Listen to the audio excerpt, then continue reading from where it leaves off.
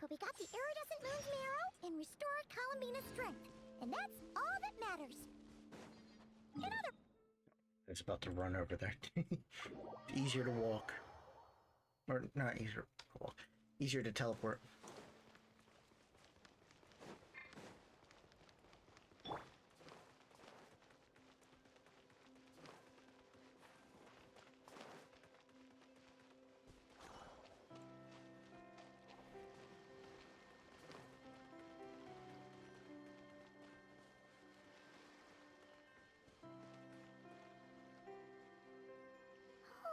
Do you think the others are making good Oh, hey look! They made it back as well! Flint's! Llama! All is well, thank you. Nefer and Yehoda had to stay at the curatorium to wrap things up, so they won't be joining us for now. I ran into Miss Inefa and Miss Aino on the way back. Their work is still in progress, so I suspect they won't be back for a while. You seem rather cheerful today, Mr. Flint's. I certainly am. I achieved what I set out to do and came away with more than I bargained for. Fighting alone can get quite tedious, but I had the good fortune to run into a pair of brave young warriors. Let's go!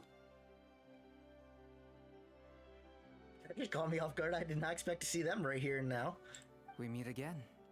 How have you been? Albedo! What are you doing here? That would be a natural assumption to make. It's also the correct one. I had assumed correctly earlier. These two courageously lent me a hand while I was fighting the Wild Hunt. When they told me they were Servarka's colleagues, it all made sense. And given how people of outstanding talent tend to cross paths, it's no wonder you're already acquainted. True. So, who's your travel buddy, Albedo? I see the hair and the arms. Why don't you come and introduce yourself?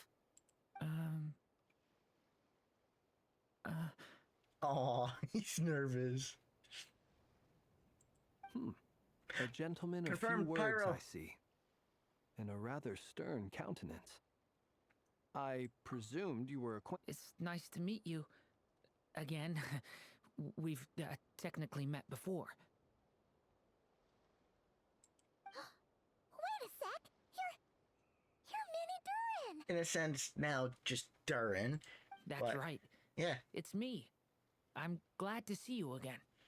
Let's go. By the way, he says it's okay if you drop the mini. There it is. Yeah, I'm not as mini as I used to be.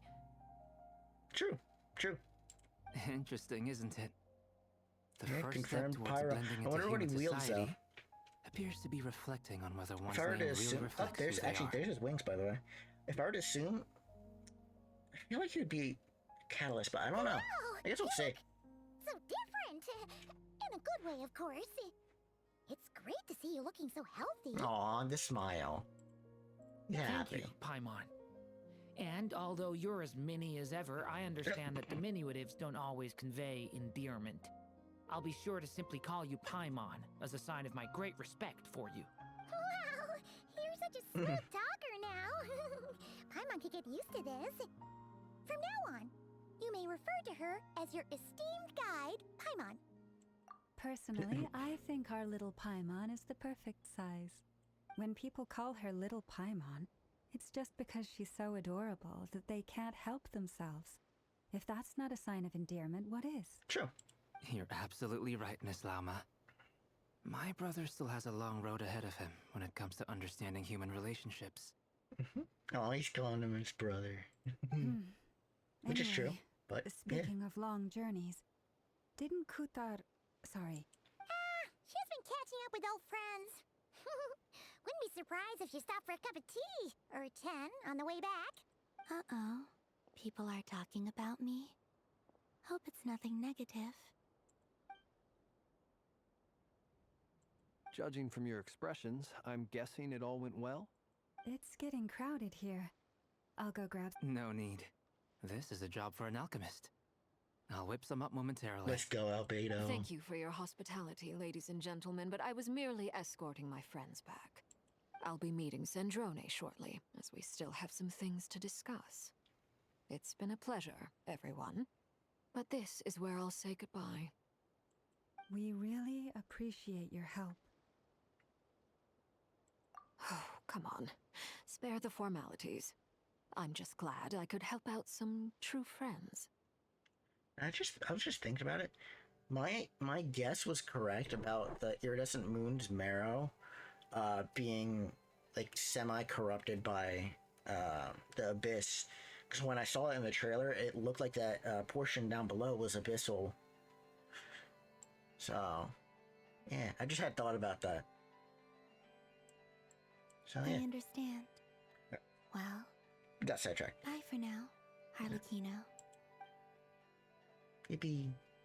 Oh, this place is hopping. It's probably a good thing one of us left. Otherwise, we might not fit all these people in. Are you saying we're about to run out of chairs? As a matter of fact, I am. Come on in and see for yourself. Oh. Let's see.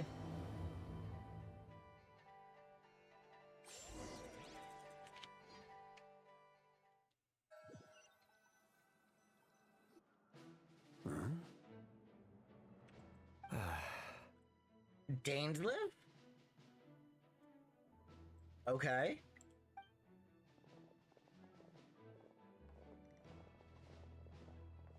I overheard your little chit-chat outside, by the way. With Miss Columbina's colleague gone, we should be back to the original crew plus the other colleagues I brought in. Though, it looks like we have another new face. Someone else managed to rope in a colleague, too? Frankly, you and Paimon are the only people I know here. True. This here is Dainsliv, colleague of Tibet's greatest guide, Paimon, and greatest adventurer, the Traveler. Well, not exactly colleagues, more sort of Friends, yeah. friends. When someone else jumps in to do the announcing, you know you're speaking to someone important. Mm-hmm. Let's hear what he has to say. Note to self. Once Paimon knows your name, the rest of the world will soon follow. True. Paimon sometimes doesn't have self-control. When he comes looking for us, it's usually something important. From the looks of it, you're True. about to hold a meeting. If I were to say that the Wild Hunt is our mutual enemy, would that earn me a seat at the table? Yes, because you have relations to Ravier. As the saying goes, the enemy of my enemy is my friend. Mr. Dainsliff, there's a seat with your name on it. Though, I can't promise the same for everyone else. Hey, Albedo, think you can rustle up a couple more chairs? After all this time apart, Grandmaster Varka's first order is to rustle up a couple more chairs. I've missed this. Is he being sarcastic? Hey, he's your brother. Why are you asking us? I mean, he's still learning, Paimon. I've still got a lot Yeah. to learn about the nuances of human conversation. Trying to decipher Albedo's way of speaking has been like jumping in at the deep end. Fair enough. Oh, good point. Paimon gets you now. Don't sweat it. There are people who go their whole lives without getting the hang of it. You're ahead of the game already. Great encouragement, Paimon. Great encouragement. Oh, Jesus. The crying. I wonder what's taking Nefer so long. Perhaps you should go and check in with her. If anyone can hurry her along, it's you. I just got back from the curatorium. Besides, aren't you curious to see what's taking her so long? Miss Nefer doesn't strike me as the type to share secrets. And since gathering intel is her specialty, I'm guessing she'd prefer to keep her methods confidential. Mm-hmm. Under such circumstances, would it not be tactless for me to impose? Oh, but it's fine for me to impose. What can I say? You have an unrivaled ability to garner people's affection, Miss Moonchanter. Besides, you have far more in common with her than I do. All right then.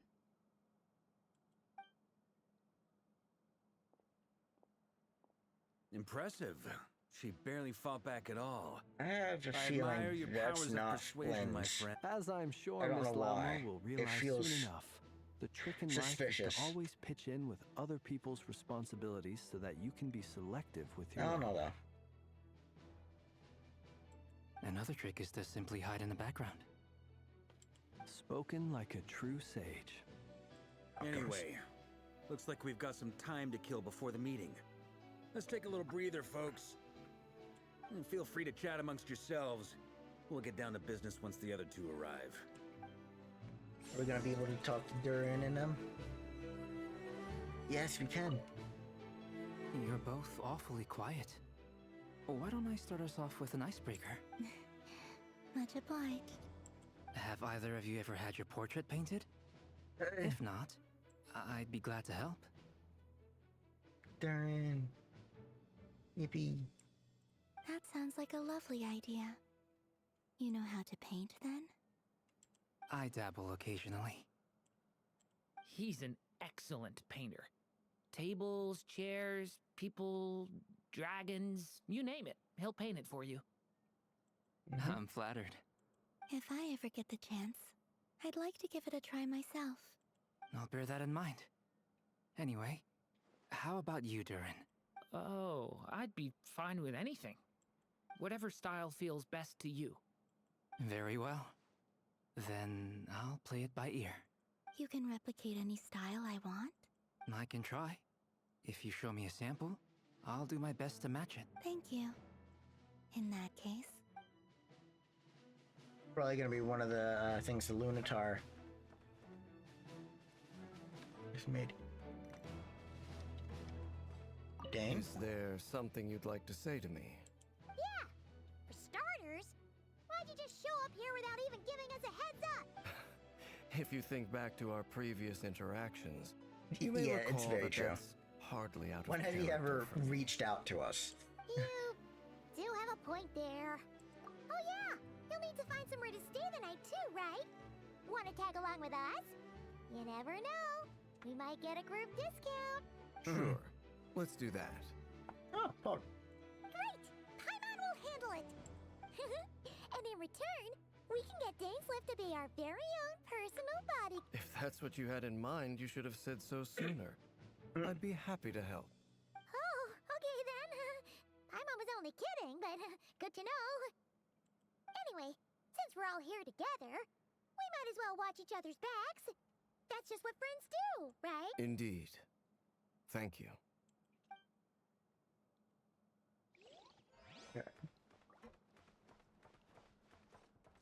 Dang, Varka's tall. I know his height compared to Varka. Literally hip level.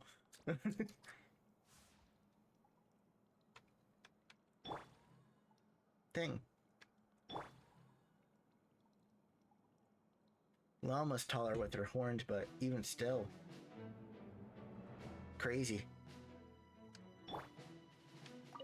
Truth be told, I can't remember the last time I was in a meeting with so many people.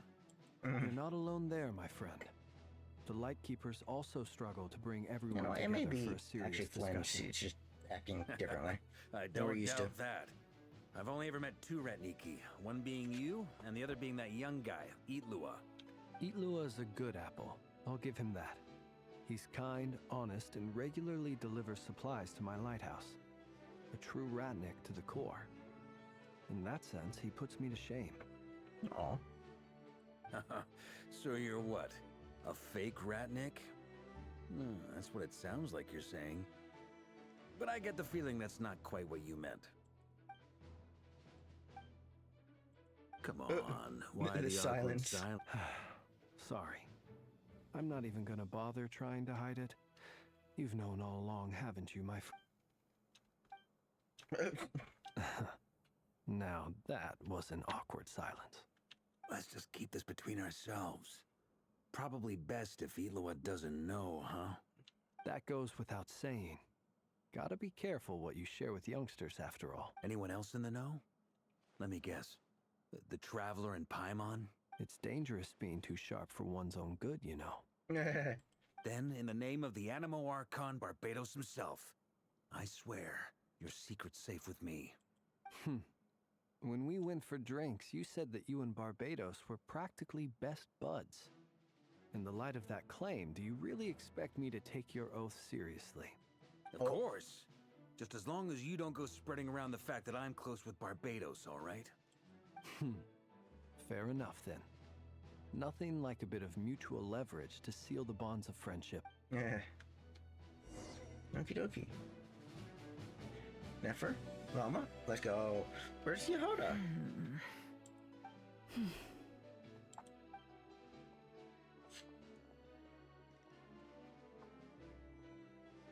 Ah, Miss Nefer. You made it after all. But what about Yehoda? I'm here to give you an update on how things are going on our end. Once this is over, I'll be heading straight back to continue my work. I left Yehoda back at the Curatorium to watch over things while I'm gone. Huh. So much for just this once. Shh! Not so loud! We're on a roll here. Did you say something, Mr. Varka? Huh? I didn't say anything. Right, Flints? Must have been a frog. They get so noisy around here at nighttime. Anyway, before we begin, there's a few introductions to make. Let me start by saying that it's an honor to be speaking before so many distinguished colleagues. And first up, we have Miss Lauma. As Moon Chanter, she's the leader of the Frost Moon Scions, a local religious community in Nodcry. Then there's Miss Nefer, boss of the Curatorium of Secrets, an intel gatherer extraordinaire. Nefer is leading the investigation into Rerer's background, assisted by Yehoda and Lauma. From the little I've heard, they're making some great progress. Over here, we have Mr. Flintz, a ratnik and guardian of the abandoned lighthouse. In our last operation, he courageously distracted the Wild Hunt to buy time for the rest of us. For those of you who've never met, this is Mr. Albedo, a renowned alchemist and captain of the Knights of Favonius investigation team. By his side is a new face for us all, myself included, Mr. Durin, who has come to lend his aid. Next up, we have the Moon Maiden and former Fatui Harbinger, Miss Columbina.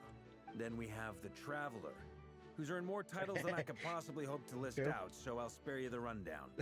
And Paimon, the ultimate travel companion and quite possibly the best guide in all of Oh, Teyvat. even he's praising her. Wow! That's a lot of people! Great turnout! Miss Nefer, it looks like you might have another job coming your way, so, congratulations on the booming business, I guess.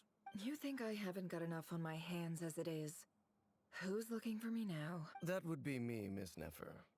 I have a commission Dancer? for you. And you are? Who I am doesn't matter right now.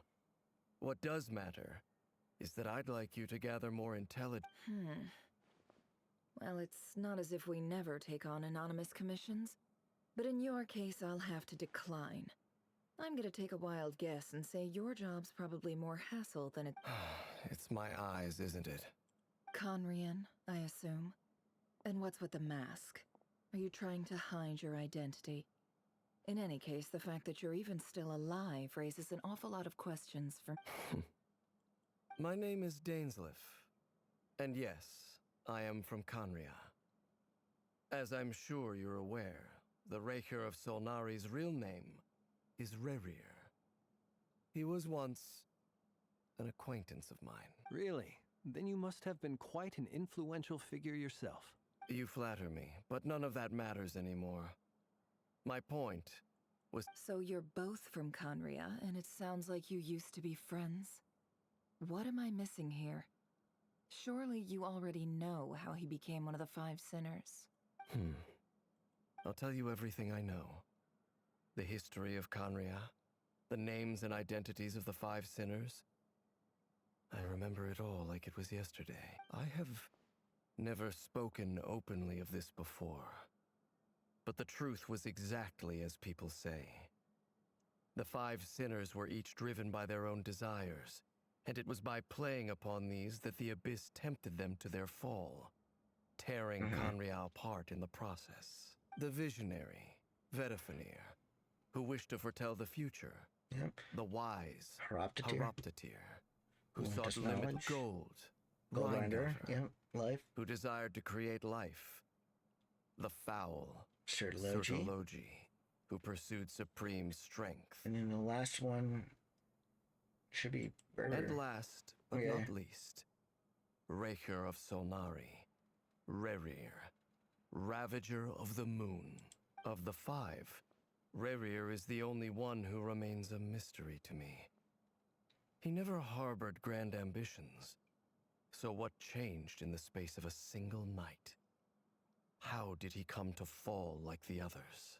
In other words, you're saying that his change came as a shock to you, and you have no idea what actually happened? That's right. You mentioned how the Abyss tempted them, which led to their fall. But what did that look like in practice? And what other context can you give me about the events of that time? The more detail you can give me, the better. Strangely, now that it comes to it, I hardly know where to begin. The fateful night took place during the era of the Eclipse Dynasty. One day, my elder brother, the visionary, Vedifenir, was summoned to the palace by the Vinster King. Oh. Only for the king to gouge out his eyes and cast him into the dungeons. When I came to hear of this, my fury knew no bounds. I gathered together every ally I thought I had. Shortened it. And together, we set a night to storm the palace and free Ved. Centuries on, the memories of that night still haunt me, like a never-ending. But then, I was betrayed. Even Vedifenir, the very person I had come to rescue, abandoned me and partook of the Abyss's power. So, it's personal after all. Then tell me, Mr. Dainsleif, what price are you willing to pay? I cannot say what price would be worthy of such a commission. But know this. Rerir was not always a madman. Believe it or not, there was a time when he was just an ordinary man, working for the Conrian Intelligence Service. Uncovering the truth of Rerir's past is the only way to unravel this mystery. But before you decide if you will accept my commission, I will tell you more about him. Enough, I hope, to help you plan your next move. Sounds pretty good to me. Feels like we just flagged down a random passerby, only to discover he's actually a master strategist who has a score to settle with our enemy. Can I borrow your halo? It could be useful in the lighthouse. Hey, enough with the wisecracks! Besides, isn't that lamp of yours bright enough already? Relax. It was meant to be a compliment. If that was a little over the top for your liking, I'll make sure to tone it down next time. I'll give your proposal some serious thought, Mr. Dainsleif. Let's speak in private once the meeting is over. Before that, there's a few things I'd like to share.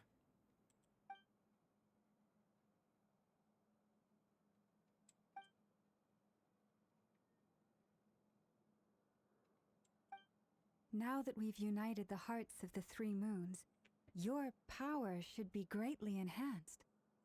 But I believe it will take a little longer. You've done so much for me, so I want to be completely honest with you all. Even though I'm doing a lot better now, the truth is, my recovery will likely be an ongoing process. From the moment I was born, my power has been slowly ebbing away. And that is because Tevat has never accepted me. Even with the moons united as one, it seems my rejection cannot be undone. So far, I have yet to find a solution. It may turn out to be a problem that will plague me until the day I finally leave this place behind.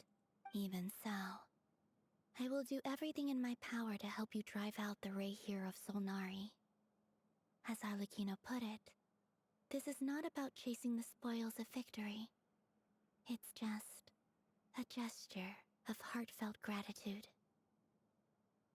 Kutar. Defeating the Ray here of Solnari will be no easy task. While my strength slowly recovers, we'll also need to gather more intel. Naturally. We should take all the help we can get if we hope to defeat him. We've considered several viable plans now, but our choice hinges on the answers to a few key questions. Is it even possible to kill Rerir? What experiences shaped the person or monster he became? And what's he really after? Mm-hmm. Given Albedo's expertise in alchemy, I think we should leave him to try and answer the first of these questions. Understood. As for the other two, I'm afraid we'll have to count on you again, Miss Nefer. Believe me when I say it's not my wish to burden you. But right now, relying on your skills is our only option. So you're placing all your hopes on me, huh? We can't thank you enough for agreeing to help us.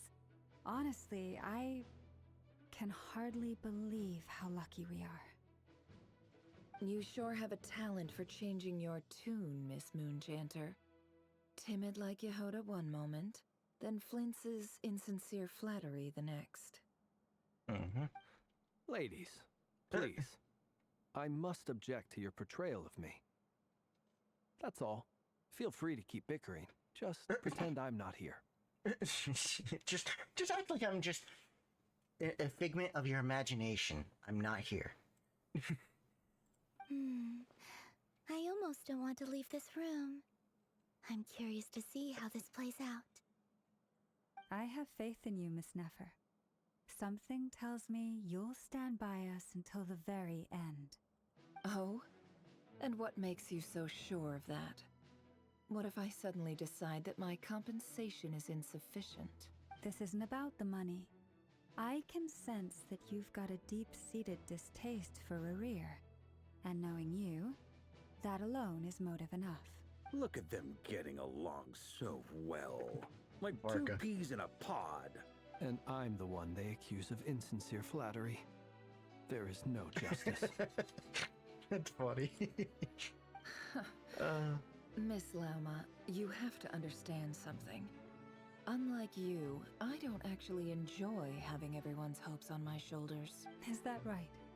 Well, maybe the fact that I'm willing to put my hopes in other people says more about me than you. But the fact is, I also trust you. And that's because I know that you're someone we can count on. Anyway, we've got our plan, so let's get moving. Mr. Dainsliff, let's talk. And Traveler, once we're finished, if you've nothing else planned, I'd like you to come with me. This whole experience is teaching me a lot. For instance, I now know that when other issues come up in the future, I'll have far more luck getting Lauma to convince Miss Nefer than trying to do it myself. Hate to say it, friend, but that's one of the funniest things I've heard in a while. Why? You think I've got it wrong? Quite the opposite. But what makes it so hilarious is how long it's taken you to realize.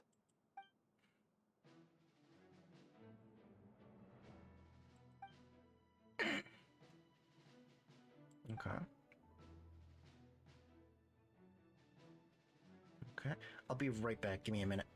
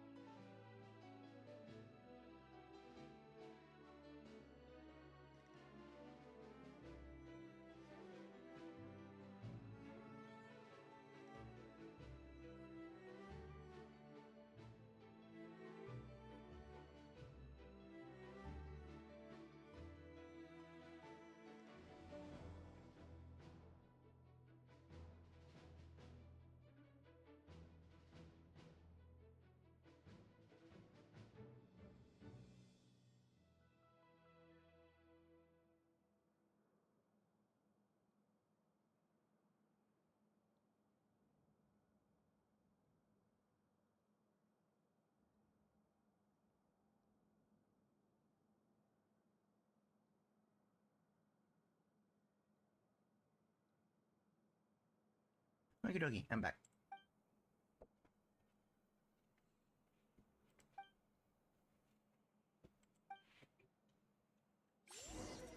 Thank you.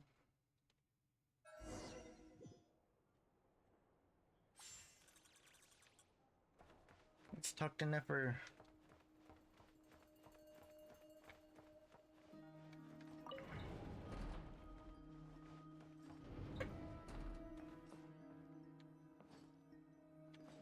Oh. Thank you for waiting. It's okay. We actually used the time to help Dainsliff get a room at the hotel. Oh, did we? Okay. Must have missed that. That's very considerate of you. Oh, wait, did they say in that text? I didn't. I probably skipped over it. Whoops.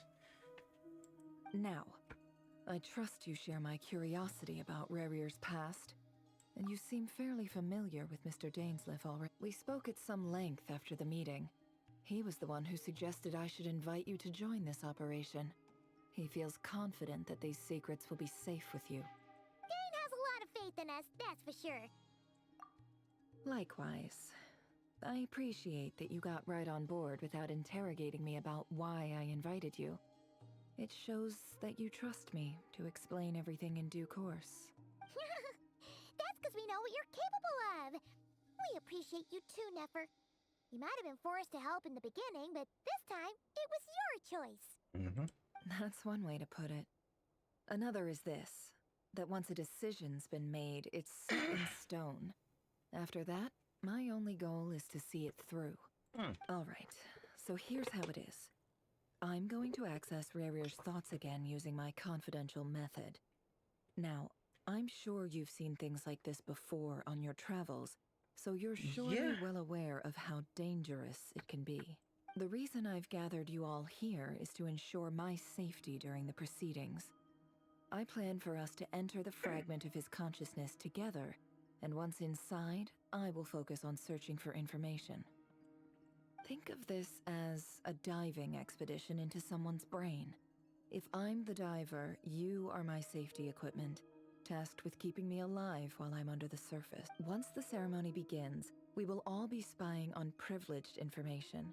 But in the interests of safety, you must remain absolutely silent at all times. We will discuss our observations after the ceremony has concluded. Lastly, any individuals of a weaker constitution are advised not to partake in the ceremony. In any case, Paimon has her own job to do. Well, that's obvious. Yeah.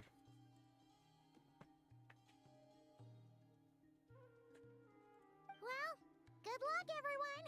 Sounds like all Paimon can do is cross her fingers and root for you guys.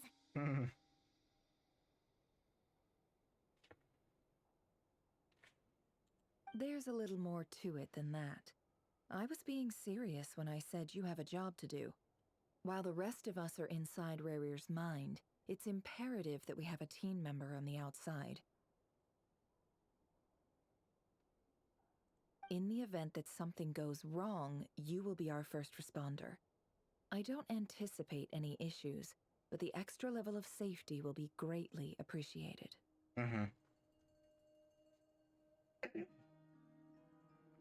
I second that. This is a dangerous operation here, and you're... So, Paimon's like the lifeguard? Yeah, that makes sense. Good. Please, take a seat. We'll get started momentarily. Okay.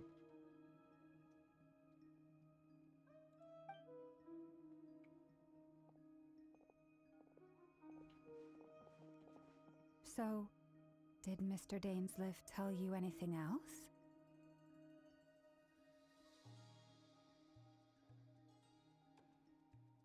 He told me that he believes Rarir kept some big secrets in his life. He's not sure that they were the cause of his eventual downfall, but he's asked me to uncover what those secrets were all the same. Okay. But surely you're not planning to go through with this, no matter the cost. If you think that, you'd be overestimating me. I'm a businesswoman, not a mercenary. But I do have my own professional reasons for taking this job. You think I'd turn down the opportunity to get a first-hand glimpse into Conrian history? No chance.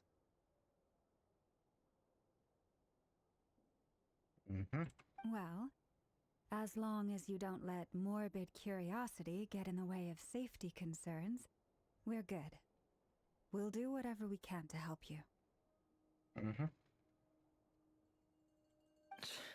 You're such a killjoy.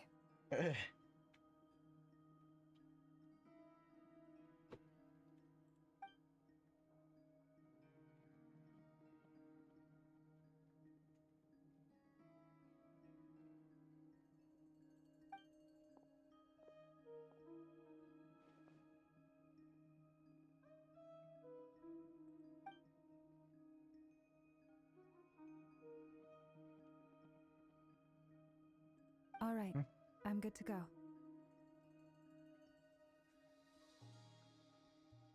All set over here, too.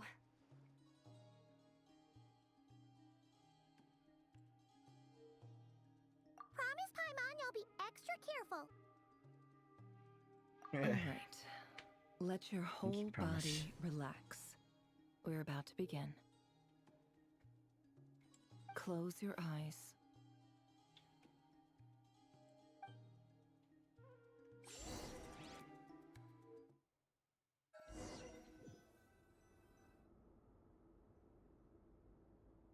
Phew. Could this be his office?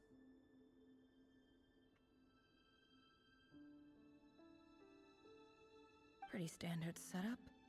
Bookshelves, paperwork, files. According to Dainsliff, Rarier used to be an intelligence operative. Chances are there's plenty of top secret intel stashed away in this room. Is this where you keep your secrets, Rarier? Can't say I'm not looking forward to this.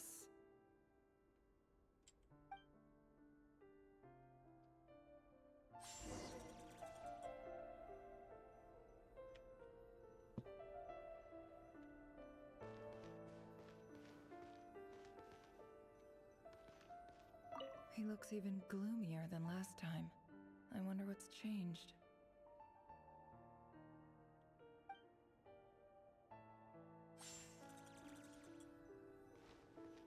I have to sit.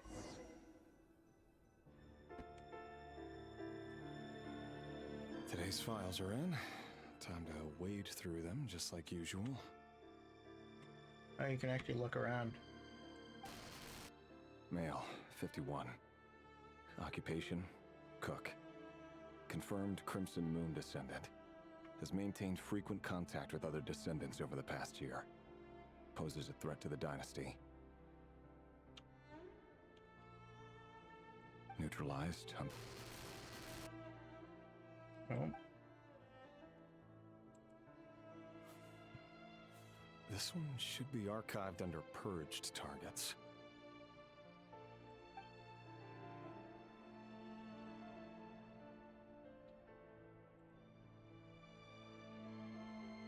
I have to grab the next paper.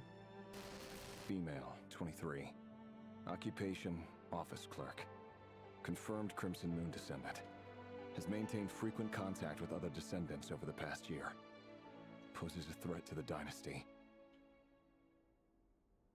Neutralized.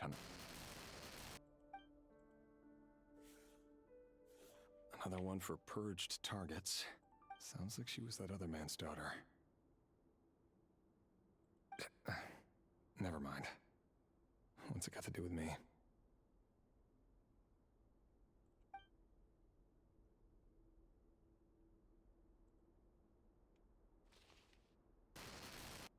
Male, 40.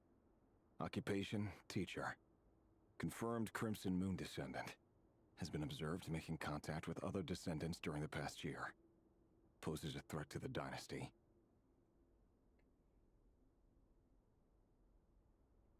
Neutralized on...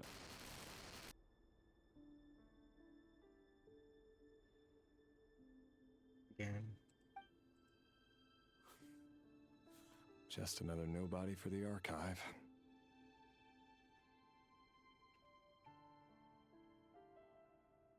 Come to think of it, I remember surveilling this man. A case like his never would have been considered a priority in the past. Huh. He barely even interacted with other Crimson Moon descendants.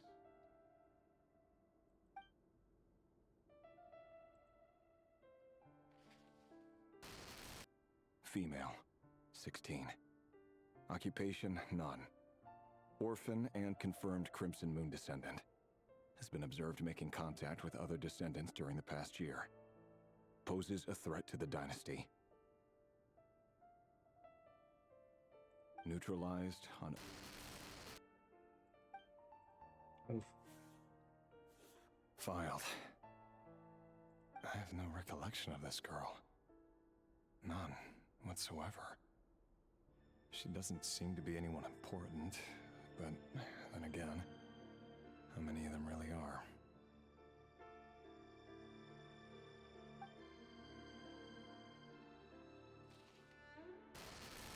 Female, 13. Occupation, none. Orphan and confirmed Crimson Moon descendant. Has been observed making contact with other descendants during the past year. Poses a threat to the dynasty. Neutralized on...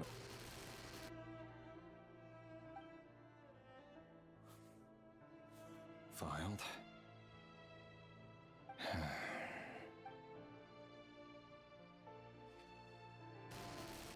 Male, 11. Occupation, none. Orphan and confirmed Crimson Moon descendant. Has not been observed making any contact with other descendants during the past year. Poses a threat to the dynasty. Neutralized on...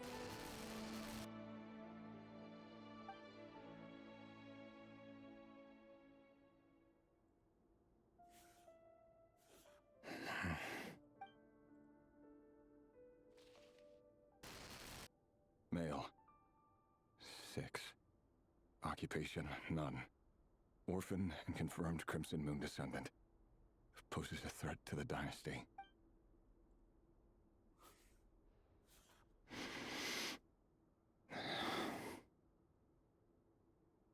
Lost its mind doing this kind of stuff.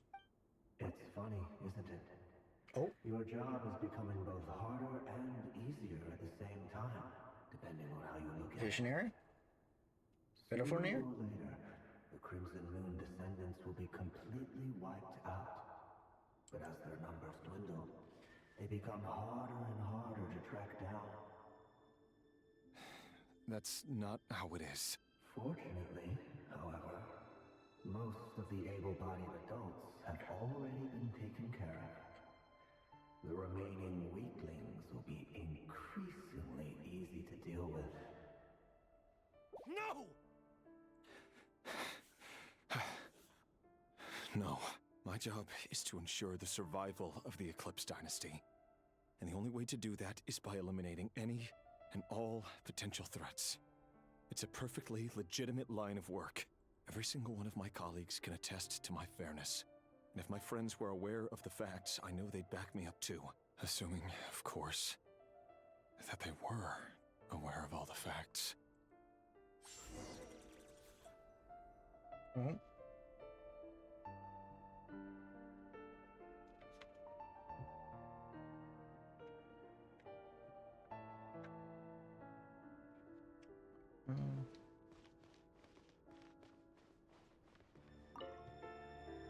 A file tucked inside a folder.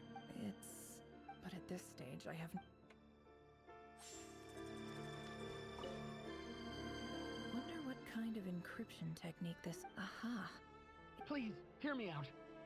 I can't shake this feeling that someone's been spying on our house.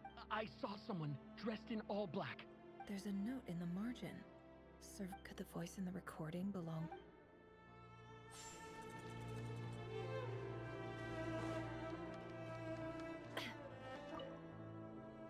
Bookshelves full of documents. Looks like these are all files.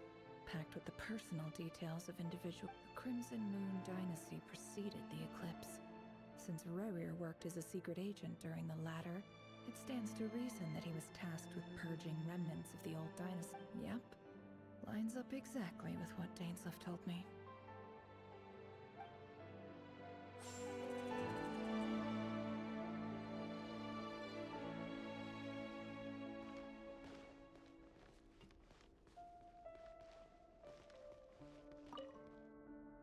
A box containing a ring inlaid with a precious gem.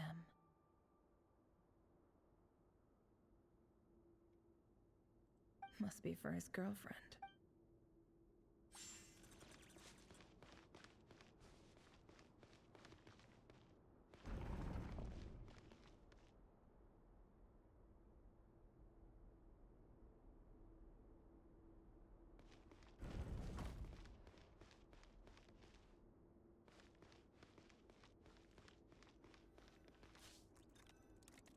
Mr. Vedifalnir?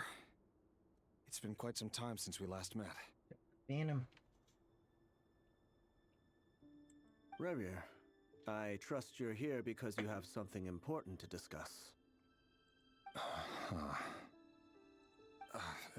Forgive me. I wasn't tuning out, it's just, I noticed you didn't even phrase that as a question. As if you knew I was coming. Tell me, does someone in your position ever feel the need to ask questions at all? It is indeed within my power to foresee certain things. Things like your arrival. I was just thinking. It won't be long before I'll be inviting both you and Dane to my wedding.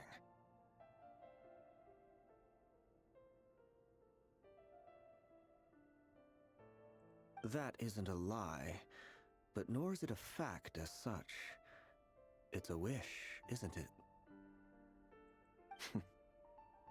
No fooling a prophet, is there? Ever since that day we met for drinks, I knew it was only a matter of time before you came looking for me.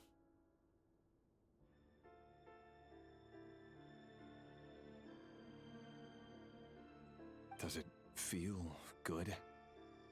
Knowing how the future will unfold.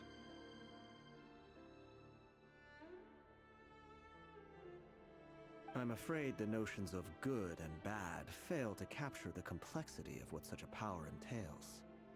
Once you've seen what will come to pass, it can be all too easy to succumb to fear and melancholy. Unless, of course, you learn to abandon these feelings.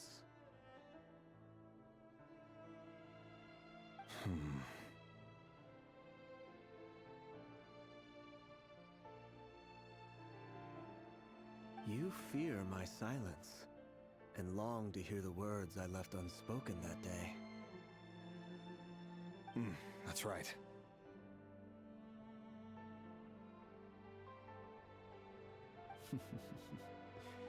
You must have noticed my reluctance to broach the subject. And the reason is simple. Because the truth could never have lived up to your hopes. For both our sakes, such words are better left unsaid.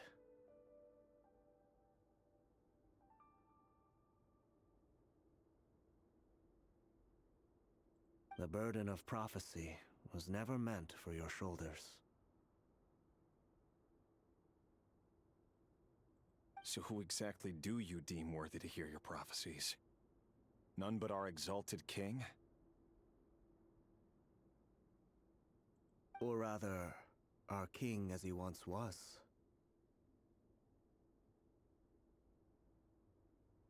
You're closer to His Majesty than I am. You must know better than anyone how much he's changed. You say that as though it is to my benefit.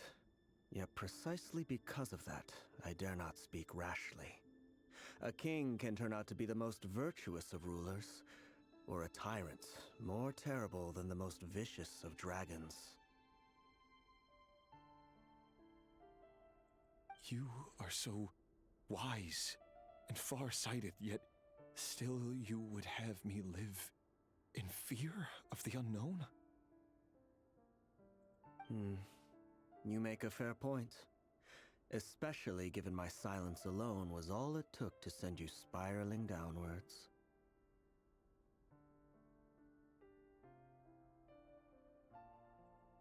Very well, then.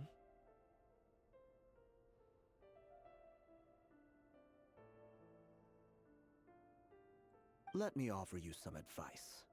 And I say this not as a prophet or a visionary, but simply as the brother of your friend. For many reasons, there is very little chance of your marriage ending in happiness.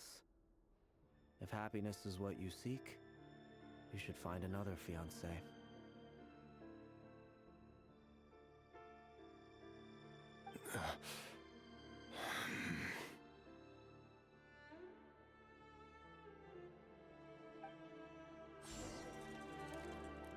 Hold on. There's that same black fog again. Could this memory belong to Thelindis? Guess I'd better tread carefully. Wait. Hear me out. This time we finally got a clear look at his face and learned his true identity. His name is Rayrir, and he claims to be one of the king's guards. What did you say? A cruel irony, isn't it?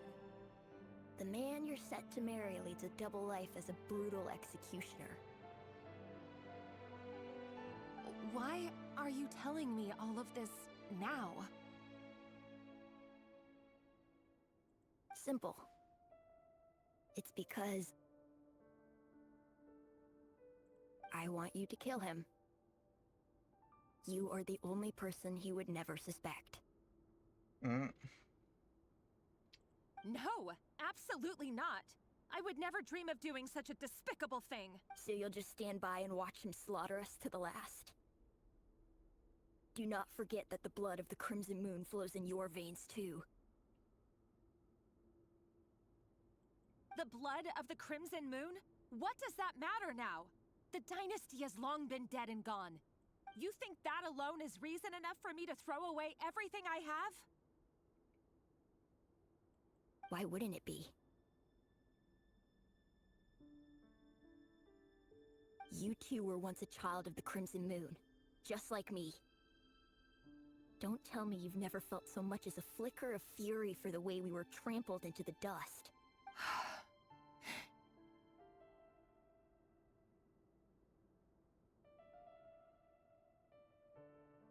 As long as you promise to abandon this pipe dream of restoring your dynasty, I can try to persuade him.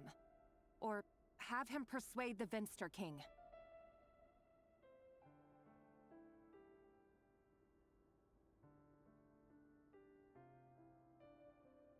Persuade the Vinster King? Do you even know why he's so obsessed with hunting us down? Why he keeps trying to force us to hand over our secrets? The Vinster King. A blind fool. His eyes clouded by powers from beyond this world. A petty little man with a miser's heart. And he dares to sit upon the throne? Mark my words.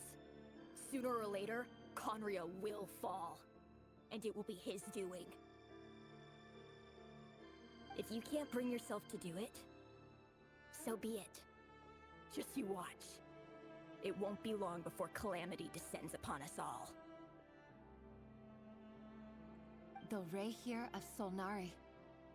That really is quite a secret you've been keeping from me, Rayrir. But who am I to talk? Am I really any better? I've kept my own past a secret this whole time, too. Love should be built on honesty. But ours was born from lies. And yet...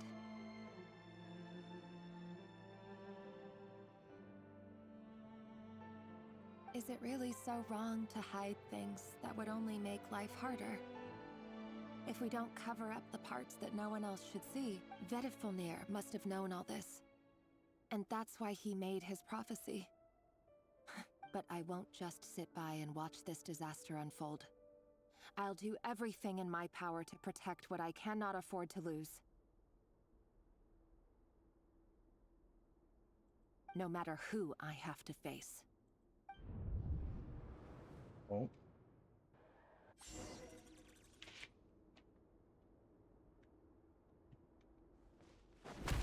Huh? Was that Rerir who just walked past the window? Doesn't it give you the chills that he still takes the same road to work every day? As if nothing ever happened. Those people at the deli. Enough already. They're clearly pretty taken by their own disguises, so just smile and play along. Pull the rug from under beasts like that, and you'll risk having your throat torn out. Deli? Oh. They're talking about those people from the opposition. Right. I don't... But surely you can see he's not the man he pretends to be! So many have died already, and they say that the king's madness grows with each passing day. We're not going to survive this, are we? But why does it have to be this way? Do we really deserve to die just because of the blood that runs through our veins? Felindis, are you even listening? Sorry, Freether. My mind was off wandering.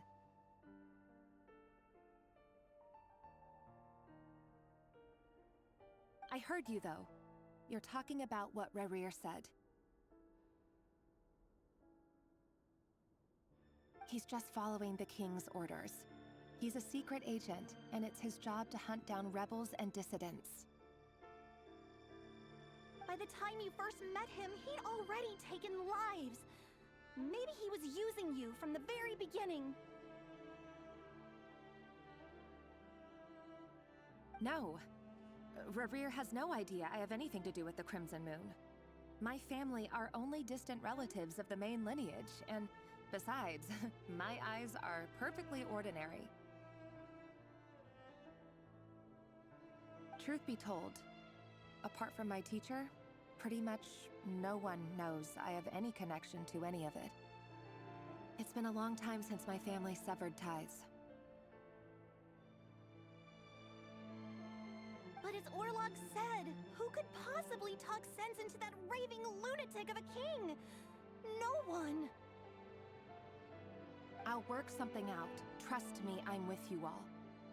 But for now, you need to keep yourselves hidden. Don't let anyone find you, anyone at all. Don't forget that Rerir is an Eclipse operative. You need to be extra careful when he's around. And when I am too. For now, don't come looking for me.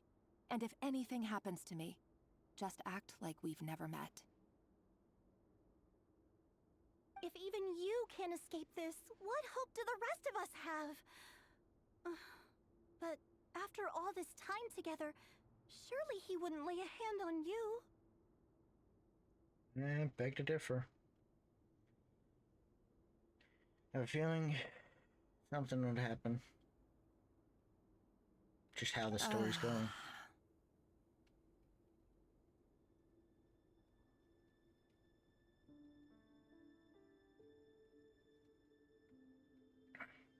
I won't speak in his defense, nor can I give you a clear answer to that question. But I'll do everything I can to put an end to this.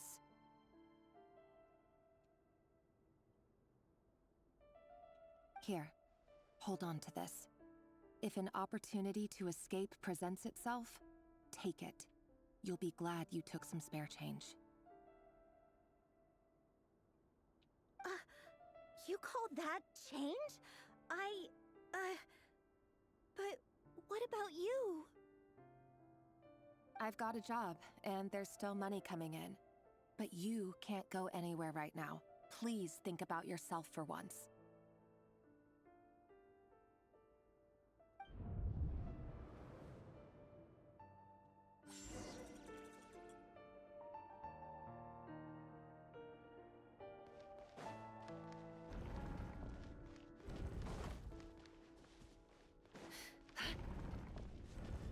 Another day, another round of assassination training. Training ground is just beyond this hidden passageway. When you kill a person, doesn't it bother you when you end up covered in their blood? Why would it? Aren't we all just walking blood bags? But not everyone is accustomed to hunting down others like prey. You've been a hunter for so long now, you seem to have forgotten that most people don't just go around killing one another. Mm-hmm. Leave me alone.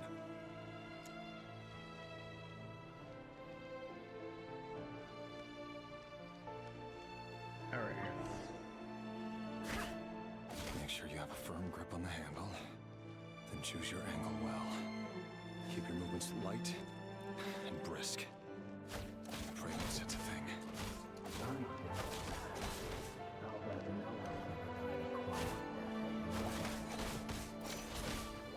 I work clean. No traces.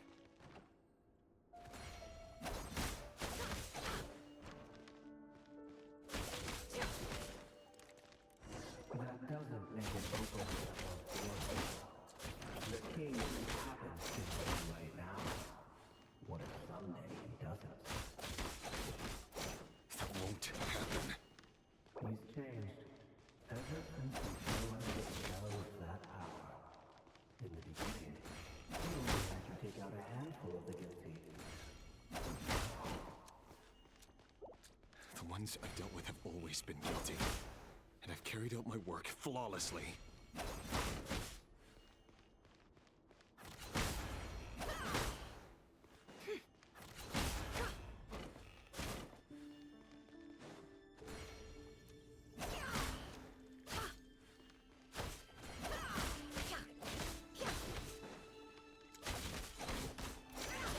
You know why Olympus proposed it.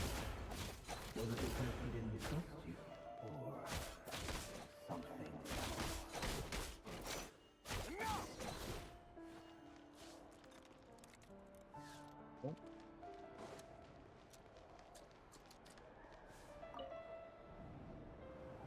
Delindis, do you still remember Orlog? Orlog. The boy who was pretending to sell flowers. You spoke for quite a while, didn't you? Yes, we did. What about him? He was arrested 2 days ago. Chances are he's already dead.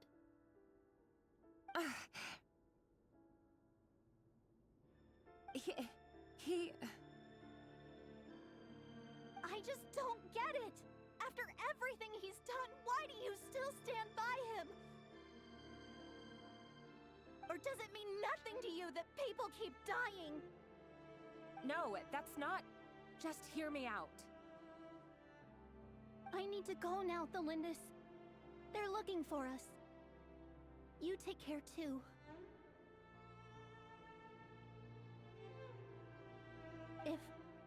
If you ever need a place to hide, come find us.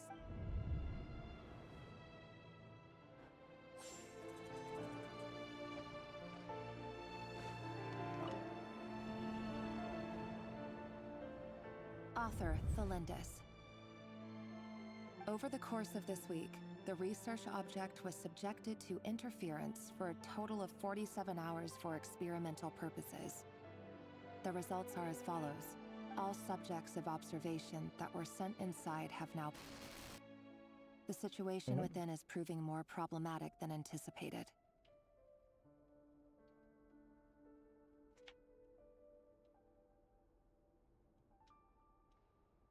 No progress whatsoever. What now? Won't you give me even a glimmer of hope? Things are getting worse by the day. I have to find a way or we'll all be in danger. But I...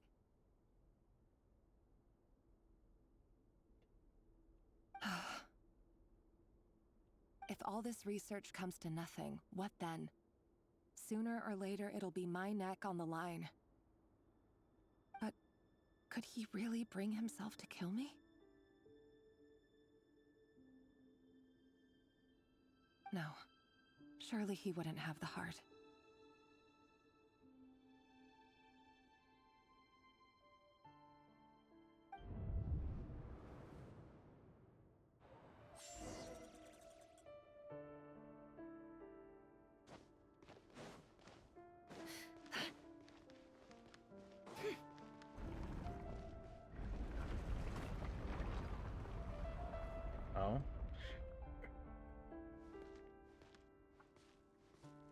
now I have to walk. Why won't you just let us go? We don't even know each other. All we want is to live ordinary, peaceful lives. You want to live?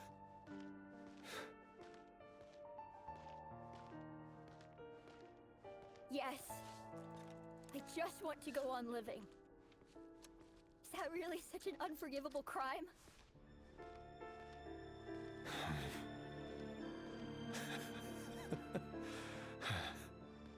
You want to go on living. I want to keep living too. To keep living forever. That's why I have no choice but to continue on the path I'm on. If only some savior would suddenly swoop down and change the way the world is. Too bad that's not going to happen. Imagine that. If there really were such a person, you and I wouldn't be standing here like this, would we?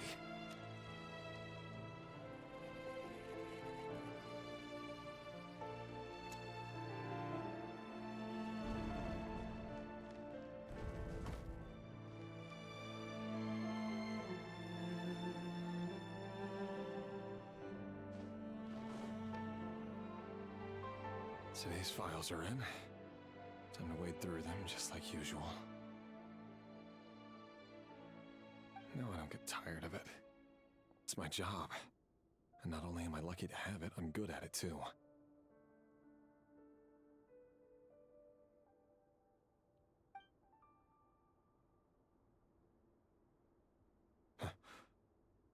Wait. Thalindis?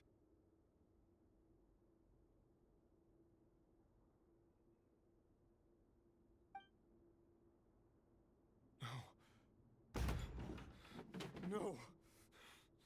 No! This is where he gets driven mad. Why? But you bear no mark of the Crimson Moon. How could you possibly have anything to do with them?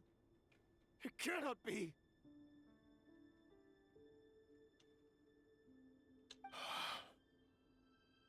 A diluted bloodline.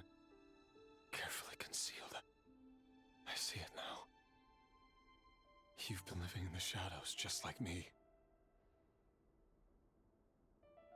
What a fool I've been. Numbing myself with talk of justice. Even imagining my friends would back me up. But in the end,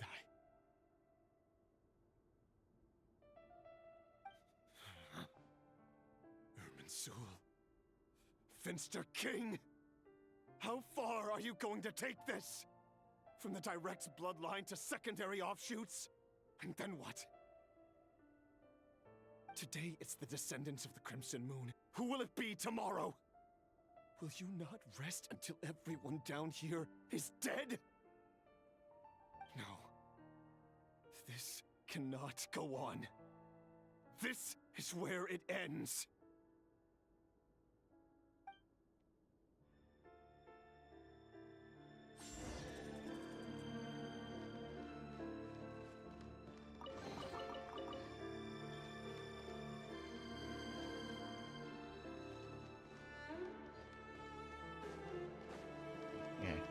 It's always weird. I forget that these halls are here because they're not like a normal door.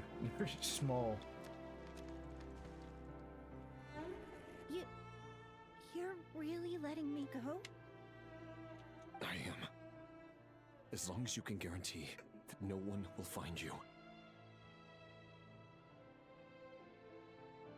Don't worry, I'll be extra careful. No one will know I was here. But what about you? Me? If you let me go, you won't be able to complete your mission, will you? Good point. No, please! I just want to see the outside world again.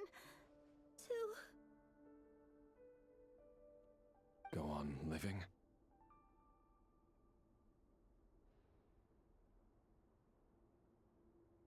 yes. I know you're a man of your word. So please, just let me go.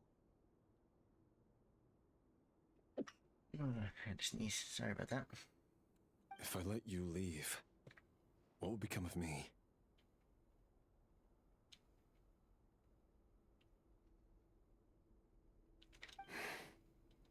Just kidding. Go, now. But remember, don't let anyone know you were caught. We'll be seeing each other again very soon if you do.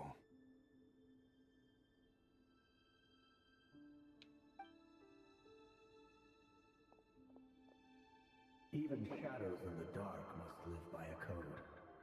But you can't save everyone. You've been whispering in my ear for days now, Vedifilnir. What are you trying to do? Break me down? I only say this because you long for an answer to your problems. Let her go, Rerir, or you risk losing everything. I will not abandon Thelindis.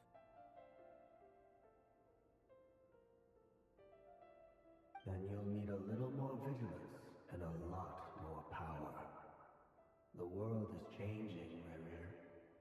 Keep your eyes peeled for your moment of opportunity. That voice used to be so unclear, but now I know exactly whose it is. It's Vedal. He won't tell me how to actually resolve any of this, but he keeps trying to manipulate me like a puppet.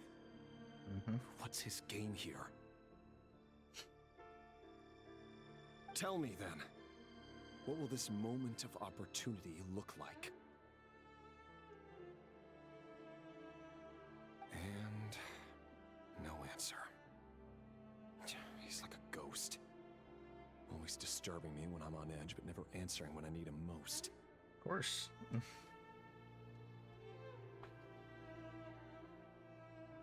So, the Eclipse Dynasty was purging, well, massacring the descendants of the Crimson Moon. And it seems like it was all connected to the Vinster King's research. The King's obsession with abyssal power left the future of Conria hanging in the balance. No wonder every aspect of Rerir's life was so unstable.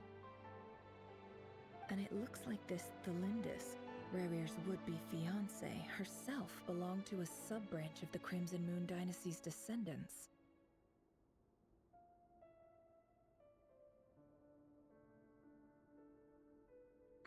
It almost defies belief that a couple like them could hide the truth from each other for so long.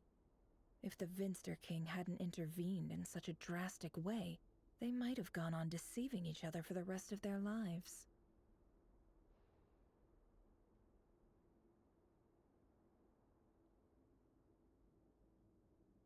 And why does Vedifilnir, Dainslif's older brother, keep talking in Rerir's head? This guy kept more secrets than I ever imagined.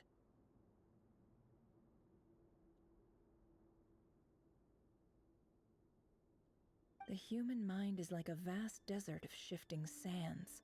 When you follow the flow of someone's memories, you only ever see the parts they're willing to let surface. Time for something a bit more creative. We've been inside Rerir's mind this whole time, building up a picture of his psyche.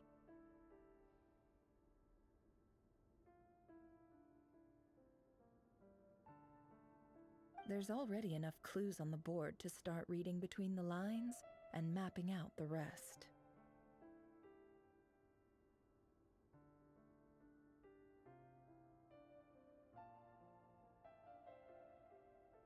Now, we can finally begin to put the pieces together. Sure, it'll only be a reconstruction, part simulation, part reasoning, but it's usually pretty accurate. Once we've built up a cognitive profile, we just need to cross-check the logic behind his actions. And then we'll be able to take a sneak peek at whatever it is that Rerir has really been hiding. Interesting. It's an interesting way of investigating.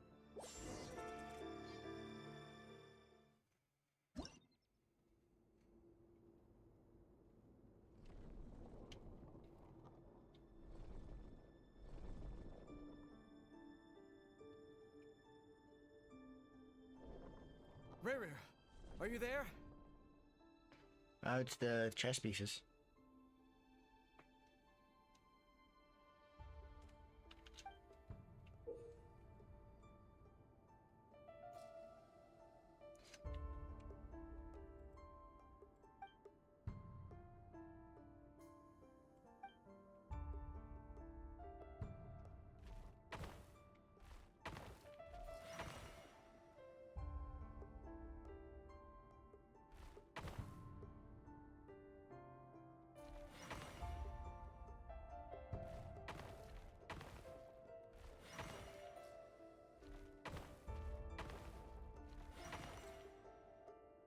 Hey, Rerir!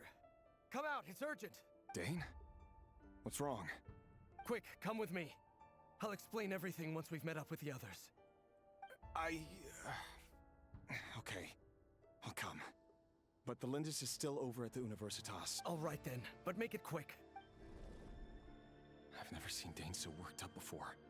Whatever this is, it must be big trouble.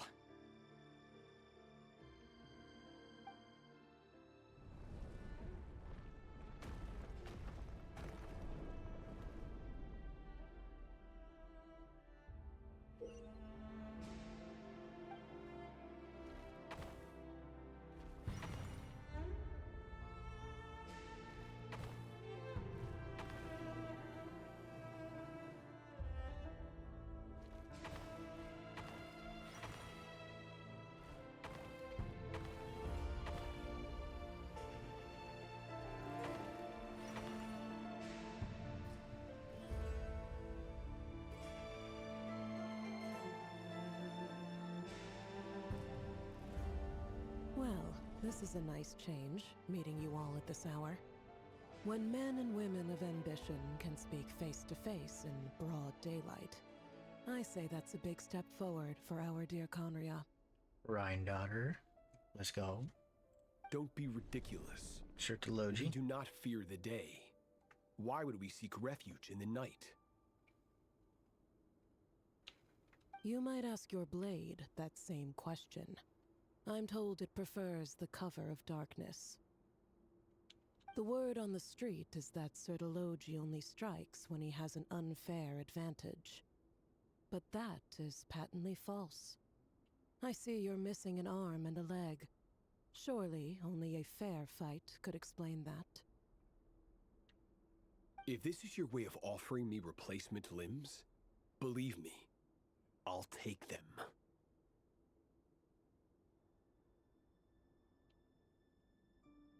Oh, we can certainly discuss that. With bioalchemy, anything is possible. Assuming I have your full support in my research.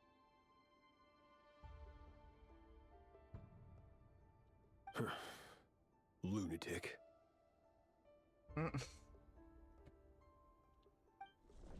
Roptatir.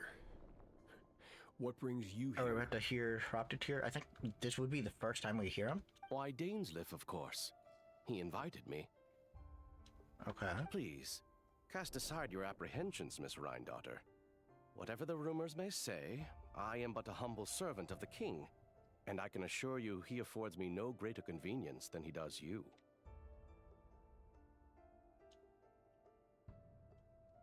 Well, the Universitas Magistrorum won't stop fawning over you. So at least some of the rumors must be true. You're clearly doing well for yourself, so drop the humble servant act. It endears you to no one.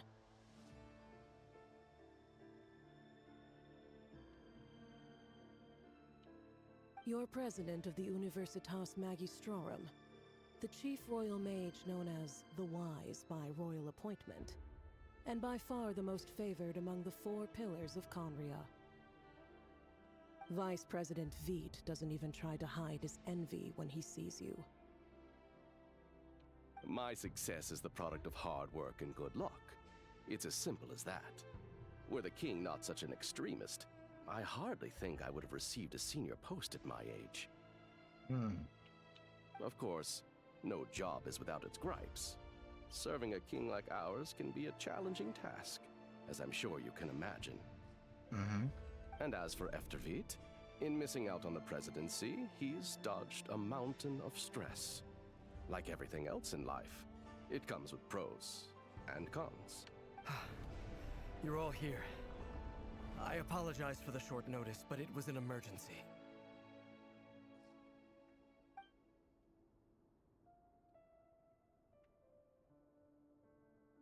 You must be Rerir.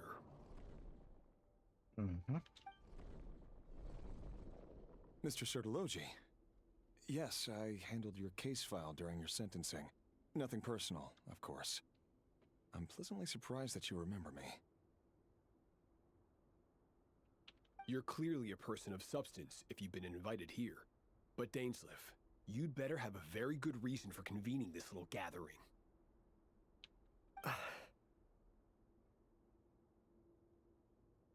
It's my brother, Vedafenir. After he spoke at the court this morning, the king was so infuriated by his words that he had him blinded in both eyes and thrown in prison. Vedafenir in prison? Strange. I thought the king trusted him and Horoptatyr more than anyone else in the world. Does this mean the king's circle of trust just got even smaller? It has nothing to do with trust. It's about what the king wants, which is as clear as day to anyone paying attention. I simply appease him, because it's in the best interests of the Universitas Magistrorum. And also because you're slimy. Vedafenir, perhaps less so. But still, a visionless visionary? It rather inclines me to think that qualifications are not what get you ahead in Conria. Do you honestly think this is an important discussion to be having right now? Dane, what are you planning to do? Rescue Vedafenir, I assume. Correct. It will mean storming the palace by force. Tonight. I need all of you on my side. That's far too dangerous. And don't forget, Dainsleif, you're captain of the Royal Guard. You swore an oath to the throne. Hmm? You've been planning this for a while, haven't you? I have no desire to commit treason. But whatever critique the king may have of Vedafenir, disfiguring your most loyal subject for putting the best interests of his court and nation first, this is not the conduct of a wise ruler. My blade will force the king to see the error of his ways. Mm-hmm. So, Vedafenir's prophecy enraged the king. I'm sure it wasn't what he wanted to hear, but if he won't take counsel even from the visionary, that is deeply troubling news. The extent of His Majesty's madness is now all too clear. The question is, how does a man like me get out of this situation unscathed?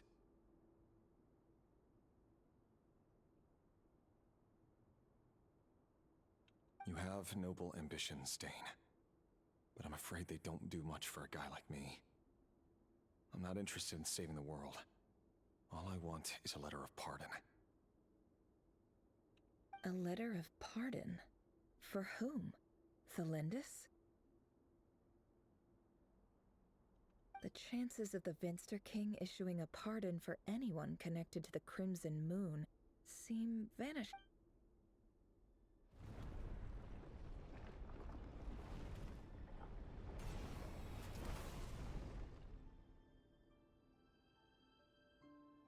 This black fog over the board must have some connection to Thelindis. Mm-hmm. Why is it taking this form? Does it have something to do with Rerir's past? Another mystery I'll need to unravel.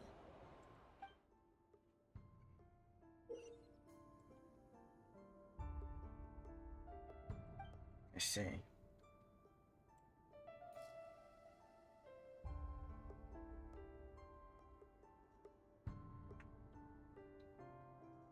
I have to attack.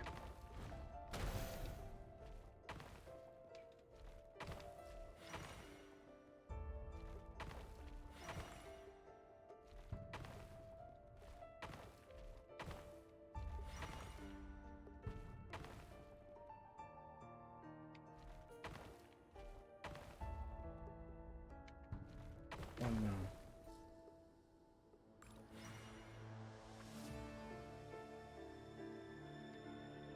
I have to go through this one. No, you can't. Interesting, okay.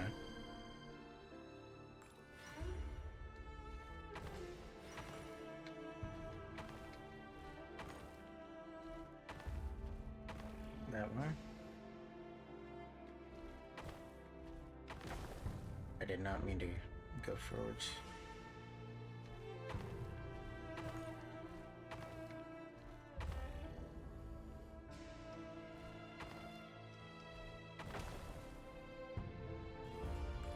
Okay.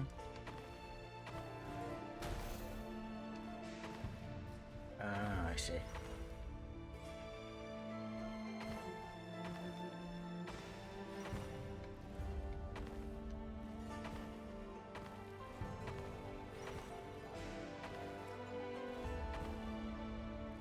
Oh, I just realized where I needed to go. Oops.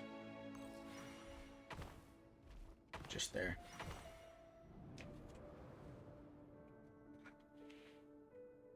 Author Thelindis.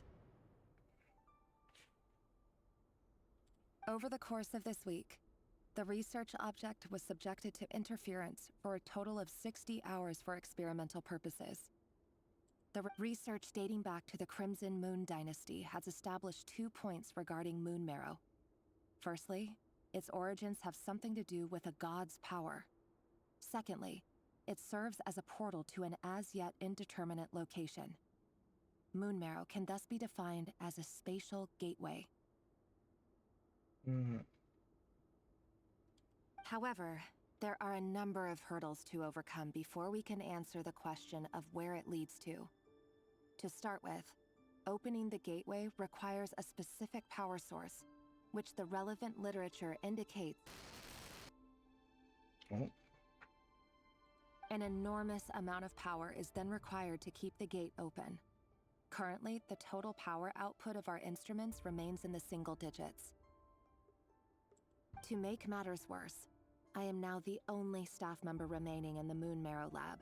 The Universitas Magistrorum recently decided to move most of its personnel into abyssal energy research, which has stymied all Crimson Moon-related projects. This is not a wise move. I have always maintained that placing all our hopes in a single source of power is risky, especially one as poorly understood as this.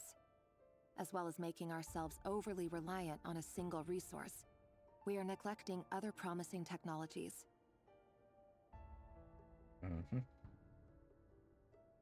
I apologize if this comes across as disrespectful, but as a Moon Marrow researcher, I desperately want to see the world beyond the gateway.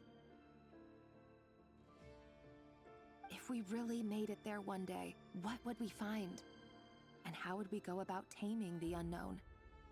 My imagination is endlessly fueled by questions such as these.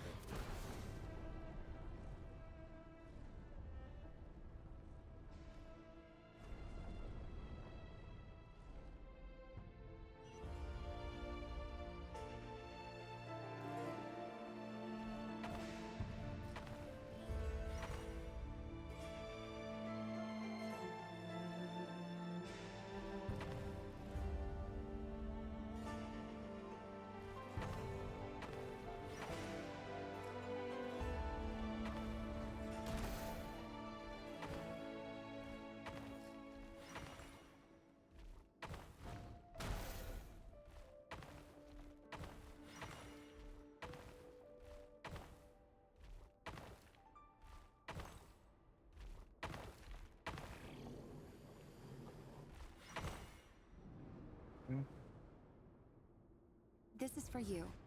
I heard you're gonna leave the city with your parents. Thelindis, did you hear about what happened? I've heard nothing. Rerir got back very late last Friday, and he was acting a little unusual, but He slept pretty well, so I'm guessing whatever he did was a good deed.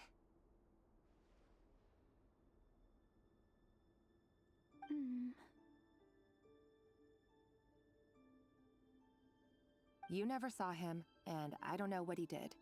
And this conversation never happened. You understand? What if he finds out that you pried into his secrets?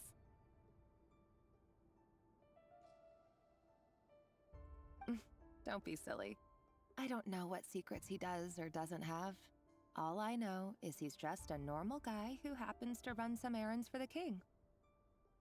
Are you scared of him? I don't know.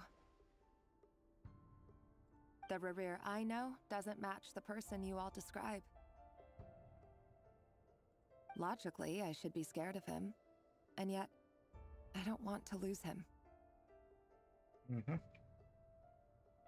But enough about that. You should get going, and be careful with the package I gave you. Keep it secret. Keep it safe. What's in it? A piece of the moon. All you need to know is that as long as you keep it safe, then in the future, everyone will be able to see a red moon. Oh?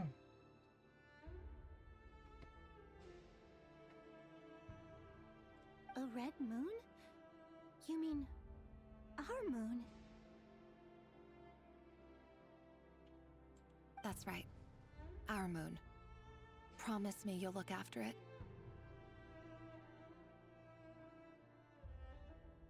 I promise, Thelindis. The Crimson Moon bloodline will never die out. Its light, the color of blood, will become like a fire that flows in our veins. No matter how long it takes.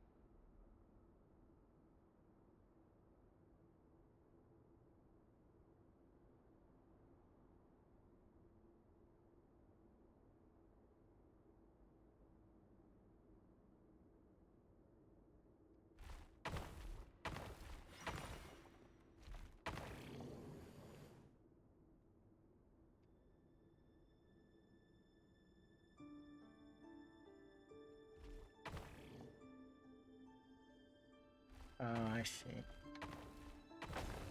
Okay, I have an idea.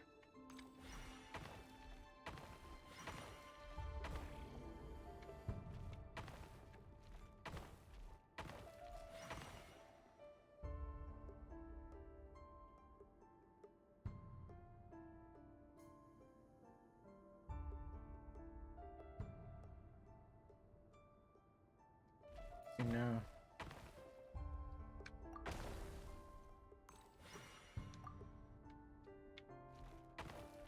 I have to go this way.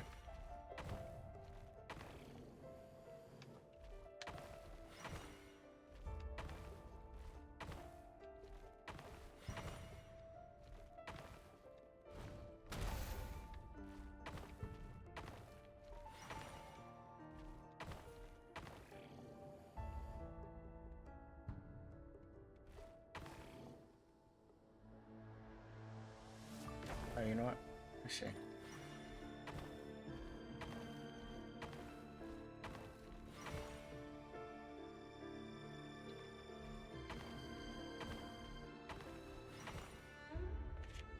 Hurry, everyone, and stick to the plan.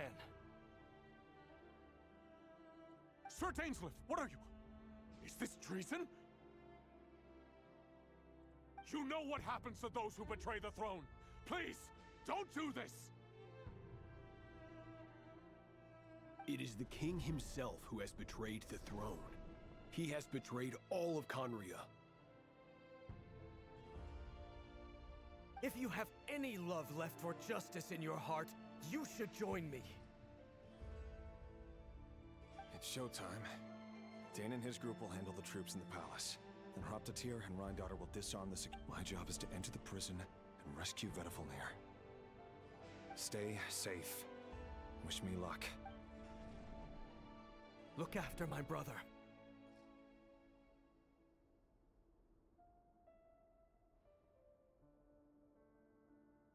Draw your blade. It is time for justice to prevail.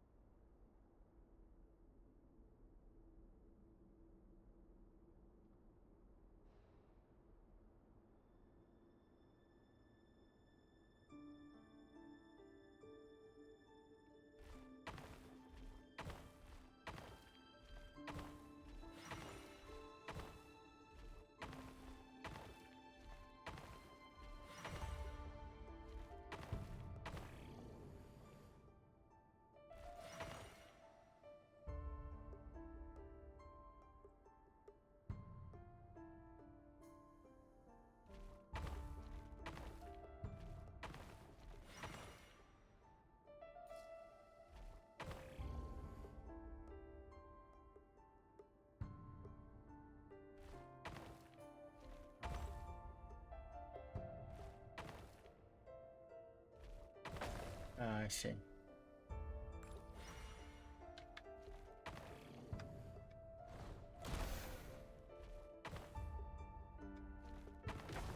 There we go. Now I can go all the way.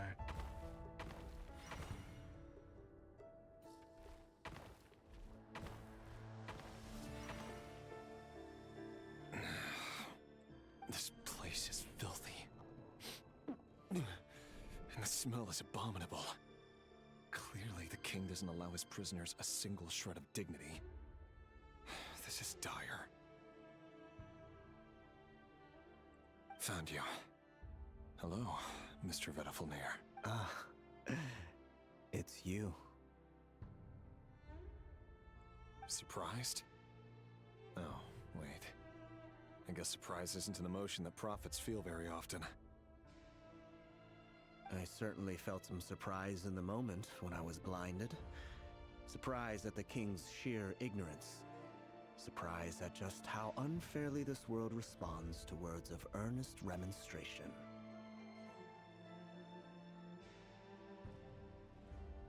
I'm curious. What did you prophesize this time? It wasn't a prophecy. It was a word of warning. Someone had to say it. The king has forsaken all reason in pursuit of his obsessions. I simply told him that if he continues on this path, Conria will surely fall.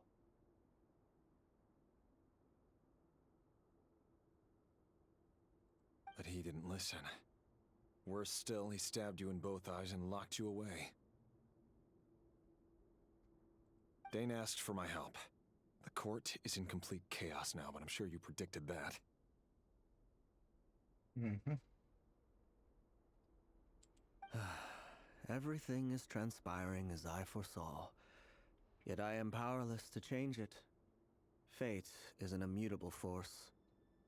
I do wonder whether giving a man the power to see the future does nothing more for him than slowly crush his spirit. Forgive my curtness, Vedifalnir, but the king did not suddenly turn on you today. His suspicions have been brewing for a long time. You can't have wisdom beyond the reach of your fellow man without attracting his fear and suspicion.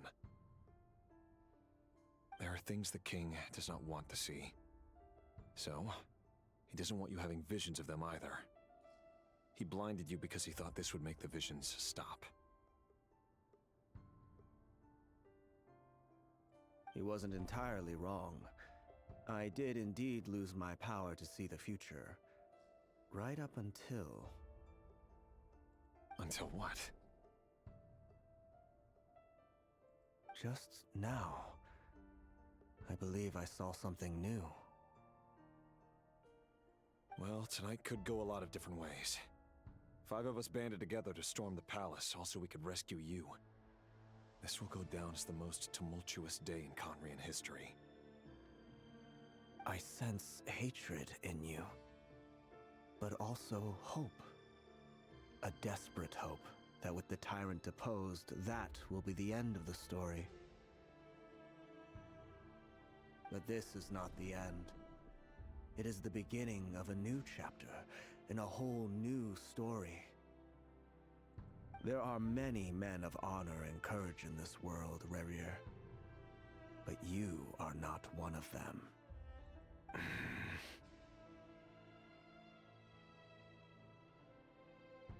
Is that a dagger? Interesting. Why not the polearm? It was always your weapon of choice. Huh? With your abilities, I don't doubt that you were able to recover some of your sight. But I also doubt that you want to make an enemy of me right now. Of course not. We're on the same side, aren't we? We could be. But I need you to be honest with me, Vedafilnir. At this point, you're my only hope for the future.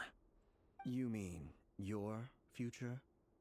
With your beloved, Felindis? Yes. And I know there are bigger things at stake here. A dynasty, a nation, maybe the entire world. But forgive me, I care first and foremost about myself. I can't abandon the one I love to save myself. I just can't do it. But you see a broader picture of the future than I. You see the solutions to the biggest problems of our age. So tell me, what— In matters of fate, answers are either right or wrong. What will be, and what will not. Maybe you are willing to pay a certain price in the pursuit of happiness, but unfortunately, fate does not negotiate. That is the cruelest thing about fate. It is unmoved by your sacrifices. That can't be true. I know it's your voice that I keep hearing in my head, urging me to see how the world is changing, to seek more power, so I can protect the things I love.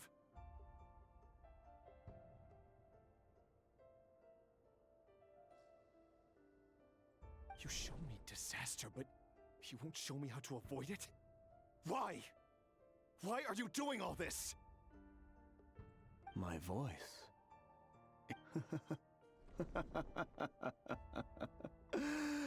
So, you hear it too? The voice that steals your mind, gains your trust, and drives you crazy. It turns out that we are not so different, you and I.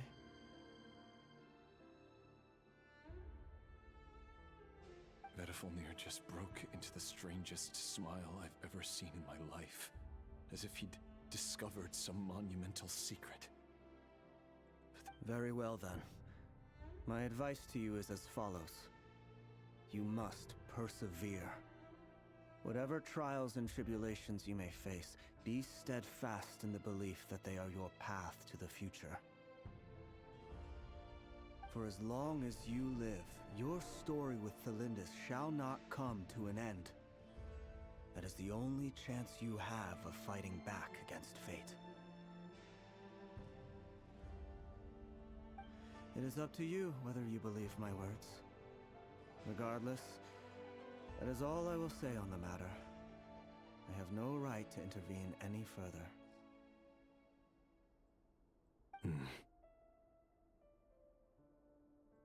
I will hold you to your word.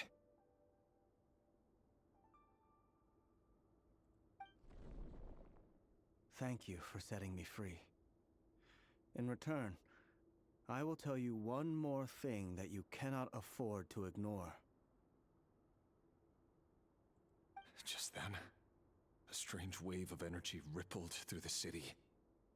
We had no idea what it could mean. If I were you, I would head to the Universitas Magistrorum. The Universitas? Oh no!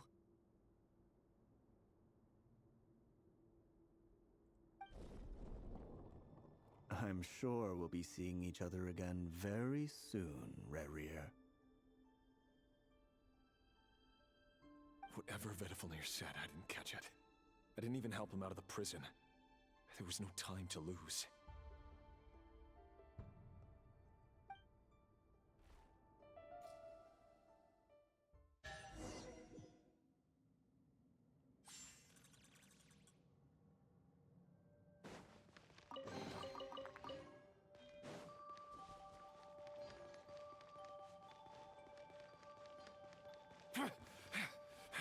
Monsters? What's my daughter's doing? With the Universitas Magistrorum. Out of my way!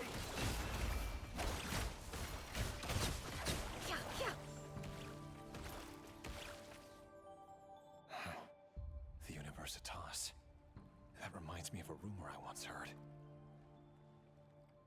Allegedly, the king installed secret mechanisms in the palace and around the city. No one knows where they are or what kind of power they hold. But if they were ever gonna activate, it would probably be on a night like tonight. Help! Help! Hold on! Don't let them anywhere near you! Save me! I can't! Ah! That sounded like an explosion. So, the rumor is true? What other means does the king have at his disposal? They must run on power from the Abyss. And given it's a major center of Abyss research, anyone over at the Universitas will be in grave danger. I have to hurry!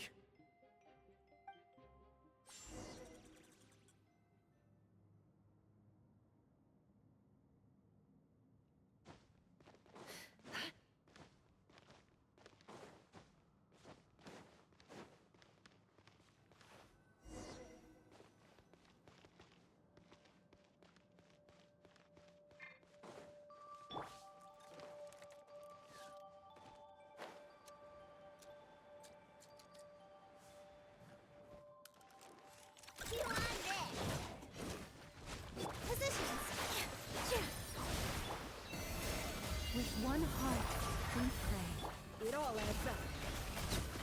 It all falls into place. Can't hide the truth.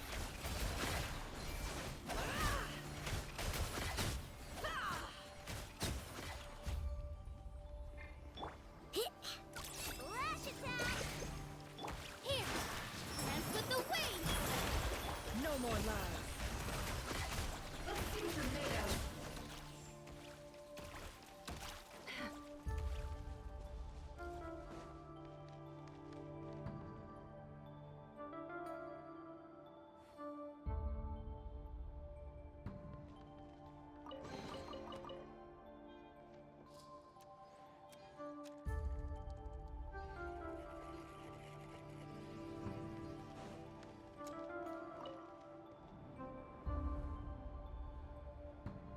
Monsters.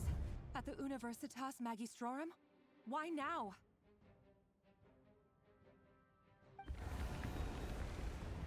Oh no! They're coming! It's no use. The table won't hold out much longer. The weapons, of course. All the lab equipment was upgraded after the inspection last week, but the new weapons haven't been allocated yet. I'm done for. Is anyone there? I need help! Ah! Stay back! Please stay back! Please!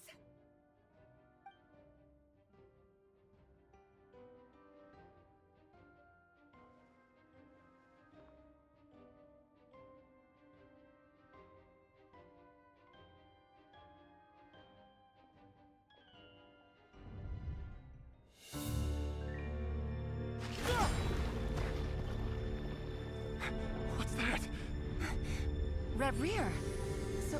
So the rumors about your work are true. What? No! Listen, something happened at the palace tonight. We have to leave! You don't need to lie to me anymore. What do you mean? I know why you're worried, and I will respect the decision you've made. But it's okay, because I found a solution. I know how to end all this. You can have it back. The normal life you so desire. But until then, I'm afraid our wedding will have to wait. Celindus? No, don't do it! Celindus! Celindus!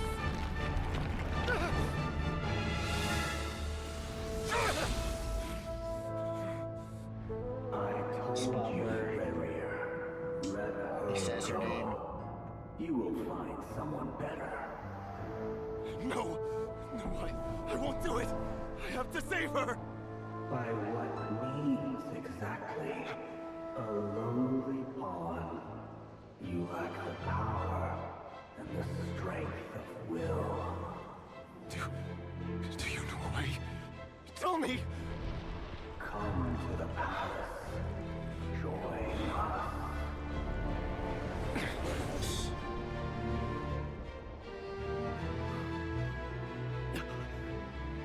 Reverie, thank goodness we... Step forth and take your share. You made it. Not you too. Is this one of the sinners? Hatred. Oh, of course, there's shadows. Despair. Desire. We all have our own.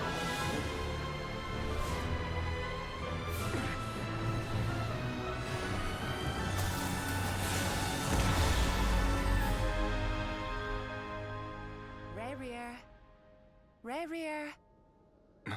Celindus? Were you daydreaming? Huh? You still remember, Reverie? That question you asked me a couple of weeks ago?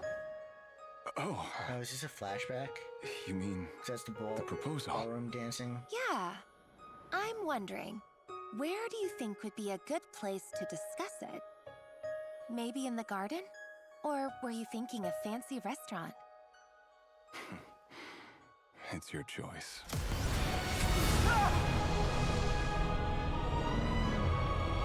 Yes.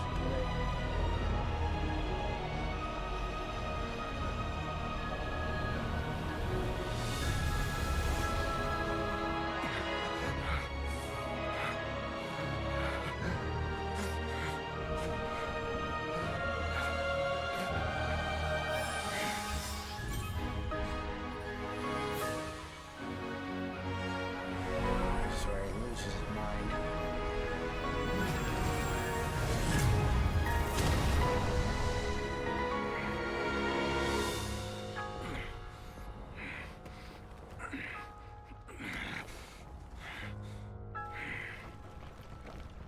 I will find you. And then... you can give me your answer.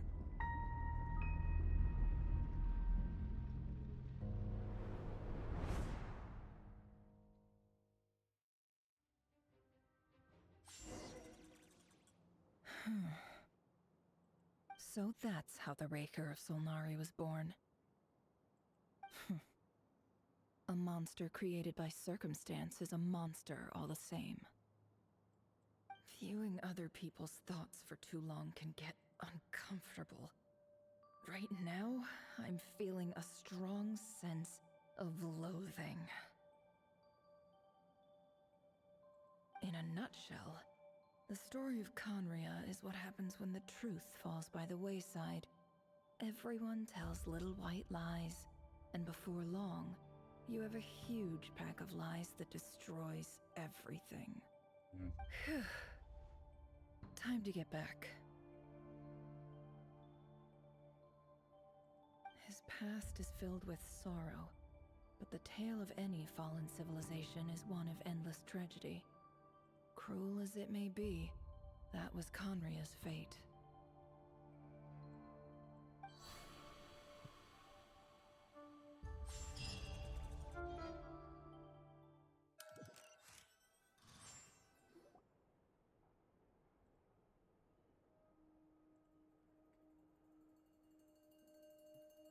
Everyone, I'm back. Can I get a standing ovation? Never! How are you holding up? Feeling She's fine. Boss is a pro. Yes, I'm fine. You will have seen the events of Rarir's life through my thoughts.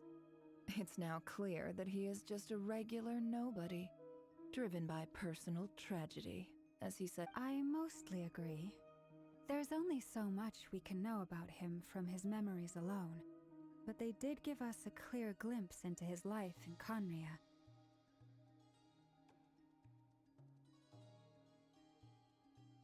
However, I would not consider Rarir to be a nobody.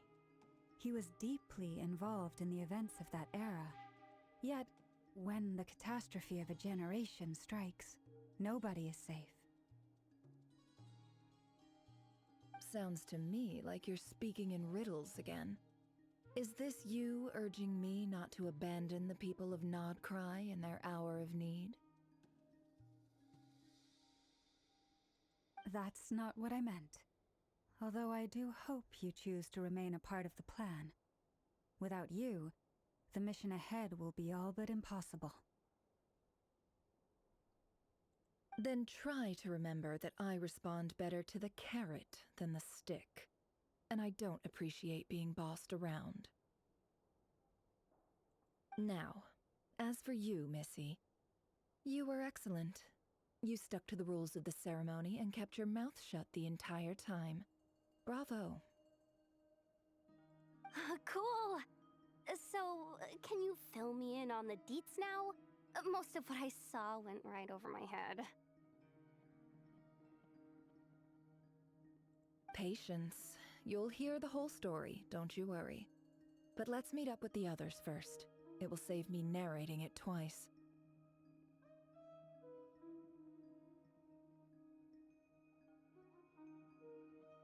Yehoda?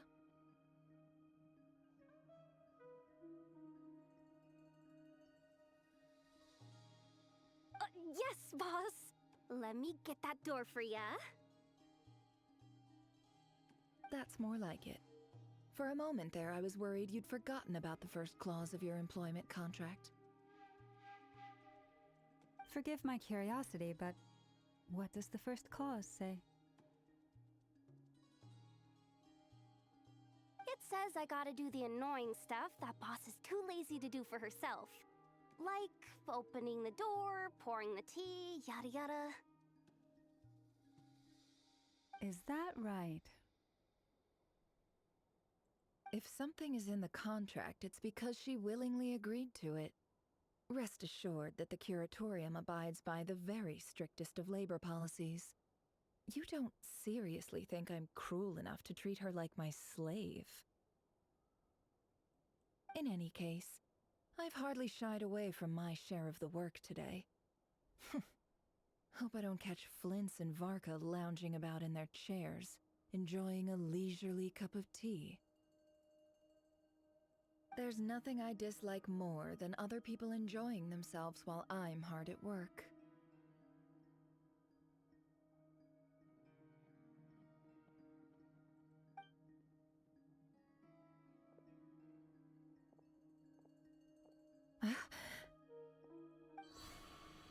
Oh no.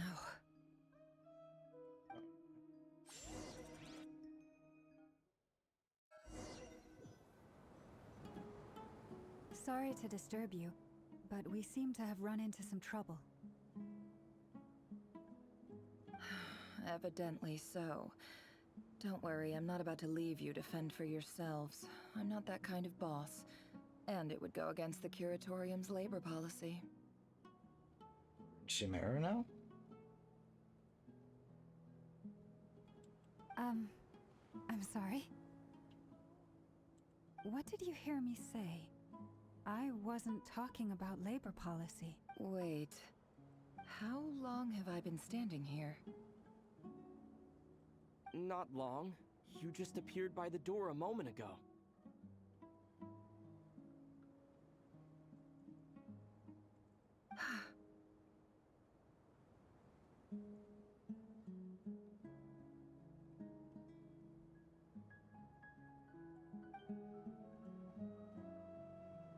Boss, what's wrong? You look like you've seen a ghost.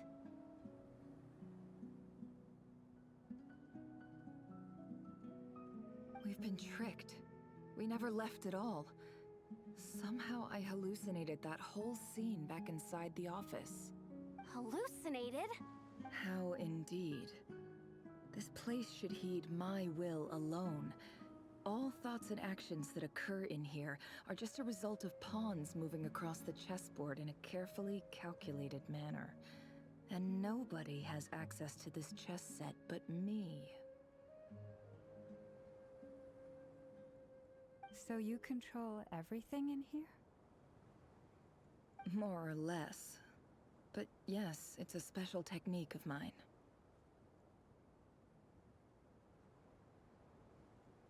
Has anything like this ever happened before? Only once. It was the first time I used the chess set. Is there any similarity between what happened then and what's happening now?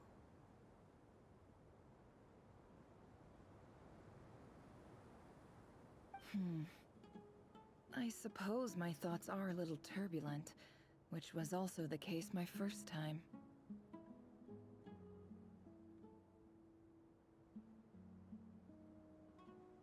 Is there anything I can do to help?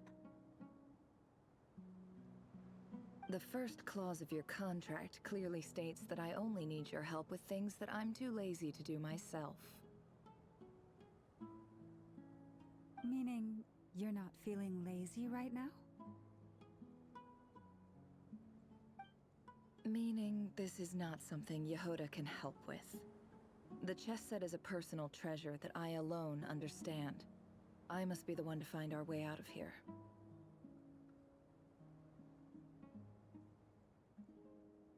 Boss, it's fine. Really. Let me do something useful.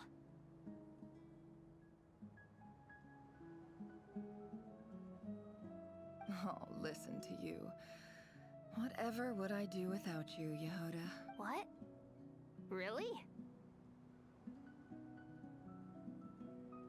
Yes, really. Where would I ever find another employee as obedient and servile as you? God forbid anything ever happens to you. Oh, okay. Well, anyway, I was thinking of fetching some water. There's gotta be a source around here somewhere.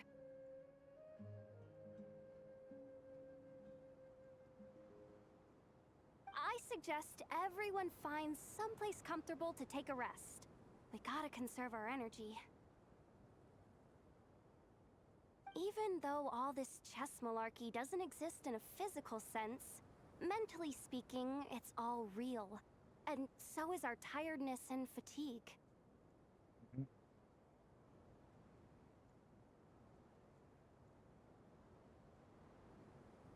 You don't want to dismiss mental fatigue.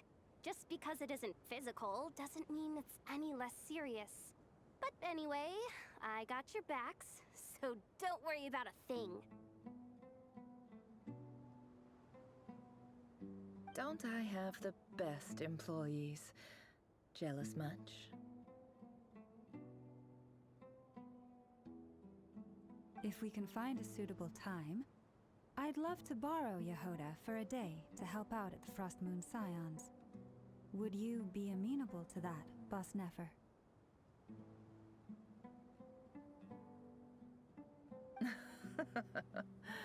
Oh, Lauma. Have I ever told you just how pretty you are? Beauty runs from the tips of your antlers to the depths limits of your imagination. Time to rally, everyone. Follow me.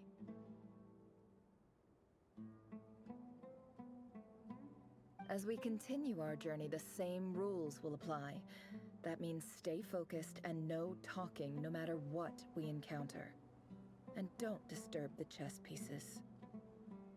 You have my word that I will get us all out of here.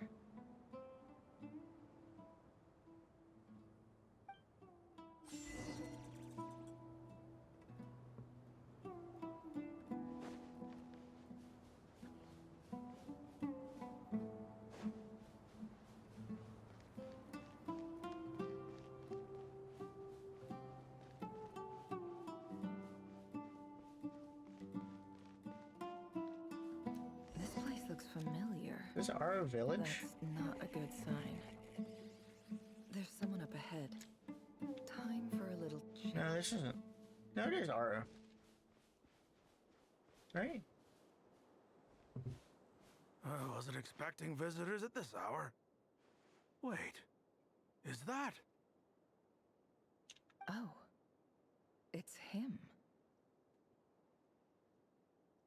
There you are. Sinue's been looking for you all day. I think he has some news for you.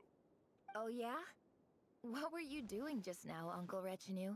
Hiding away some more loose change? I know I saw some Mora. What do you mean loose change? Oh, come on, I'm too old for this. Just pretend you saw nothing.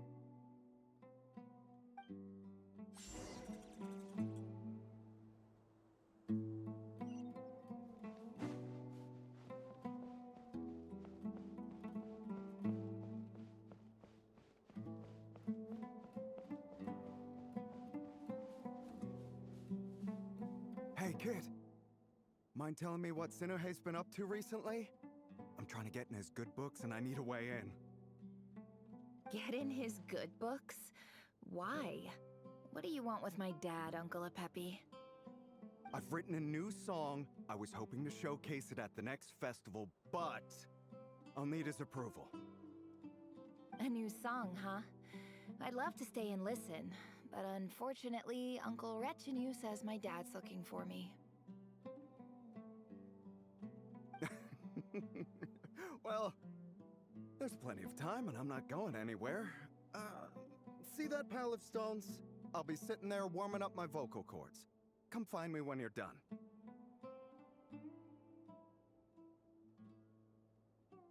Pile of stones. Got it.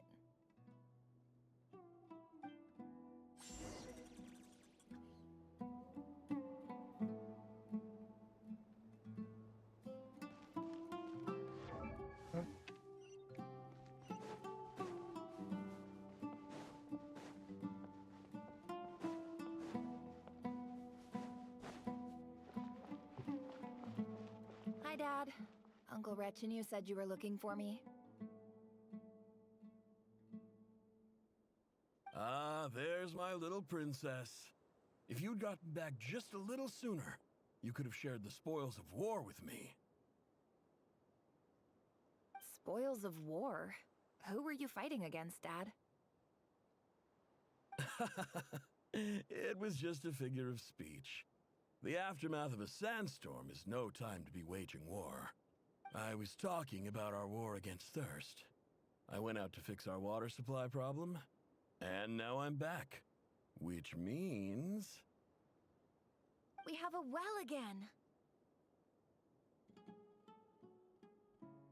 That's right. I found a new one and brought back as much water as I could carry. It should last us for a good while. If it wasn't for these blasted sandstorms, our wells wouldn't be caving in. You wouldn't be spending all your time out searching for new water sources. As the chief of our tribe, I'm supposed to be leading us out of hardship and poverty, onto better things. You know how prosperous our ancestors were. I've told you all the stories. And look at us now. Squeezed into these hovels. No one would choose this, if it wasn't for the endless wars over the years. But things are looking up. I started working with some folks from the academia a few months back. They gave me some contacts in return for my assistance in the desert. So you're the academia's helper now? Special ambassador, they call it. Think of it as a partnership. It's nothing bad, okay?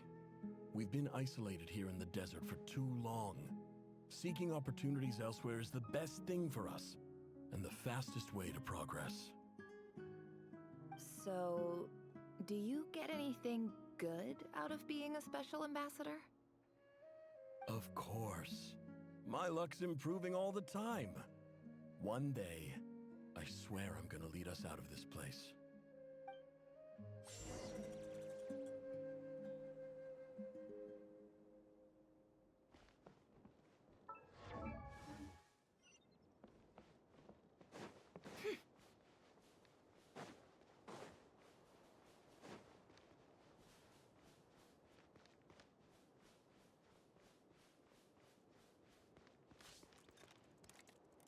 I'll be right back.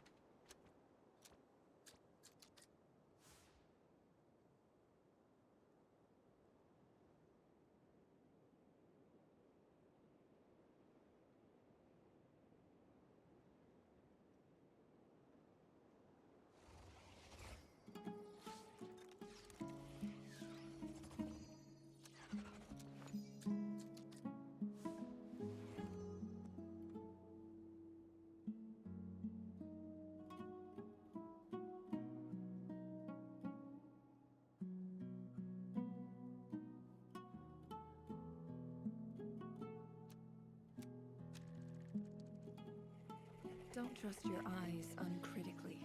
People only see what they want to, so don't be your own fool.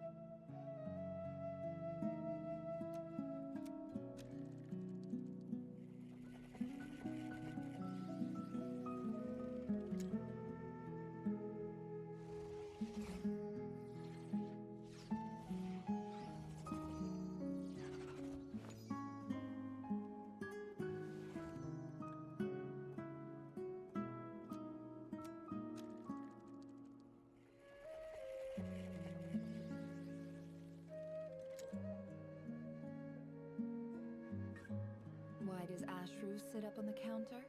To welcome our clients, of course. A kitty's gotta earn his kibble somehow.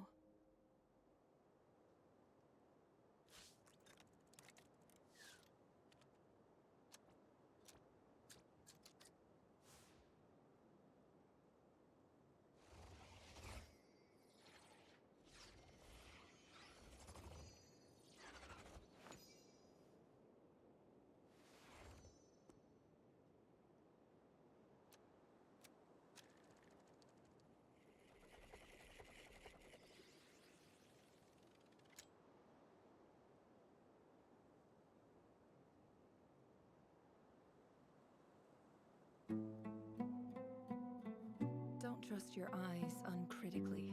People only see what they want to, so don't be your own fool.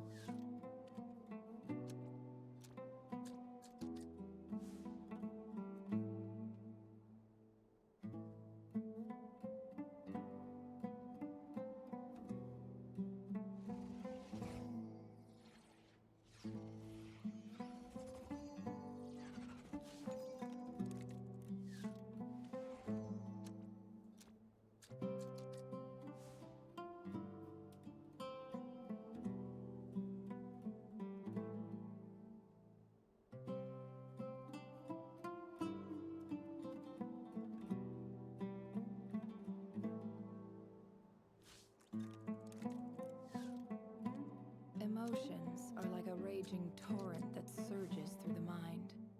More often than not, if you try to hold them back, you'll be swept away by their unstoppable force. And if you try to ignore them entirely, you'll end up tearing yourself to pieces.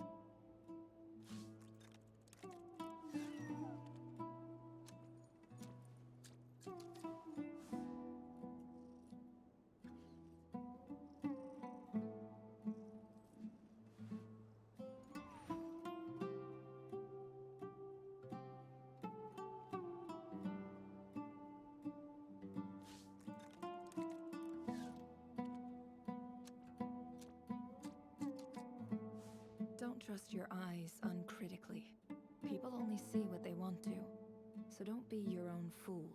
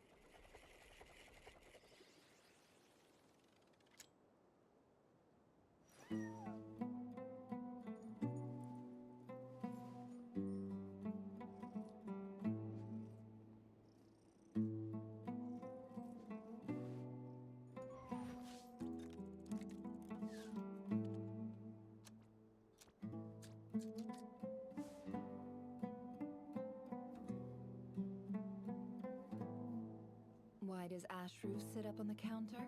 To welcome our clients, of course. A kitty's gotta earn his kibble somehow.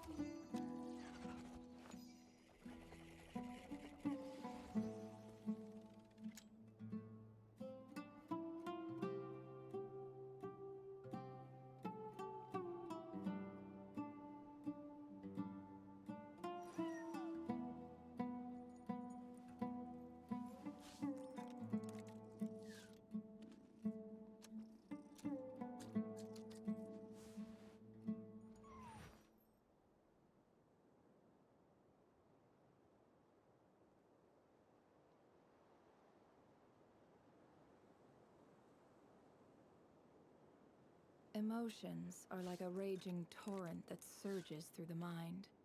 More often than not, if you try to hold them back, you'll be swept away by their unstoppable force. And if you try to ignore them entirely, you'll end up tearing yourself to pieces.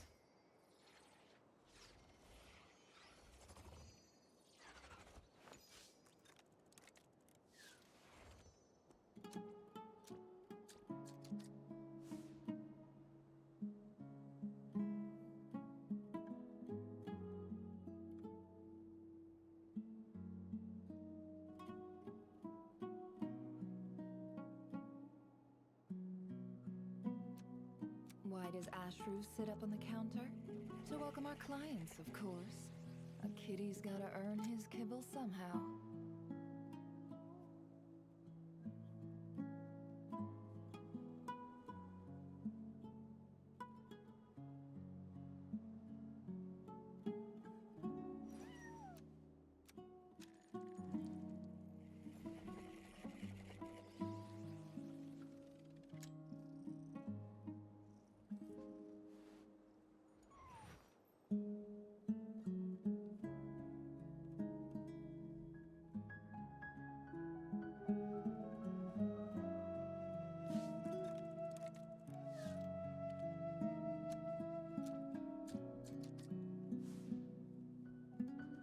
Don't trust your eyes uncritically.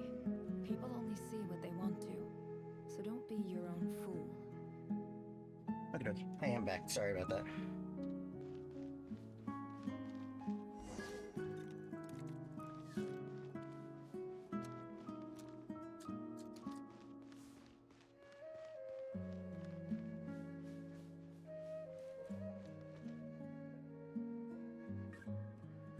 That's our well, and you know it. You stole from us. Well, you've gone from chief to thief, and now you have to face the consequences. Uh-oh. Did you really think you could take our water without permission and get away with it? You're either brave, stupid, or both. And that special ambassador act? Yeah, nice try. We spoke to the academia. They said it was all news to them. You're a liar and a cheat!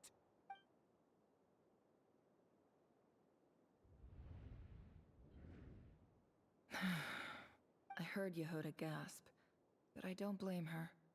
Most people are terrified by the sight of blood. Oh no. Corpses strewn across the ground. The wounds are clearly from scimitars and daggers. The desert dwellers' weapons of choice. There's a handwritten note on the ground. Halil, this is Sinuhe, chief of the Shimti tribe. Surely you remember me. I was the one who helped you and your colleagues avoid the quicksand in the desert. This is my second time writing to you. I assume my last letter must have gotten lost in the mail, as I didn't receive a reply. I hope this one makes it to you safely. I'm writing to you because I need some help.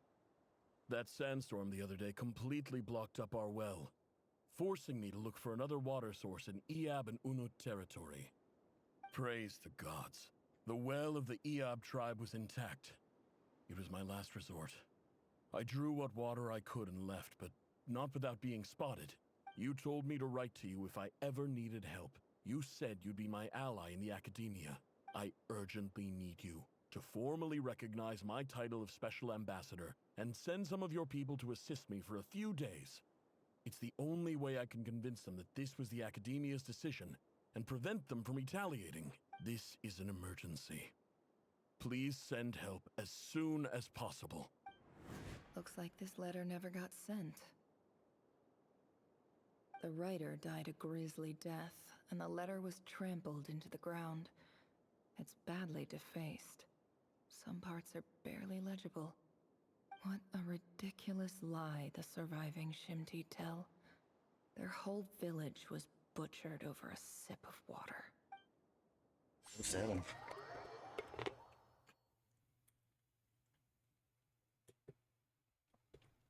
Ah, officer. Welcome. Welcome to our humble village. I thought you would at least have the courtesy to provide some respectable libations. This is the finest wine Aru village has to offer. I promise.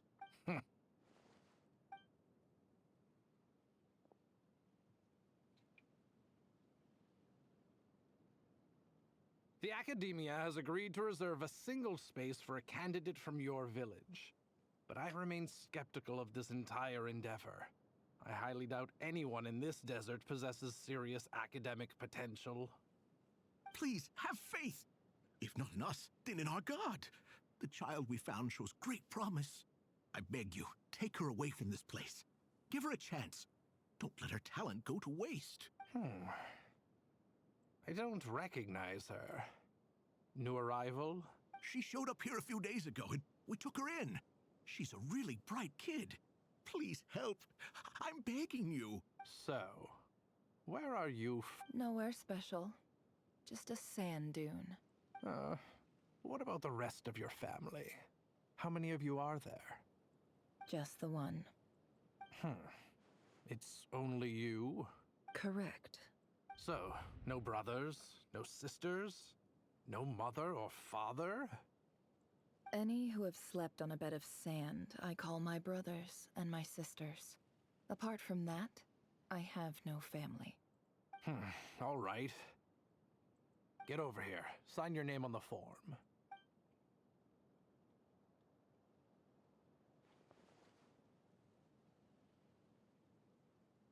Never?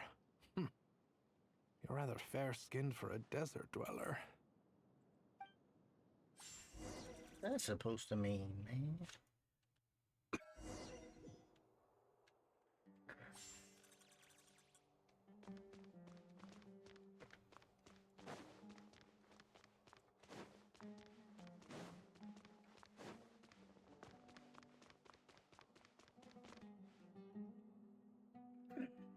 Nefer, this term's assignments have been issued already. Please read through the materials thoroughly, conduct your own additional research, and then write an essay on the topic. Yes, Professor, I'm aware. I just had a couple more questions I wanted to get your perspective on. Oh? Please ask away. Well, I saw the other students' problem sheets, and I couldn't help but notice that my assignment is much easier than theirs. Do you really think I'm a weak student? A weak student? Goodness, no. I think what you're saying is, a weak student wouldn't have noticed the discrepancy. And if they did, they certainly wouldn't complain about the lighter. You see, sharp as they come. You see things the way they are, and I'm sure you know why they're like that. Because of where I come from. Because I'm different. I'm sorry, Nefer. I don't like it. And anyway, you said you had a couple of questions? I wanted to check. If someone sent me a letter to the academia, where do I go to collect it? Ah, your family wrote to you. Well, as long as they put your name on the envelope, someone should hand it right to you. Not exactly. It's not even a recent letter. I was just curious where the mail would end up if no one collected. The House of Dana, I expect. I know there's a box for unclaimed mail somewhere in there, probably sitting on a shelf. Whatever you're looking for, that'd be the place to start. Okay, got it. Thank you, Professor. Oh, don't mention it. Honestly, I feel like I failed you. I'm supposed to be your teacher, but I haven't taught you anything. Hey, don't say that. You're a great teacher, and you do your best for all your students. But the rules are the rules. You're not allowed to teach students. It's not just the academia either. The whole world bends over backwards for the successful and leaves the losers to suffer and die. Oh, my dear child. Don't tell me you've given up on life already. I haven't. I just think that if you want to make it in this world, you have to find a way to become successful.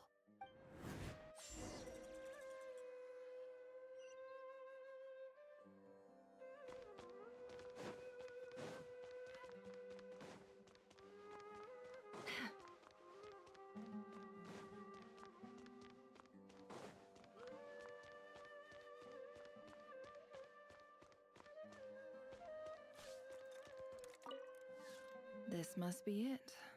A big Let's take a look.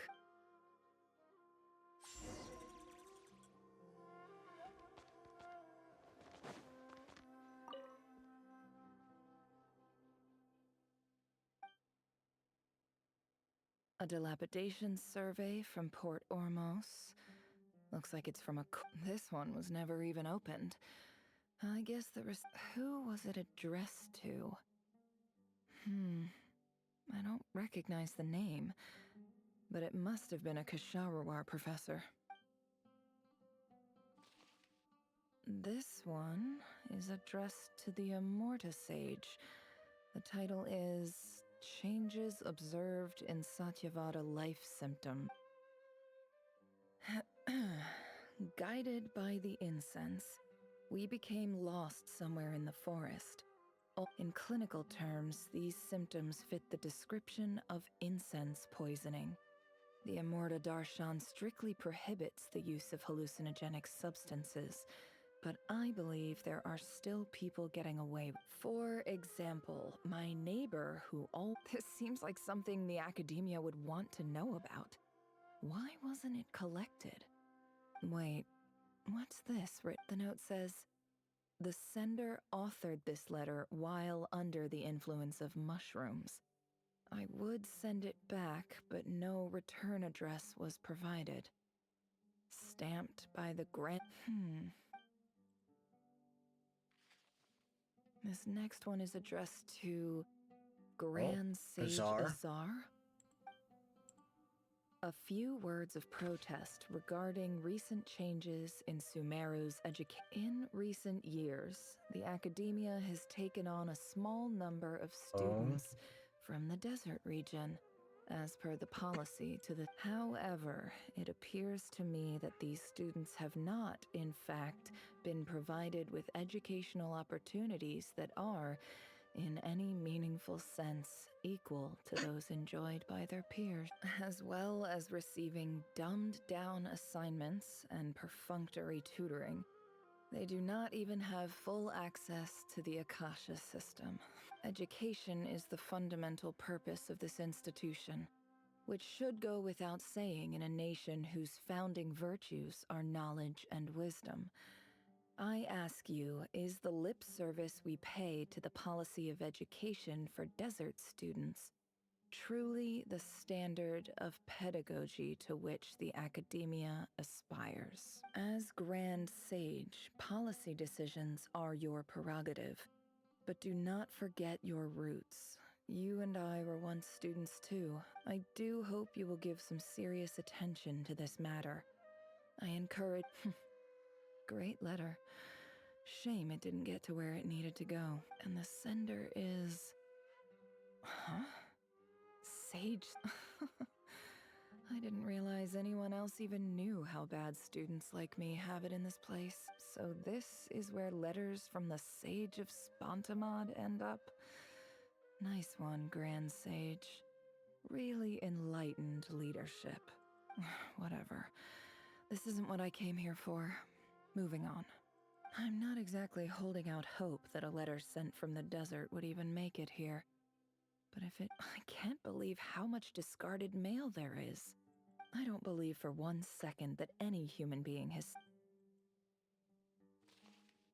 Wait. Could this be it?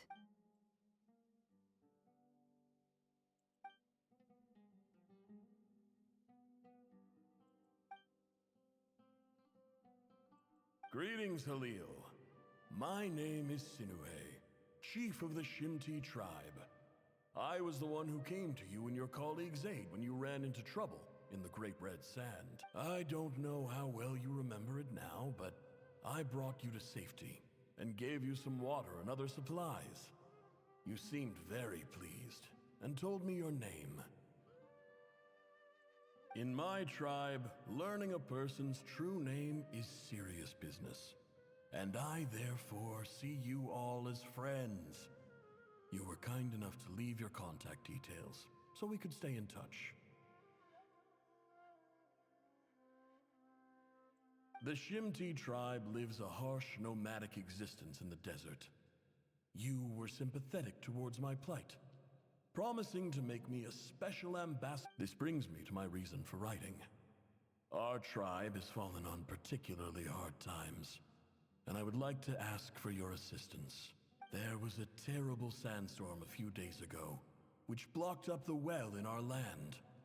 To ensure my people's survival, I had no choice. The Eob and Unut are descended from the Thamudians, while we trace our ancestry to Tulatala. We worship the Lord of Flowers and have had relatively good relations with our fellow tribes, up until now.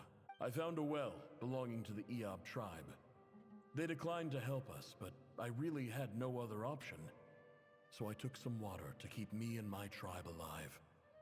My actions are certain to incur their wrath. When we met, you assured me that you would be my ally in the academia. I would like to take you up on that offer, because I really need your help. I wonder if you could send an academia representative. That aside, the last time you were here, you mentioned that the academia had started accepting students from the desert, and I told you a little about my daughter, Nefer. We have next to no resources here in the desert, and my power and influence are limited. Would you consider enrolling my daughter at the academia? She is a smart girl. I know she won't disappoint you.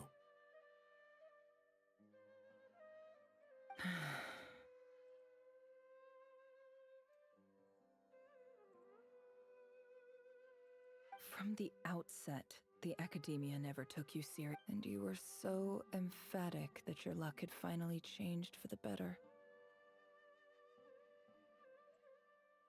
You swore you'd lead us to a better place one day.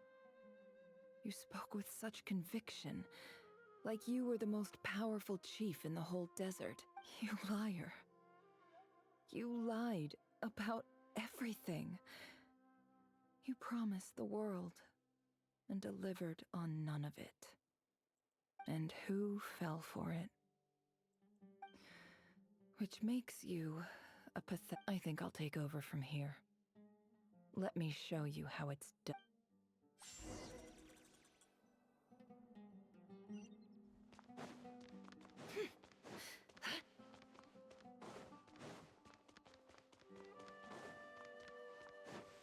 I don't know why I didn't just go through the middle.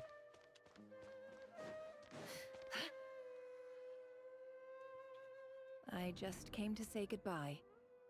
Thanks for everything you've done for me in my time here. Nefer? You... I'm quitting. Something's come up in my hometown. Gonna head back and deal with it. Huh? But this was a hard-won opportunity for you. You know that better than I do. It was. But it doesn't matter. I have more important things to deal with and they can't wait. Oh, and I didn't want to overfill my bags, so I left some incense on your desk. What's wrong? I thought you liked incense.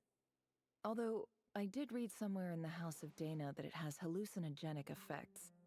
Don't use it all at once, alright? Isn't this the stuff you brought from your hometown? You're just letting me have it? But you said it's a rare and valuable commodity. Yeah, about that. I lied. It's not rare at all.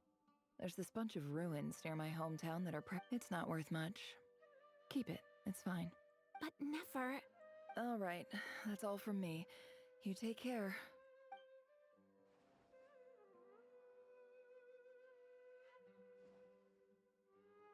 Don't forget me, okay? I mean, we're more than just classmates, right? We're friends. Yeah, I'll remember you. I lied again. That incense is worth a fortune, and it's a rare find even in those ruins. And as for remembering her, I have far too much to do when I get back. No time to reminisce. I'll be lucky if I even make it through this alive. But either way, I expect I'll forget you pretty quickly.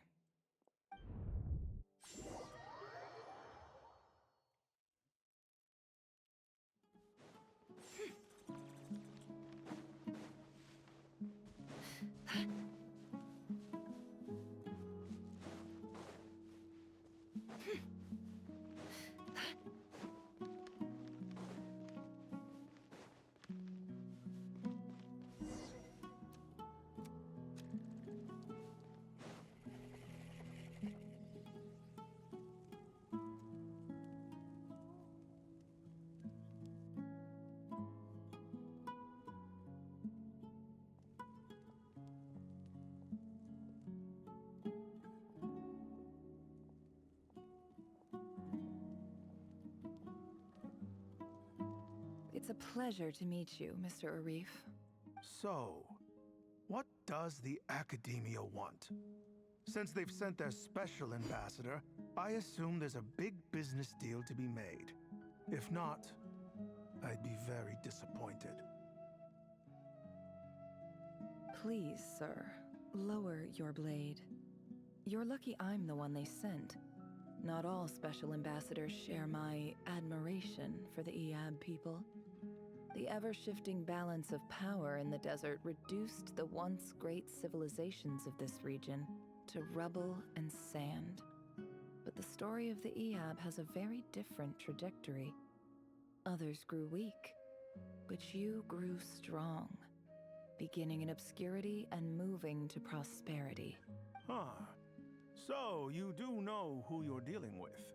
This well is the perfect symbol of your strength, is it not? It used to belong to the Unut, but it looks like you have control over it now. You're not wrong. but I'm sure you didn't come all this way just to flatter us. Of course not. I came to bring you some very good news. Records uncovered by the Vahumana Darshan show that a certain well currently under Eab control is built on top of some ancient ruins. I checked the map carefully on my way over here, and I'm confident that this is the well in question. The Academia is offering 50 million mora in return for excavation rights. 50 million? No, wait. If these ruins are as important as you say... Don't get greedy, Eab. We know far more than you think. We know that you seized this well by force. Wasn't that the first step in your rise to power? To drive away the Unut and steal their water supply? So what if it was?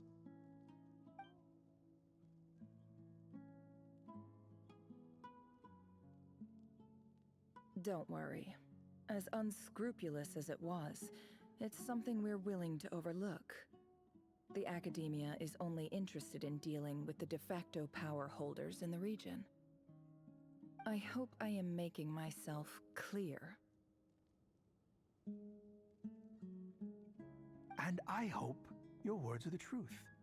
If I find out the Academia is trying to play me, I'll hunt down every one of your people and make you watch as I cut their heads off one by one.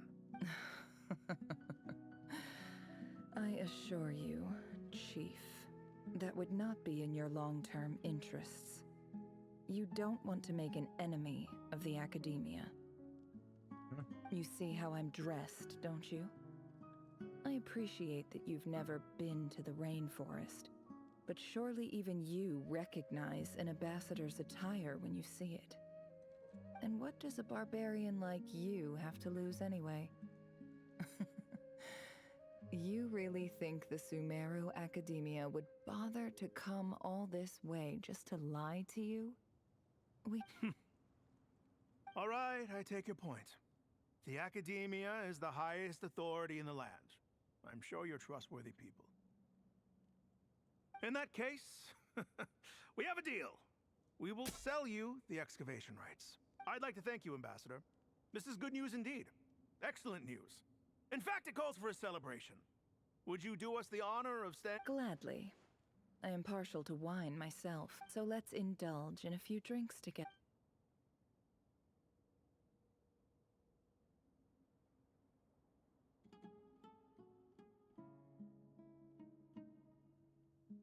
Chief!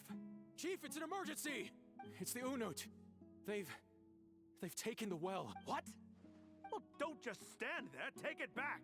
Yes, Chief. I have every confidence in the Eab's military superiority. Well, what is it? The Unut's response was alarmingly fast. The day after we reach a deal, they seize the well. This can't be a coincidence. Perhaps there is a... I don't think so. I am obliged to remind you, Chief, that the Academia will only deal with the de facto power holders. If you cannot regain control over the well, I'm afraid you won't see a single mora of that 50 million. No! Please, Ambassador, just give me some time. I swear the Unut will not get away with this. That well is ours. Glad to hear it. If there is a traitor,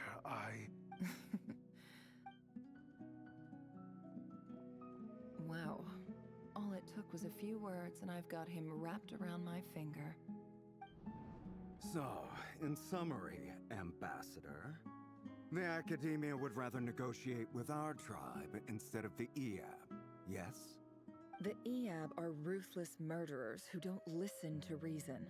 And now they have the gall to interfere in our research projects in the desert region. So let me ask you, Chief, if you were the Academia, what would you do? Kill them all, of course. Precisely. The Academia does not tolerate those who stand in our way. The Eab have held back our academic pursuits for too long. At the same time, there is simply no way that the Academia can be seen to be intervening in desert affairs. We have our own rules out here. if the rainforest dwellers raised arms against a desert Right. We can't confront them ourselves, but we can support their natural allies. Weren't the Eab your allies once? You were quick to send them after us to protect your interests. Let me be clear. The Academia wishes to collaborate with the legally recognized rulers of the desert in this matter. We are asking for excavation rights to that well, and our offer is 50 million mora. Say no more. I believe we have an understanding. Good. Then I suggest you get to work. Get us access to that well and the... You see, Dad? Lying is easy.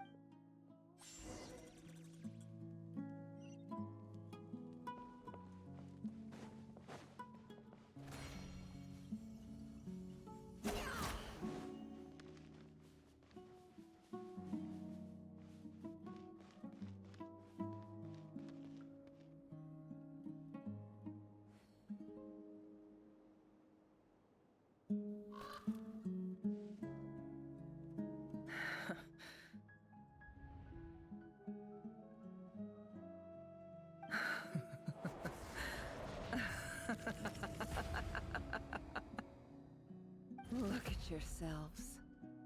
You may be vile, savage monsters, but your butchered bodies bleed like any others.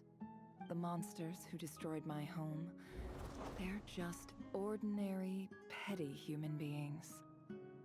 What a joke.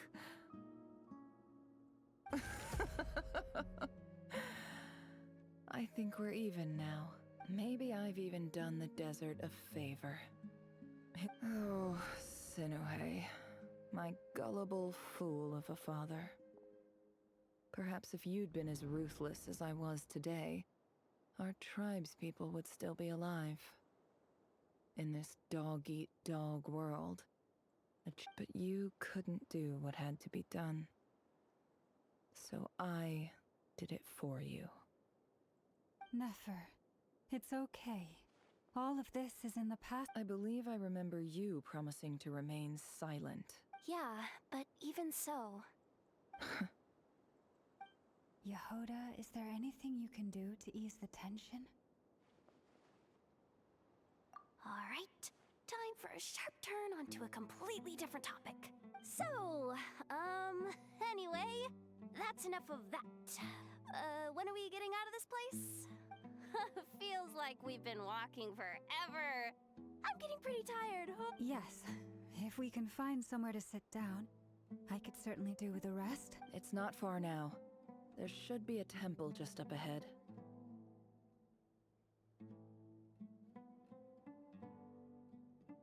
Yes. Really? A temple? That's where this story ends? I guess that's how things go in the desert. Desert dwellers can never escape their destiny. Or so everyone says. I never wanted to believe it, but looking back now, I'm as desert as they come. You mentioned a temple. What's waiting? My biggest trade secret of all. Ah. Then I'm guessing it's where you got your power. I didn't know you were clued up on any other religions. I'm no expert in the history of Sumeru, but since you come from the desert, I would imagine it has something to do with King Deshret. Oh, King Deshret mentioned? Sounds impressive. Ah, I know who you mean. General Mahamatra Sino. The spirit of Hermanubis dwells within him. That's Boss Neff for ya. She knows everything. Sino's hardly a figure of obscurity, but I know about Sethos too. Hey, let's go. What about him? Is he a big... Well, he's not a small deal, let's put it that way. Please, this is the bare-bone basics. Save the flattery. Thanks for your patience, everyone. I'm sure it's been a lot to take in. with an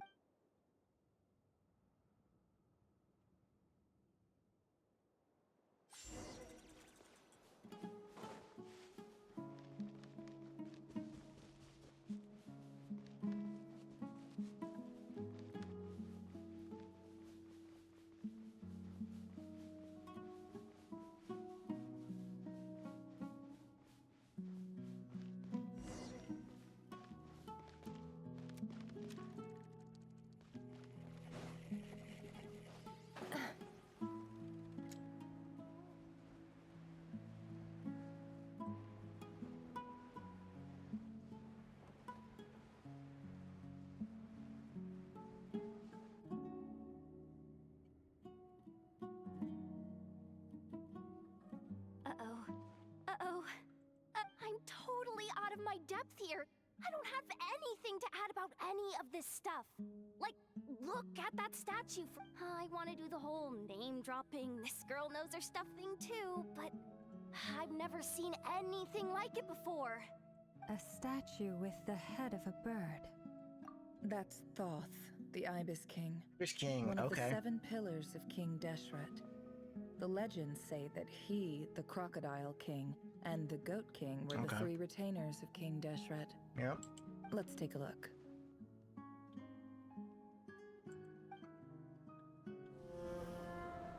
Oh, cutscene.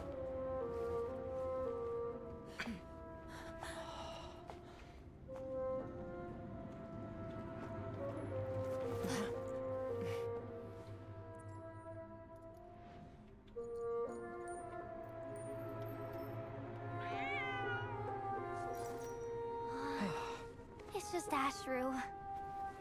So, all is well?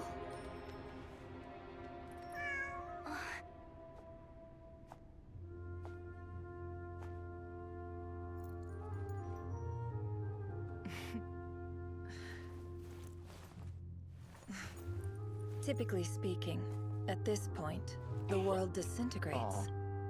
Then we find ourselves back in the outside world. Besides, these are my memories. There's nothing to fear. You're sure? Of course. It's almost over.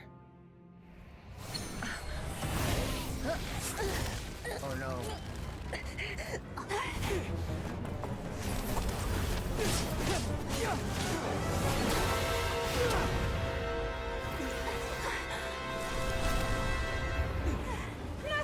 Hold on!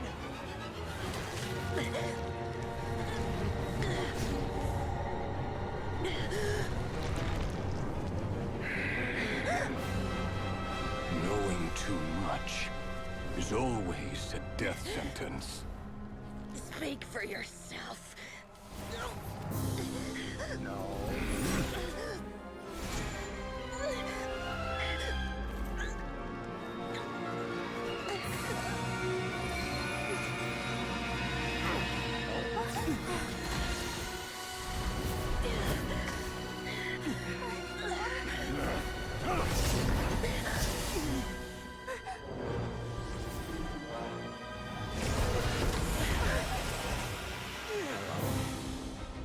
How repulsive. Danger?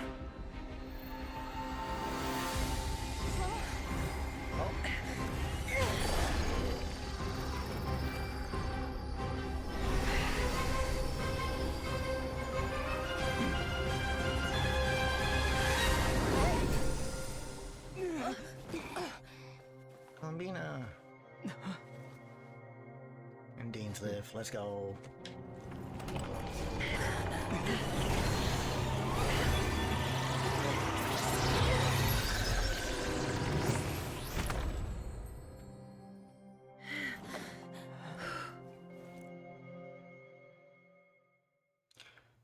Yikes.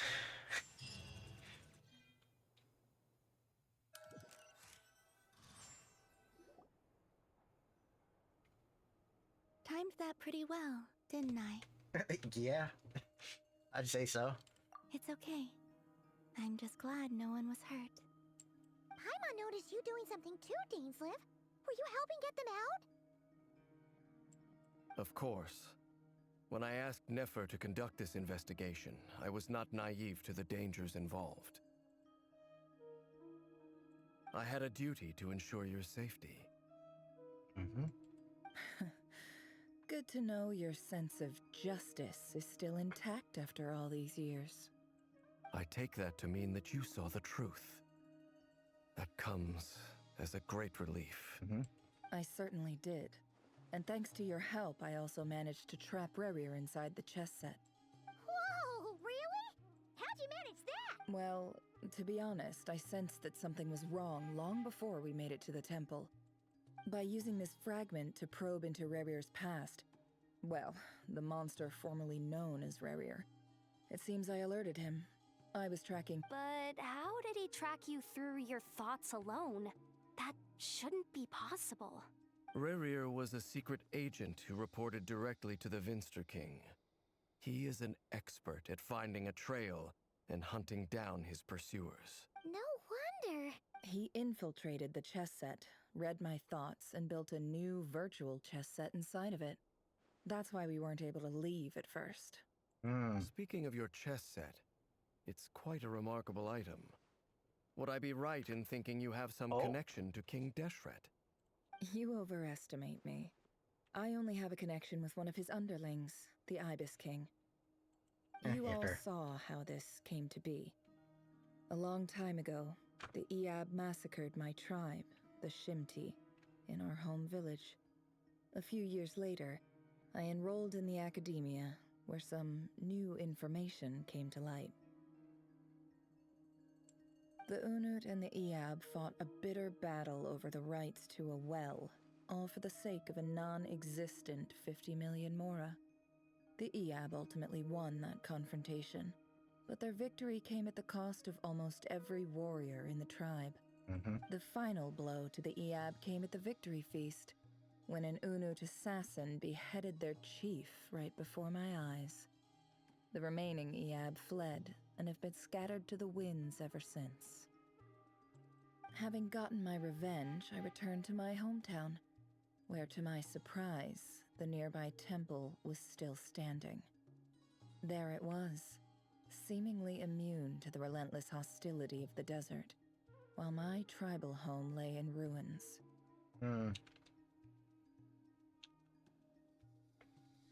As I stood there gazing at the temple, I noticed a cat just outside.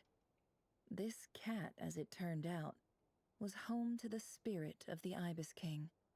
He led me to a gate deep inside the temple, and there he made a deal with me. This chess set is my gift from the Ibis King. The chessboard within is made to the same specifications as the one in the mausoleum of King Deshret, and represents his power of piercing analysis. With this chessboard in its container, I gained a certain ability to perceive hidden secrets. Now, you could conclude that the Ibis King simply wanted to give the people of this world the power to seek the truth, but I don't believe that's the full story. Every god plays favorites. Their hearts are as fickle as any human's, full of secrets, perversions, egotistical tendencies. But precious few gods are willing to admit this. It is the same with all powerful forces, including fate itself. Their gaze falls preferentially upon a select few. As you rightly point out, this is an act of favoritism. If you're alluding to the Abyss, then yes, I agree. Gather the others. It's time to share everything I've learned.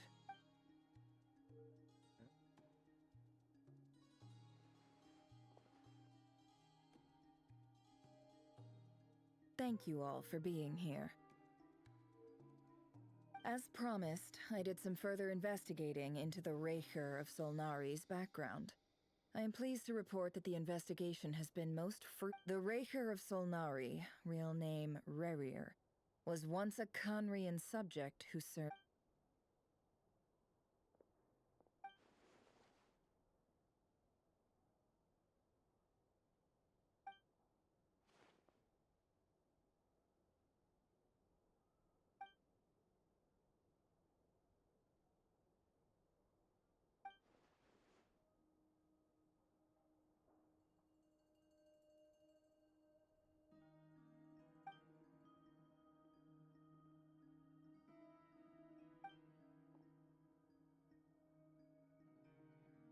So that's why he's so obsessed with the moon. A tragic tale, to be sure. But it does not excuse his many transgressions. No matter how much Rerir suffered in the past, the fact remains that he is what we know today as the Wild Hunt, wreaking havoc upon innocent lives in Notcry. He becomes more dangerous with each passing day. If left unchecked, it is simply a matter of time before all of Tevat suffers the consequences. This is a threat that the Knights of Favonius cannot ignore. A question for Miss Columbina. Forgive me if this is presumptuous, but have you ever seen the spatial gateway that appeared in Rerir's memory? Never. But I have heard stories of something called the Moon Gate. Oh? And this seems to fit the description. Miss Lauma, any thoughts on... In the lore of the Frost Moon Scions, the moon is believed to hold many secrets. Some sources speak of ancient knowledge, others of a gateway to the unknown. The term Moon Gate is one I have heard before. But as is the case with all of our legends, there are no records of any first-hand witnesses. We cannot know whether it truly exists. Then back to Miss Columbina. As a moon goddess yourself, do you have some idea of where the Moon Gate leads to? Not at this stage, sorry. I do hold the power of the Frost Moon, and my strength is recovering well. I can sense that the gate would open at my command, but... But there's more to the power of the Frost Moon than that? Yes. A moon goddess has the right to open the Moon Gate, since it is a path, and right now, I need to conserve my energy to fight the Rahier of Solnari. I agree. Better to save your strength. But if you'll humor me for a moment, I have a bold conjecture of my own regarding the world beyond the gateway. I highly suspect that neither Tholindis nor Rerir made it through unscathed. The evidence pointing to this is the fact that the Rahier of Solnari exists in the form of countless fragments.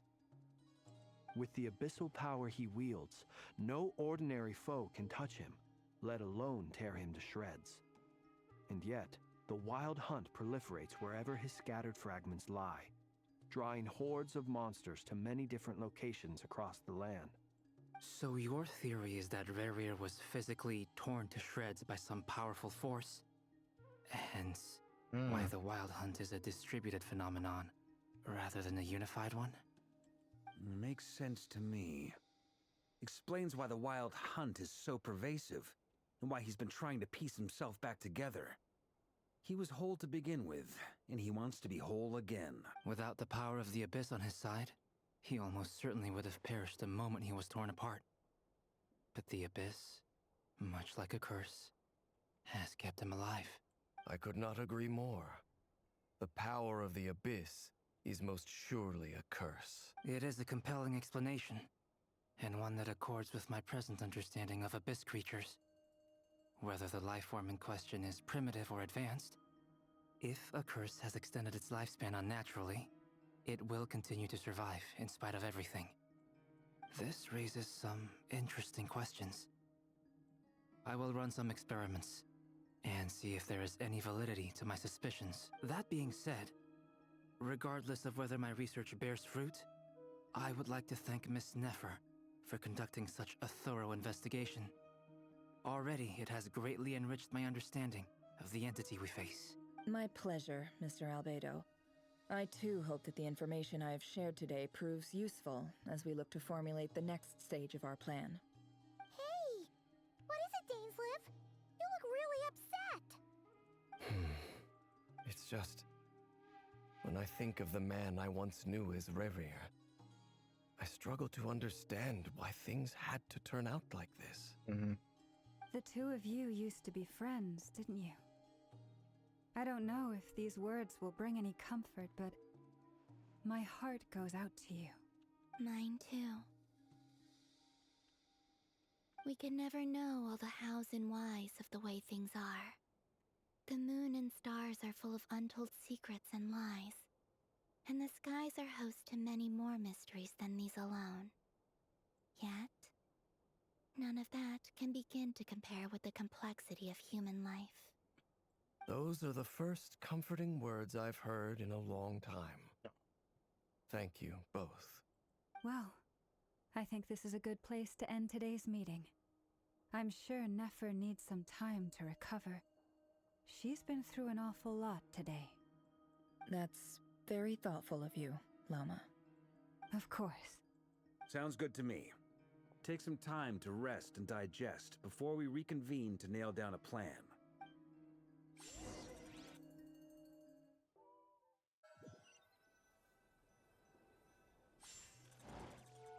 Hey, is this a bad time?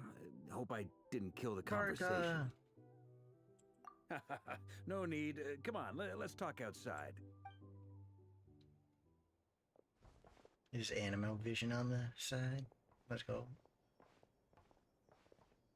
Anyway, Nefer went back to the curatorium to get some rest. But before she... Firstly, although she managed to trap the Raker of Solnari inside her chest set, there's no guarantee that the power of the Ibis King is only any gonna match last for one so of the long, I five think. sinners. Their powers are beyond our comprehension. It's only a matter of time before he finds a way to break out. We have to come up with a plan and take care of him before that happens. Honestly, my mom figured that might be the case. So, how long have we got? Well, I asked her that same question. She talked for a long time, but for the most part, it seemed like she was trying to convince me how precious her chess set is. What a long and storied history it has. It felt like some kind of sales pitch, you know? The kind where you end up handing over Mora against your will? Anyway, after all that, she finally answered the question. 2 days, at most. 2 days? Holy moly! Can we even recruit enough help in that time? That remains to be seen. Which brings me to the second issue. Dainsleif is obviously conflicted about this whole thing. But given how little time we have, there's no way we can pull this off without his help. You have some history with him, right? Do you think maybe you could talk to him for us? Great. I appreciate it. All right, on to item 3. So, Albedo, Durin, and I put our heads together and came up with a plan. Can't promise it's gonna work yet, but at least it's a start. We figured we'd bounce the idea off you first. We'll explore it further once everyone's recovered. Oh, Paimon's dying to hear this. All right, so here's what we're thinking. Of course, she's not gonna tell us. Like,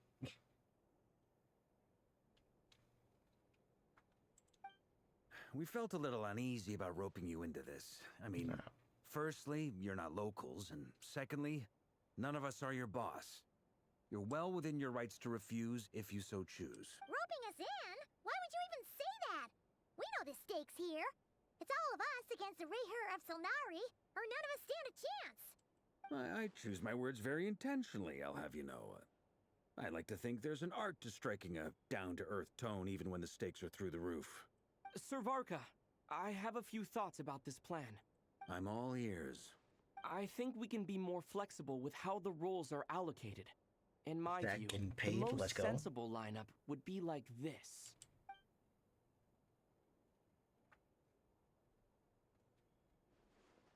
I see your point, yeah. But if that's how we're going to approach this, you'd better make sure you're ready. To be clear, I don't doubt your abilities. Far from it. I want to do everything within my power.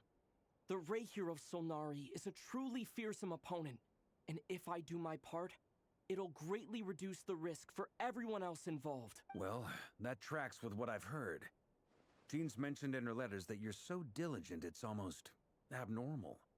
As in, most people weigh up the risks and rewards in situations like this. But you seem to just march towards danger without a moment's hesitation. Of course, everyone appreciates a fearless pioneer. But all that aside, I'm the Grand Master of the Knights of Favonius, and you're our honorary knight. I want to make sure your courage doesn't come at the expense of your safety. Thank you, Sir Varka.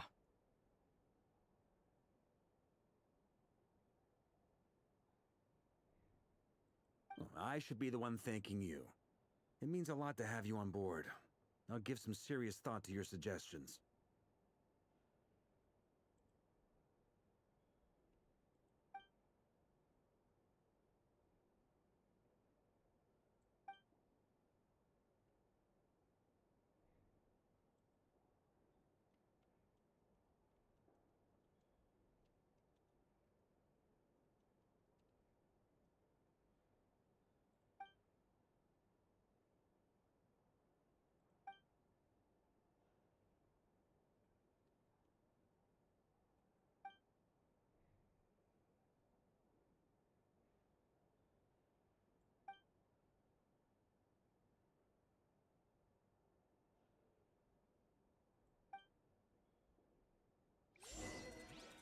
Okay.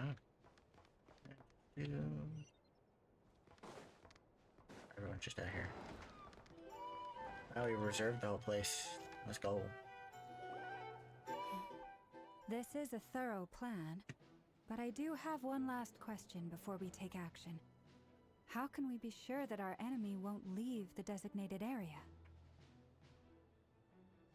Great question. Albedo's been hard at work analyzing Rarer and the Wild Hunt's behavioral patterns. His Dory's here too? conclusions are as follows. Firstly, from the earliest known confrontation until now, Rarer has never displayed any ability to manipulate the dimension of space. So it's unlikely he has any power in that domain. Secondly, he seems to have a particularly strong vendetta against our group. If we put him in a fight-or-flight situation, he'll choose to fight every time. Thirdly, finally, and most importantly, he is consumed by hatred, both for the moon and for his enemies. Turns out, we tick both of those boxes. We have a reincarnated moon in our ranks, and a spy who accessed his private memories without permission. He'll be baying for blood, not looking to escape. As someone who's had their fair share of interactions with the Wild Hunt, those all seem like valid observations to me. Understood. Then I will defer to the verdict of the group. Well, everyone, that's the plan in full detail. Albedo and Durin are carrying out their part as we speak. Plan approved. Scheduling. Okay, any firepower you need, I got you covered. Let's light this baby up. The Frost Moon Scions are behind you as well. And the rest of you? No objections? All right, then it's settled. This is the plan we're going with. Next up, an old tradition of mine. Anyone who wants to back out, now's your chance. Wait, we can still back out of this? Paimon. You know we're not, though. Everyone says things they regret, right? I don't want anyone feeling trapped because their mouth said yes before their brain had time to think things through. A very people-first approach. I hear that's common practice in the Knights of Favonius. Mm-hmm. Heh. Who'd you hear it from? D-Luke? Oh. We don't use people's real names at So work. it was D-Luke that she has contacts with. Only as Owl. I see. Thank you. I remember from the live stream there was one person from Mondstadt that they spoke of. Didn't say who, but the best assumption was D-Luke, and that just confirmed it. This plan can only work if everyone does their part. Flint's and I will absolutely support it. We shall indeed. You'll be glad you accepted our help.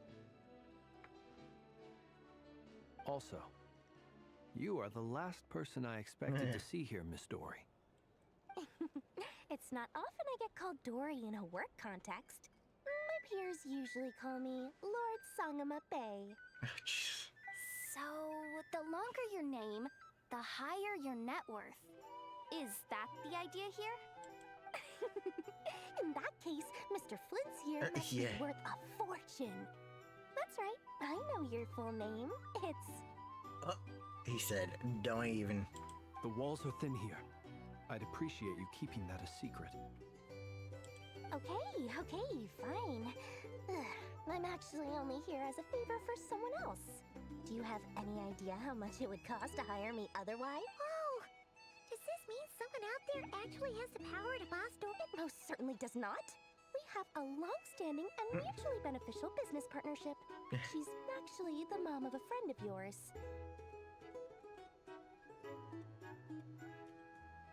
Wait a minute. Alice? A friend of ours, Klee? Said mom supplied me with a great little trinket, but now that lady's ruined everything. If I don't start building a little goodwill now, my whole Was it business that in little Blackheart is gonna go thing down the drain. on her neck? Okay. So what exactly Or is the so pendant? special about this pendant? It's a lucky charm that a great mage made for me. We have a business relationship, and she was worried that something bad might happen to me. So, she wanted me to have something that can store power to protect myself with. I finally got it all fully charged up with Kuvaki, and then never went and used it all up at once! You're right. It was all my fault. I didn't mean to drain all the Kuvaki in the pendant. You will? Well... I knew you'd say that. Well, it's yours if you want it. In fact, take it now, and I'll even throw in a free Raker of Solnari. You're putting me in a difficult It's a very useful thing to have around, but I have a funny feeling it won't be around much longer. Looks like bankruptcy for me. Hey, don't be so pessimistic. See this through and you never know. You might find a new business opportunity on the other side.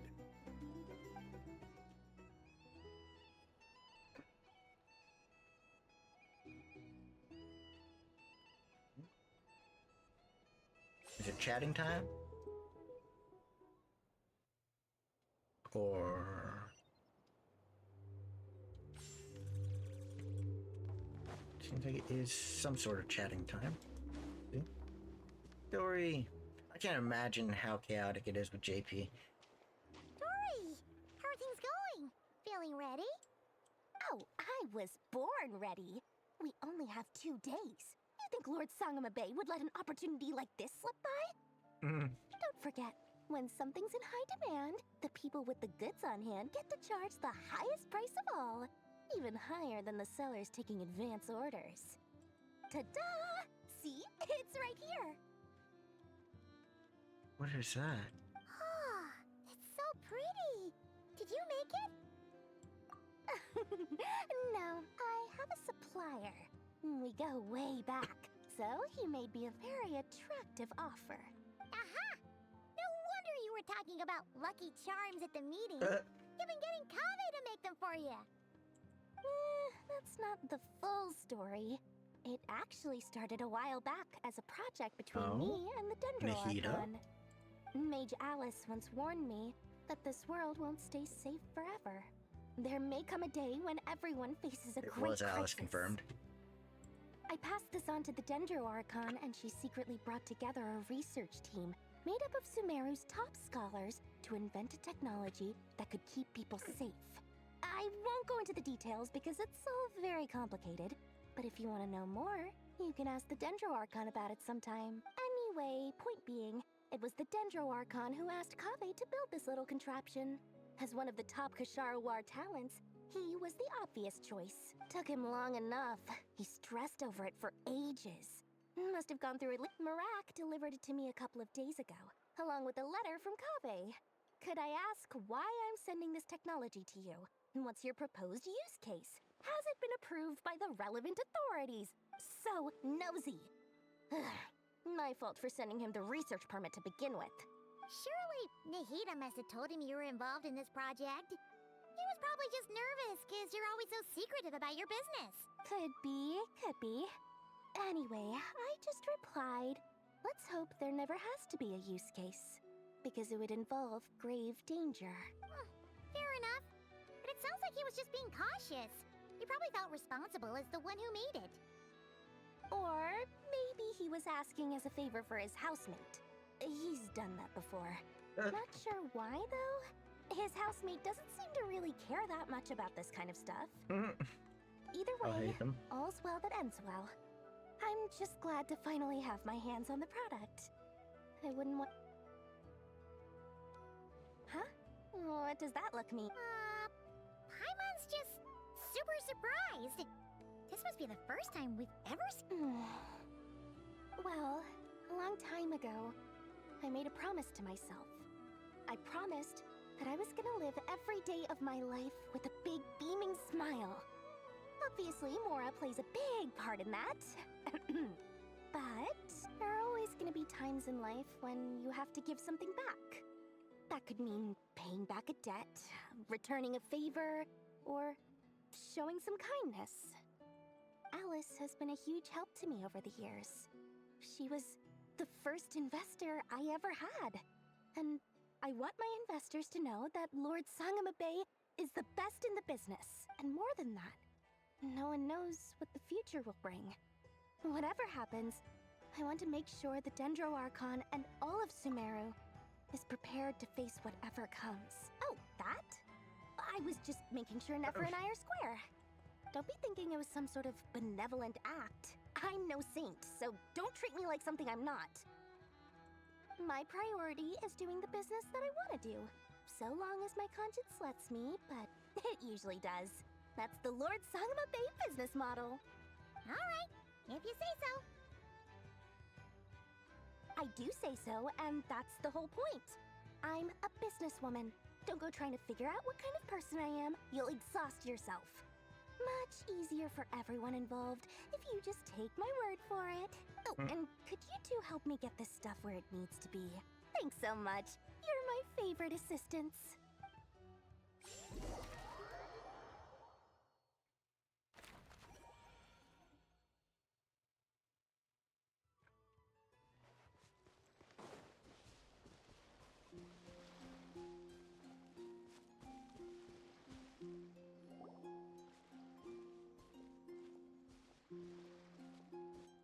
Traveler, Paimon, it's good to see you. Everything going smoothly over here?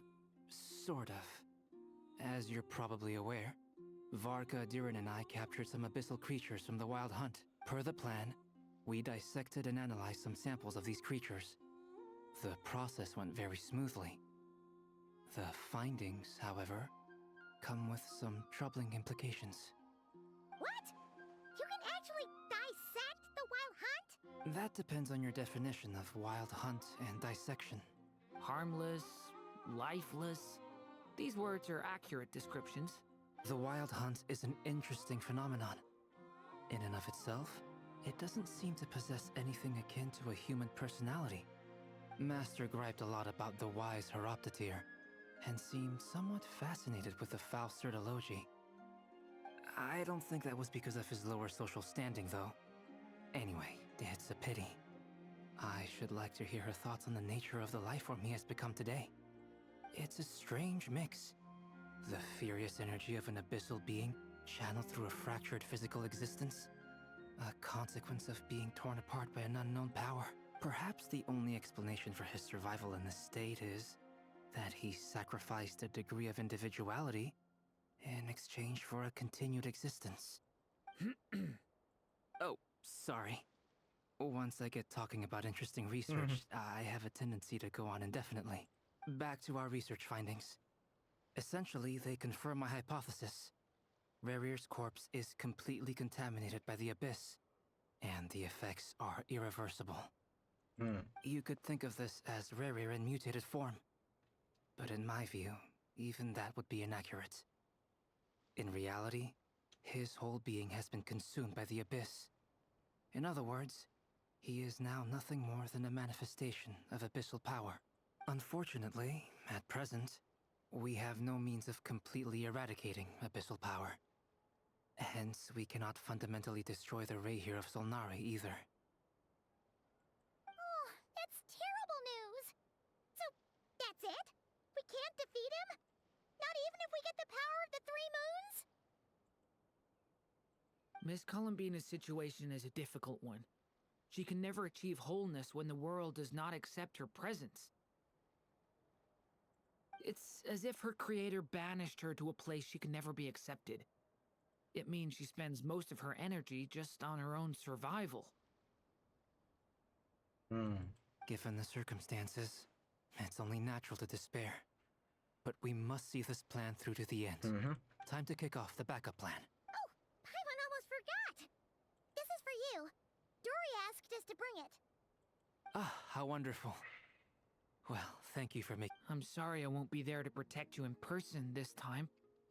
It's okay, Please be Durin. careful. It's okay. All right then. Stay safe.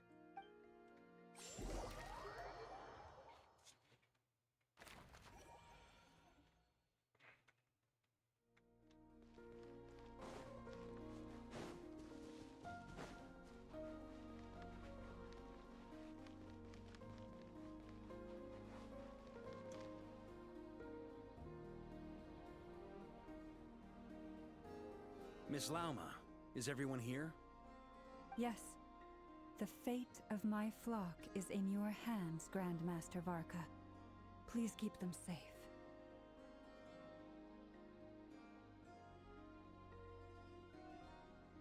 My lady, what are you saying?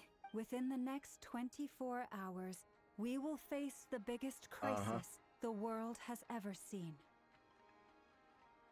This is not a burden that we deserve to bear, but I believe that we reap what we sow in this life. So I intend to act. I must do what I think is right. For me, that means fighting for the future of Nodcry. This gentleman is the Grand Master of the Knights of Favonius, Varka, Knight of Boreas. In my absence, please follow his lead. Hey, everyone. Guess I should introduce myself. Biggest strengths are honesty and hard-workingness. Anyway, point is, I don't intend to let Lama Hearing him down. talk like that, I'm gonna do reminds everything me in my of when power to Mika keep was every reading the last one letter. of you safe He was and actually sound. doing word for word of how Varka actually spoke, I guess. That's actually funny. Oh lord. That's that's pretty funny.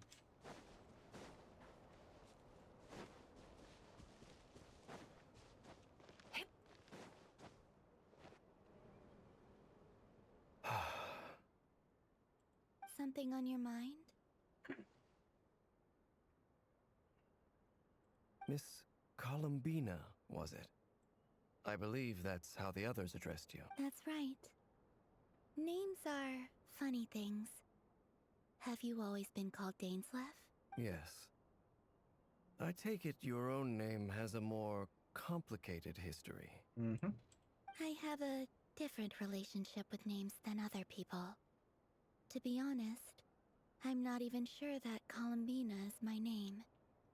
At least, not in the same way that Dainsleff is yours. But it's what everyone calls me, and I go along with it. A lot of my life has been that way. I get so used to things that I forget to question why they are so. I never used to think much about where names come from, or what they mean to people. Maybe something's wrong with me. You're different from other people. I sensed it the first time we met. You're more perceptive than most. I'm sure your long life and rich range of experience explains that. Do you ever find yourself missing Conria, Mr. Dainsleff? Difficult to answer. I have dreamed of the past many, many times. Sometimes I'm fighting tooth and nail. Other times I'm lying on the ground, defeated. I don't recall any happy moments from that time. It has been too long. Is that because hatred survives longer than love and affection? That would not be for me to say. I make no excuses for the grudges I bear. But whatever the reason, I remember little that was beautiful or sentimental. Thank you for your help with the Rerir situation. Without your efforts, I never could have learned the hidden truth of his story. You're welcome. I know he's your friend. Friend, he betrayed me.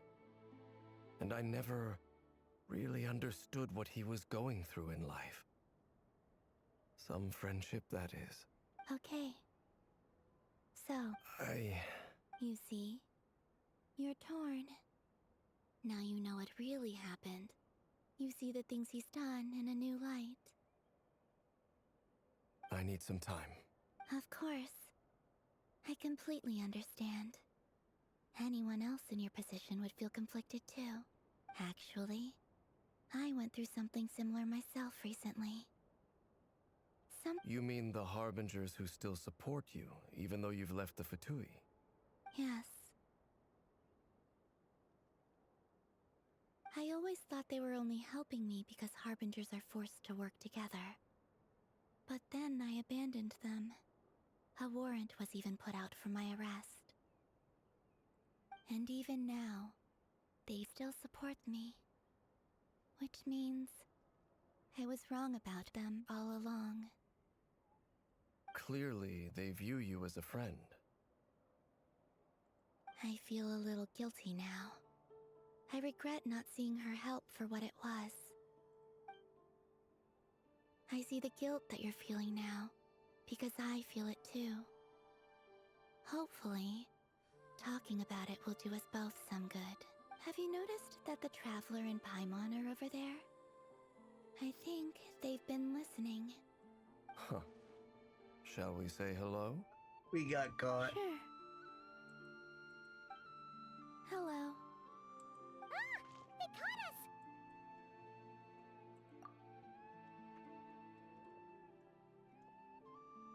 I apologize for making you worry. No doubt you wish to know where I stand on the plan to take down the Recher of Solnari. I'm afraid I need a little time, but I will seriously consider joining you. You will? Oh, thank you so much! They needn't be. This was something that I was going to have to face up to eventually. That doesn't matter to them. They're grateful to you regardless. You can't control their gratitude, so just accept it. And then, have a think about whether you're willing to join us.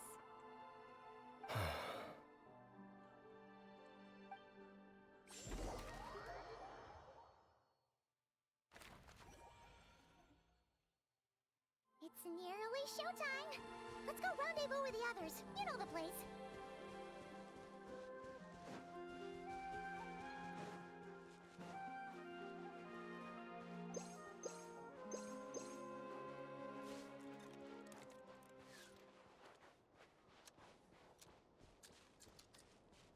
Wait, Lynch is here. Or he's just early. Ah, you're earlier than I expected. Hey, Flint's! Been waiting here long? Not too long. I came a little early so I'd have some time to think. Are you nervous about the battle? Quite the opposite. I'm reminiscing on my past battles. When I was awakened by the Ratniki, I had not touched a weapon in many years. But after waging war against the Wild Hunt for so long, I came to realize something. A life of absolute peace is simply not a possibility for me. My restless flame indicates that somewhere inside of me, there is a deep yearning to root out the evil in this world. I see. Oh, that doesn't sound like such a bad thing. Well, in the past, when I was a Fae whose primary concern was hibernation, it was hardly ideal. But it certainly serves me well here in the present. And I am delighted to be able to join forces with you in this endeavor. Looks like I'm not the first to arrive. Ah, Miss Lama. Lama. Did you sleep okay last night? I struggled to settle down at first, because of the nerves. But don't worry. I got enough sleep in the end. I'll be... Please. I'm just doing my part. Never! Over here! Never. Aino asked me to relay a message. She said Anefa will be on high alert and keep a close watch over all secondary districts where defense is required, providing support as necessary. Meanwhile, Aino herself will provide range support to us directly, using her latest invention. Excellent. My thanks to all involved. The chess set's looking a little unstable. It won't hold him much longer. We should be prepared to engage at a moment's notice. No sense sitting around waiting. Let's make the... I agree. Paimon, find a safe hiding place. Got it! Be careful, Traveler! I will.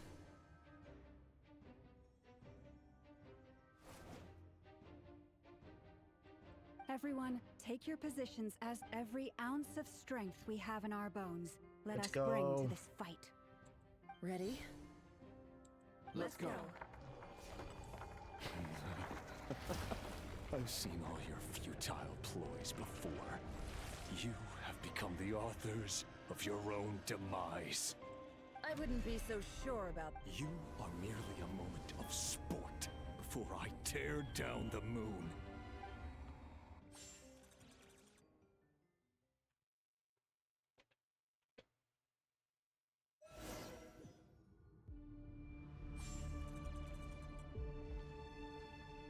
Stay on your toes. Yep, you too. Let me help you guys. Big this! Leave this place. Go! It's all futile. Be silent. Hunt Close him your eyes. down. Steady now. Night falls. Keep your distance. It's weird having a fit character. The moonlight Everlasting race bliss. you. It all falls into place. The deception ends here. Move. Fear the dark. Are you quite finished? The No more moonlight lies. race you. Hunt him down. You poor lost lamb. A You great hunt transgression. him down. Observe.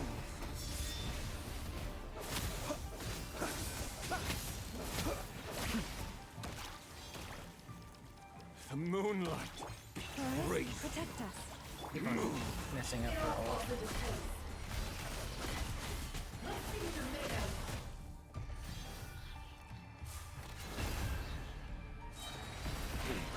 Pathetic. Seek within. Be silent. Futile. Fear the dark. Hunt him down. By the frostman hold. Burn. It began with the moon, and so shall it end. The moon will protect you. Observe.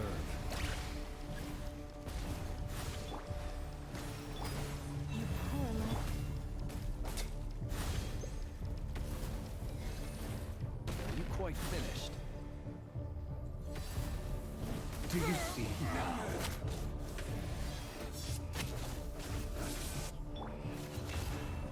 Fathomir, when will it be as you foretold? Race Leave this place.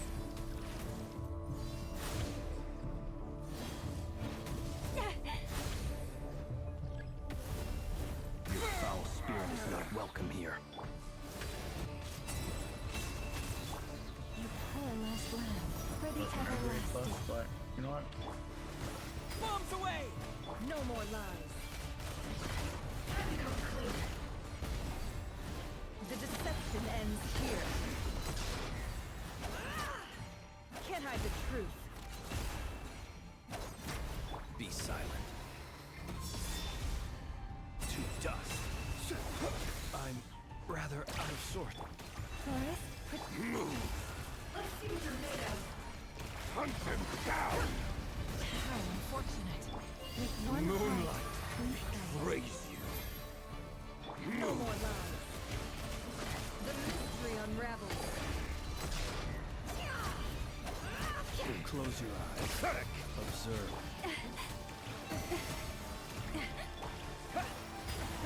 It all adds up. Futile! The moonlight race your little game of heroics is over. Who wants to go first? Oh. Wait, what? Get out of my That's sight! his weapon? No, we've been separated. Will it take? You okay? Never. Where are the others? Stuck outside the barrier. I guess he really doesn't like us. I told you before. Knowing too much is always a death sentence. Be careful what you wish for.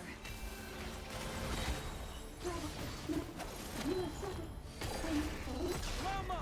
Can you hear me? Hold on, please. Silence. The voices are gone. But at least I know they're still there. I need to focus. Stick to the plan. Remember my most important task. Just keep stalling him. If I can stall him for long enough, the moment will come.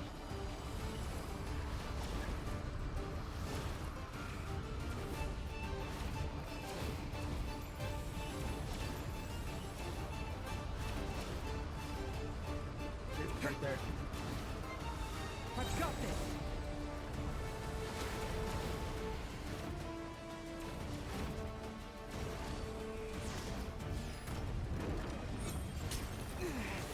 The shield's broken. I can't keep this up. Don't push your luck.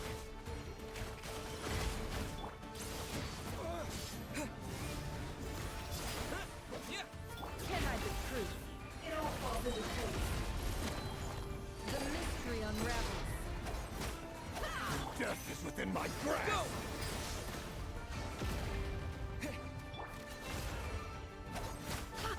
It all adds up.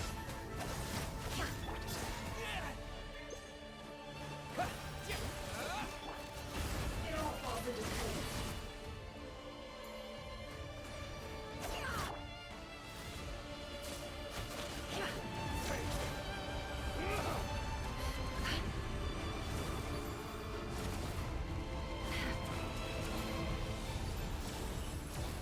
Curses. There's no other way.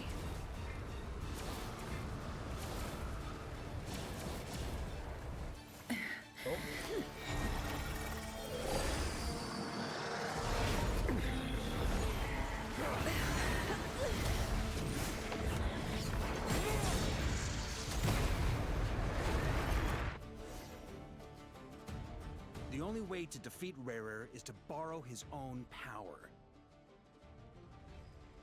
That means Columbina will have to disappear while you two bear the brunt of his attacks. You have to hold on. Find a way to keep him focused on...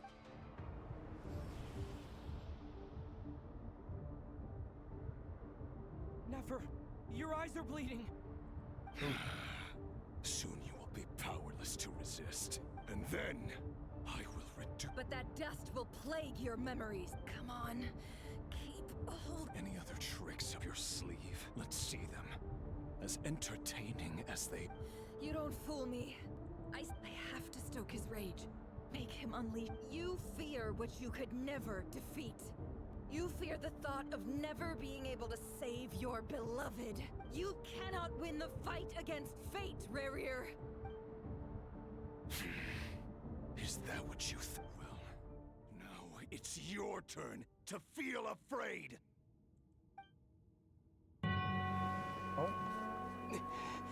You fear the sound of your own name? Is it us you hate? Or is it what you've become? Let's see what becomes of you!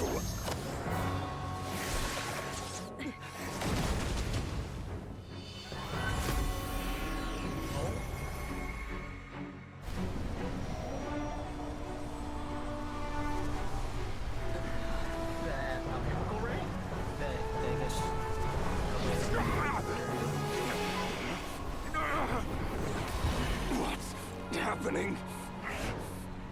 That power. I've seen it before.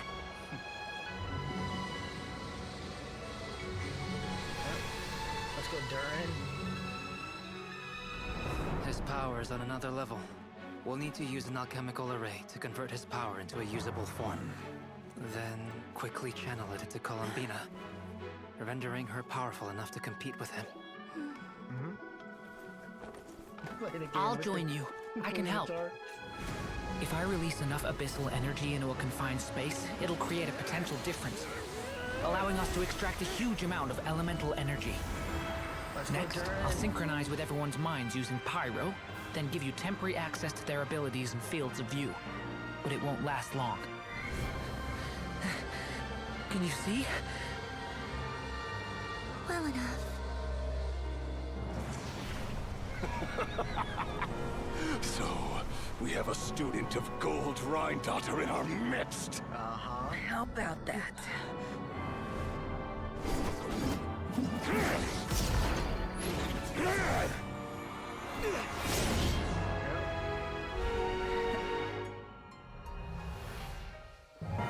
Let's go, Columbia.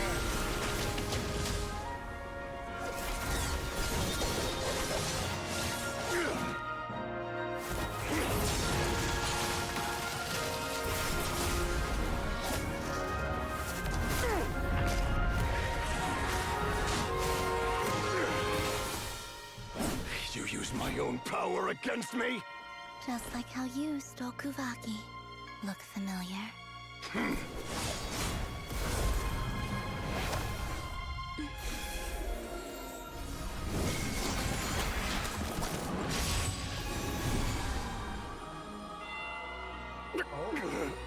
Oh, she captured him. Oh wait, is that the moon gate?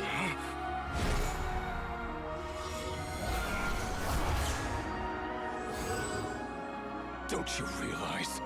You don't have the power to hold that gate open.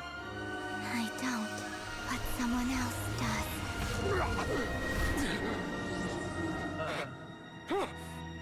Goodbye, Rerir.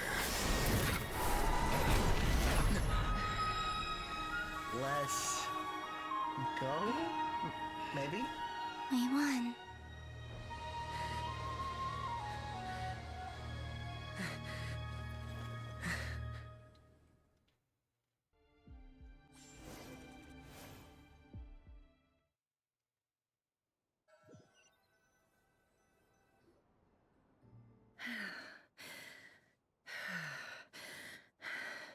Nefer, how are your eyes? They're fine. Apart from the blindness, of course. It's not too late. Let me handle it.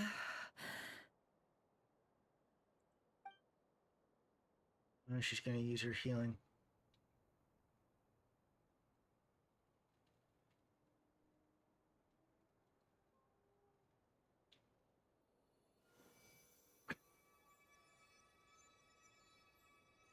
Miss Nefer, it's not like you to lose your composure. That was the most reckless thing I've ever seen you do. Reckless how? The situation was critical. Our lives were at stake. We had to do something. Even so. Okay. I guess you're right.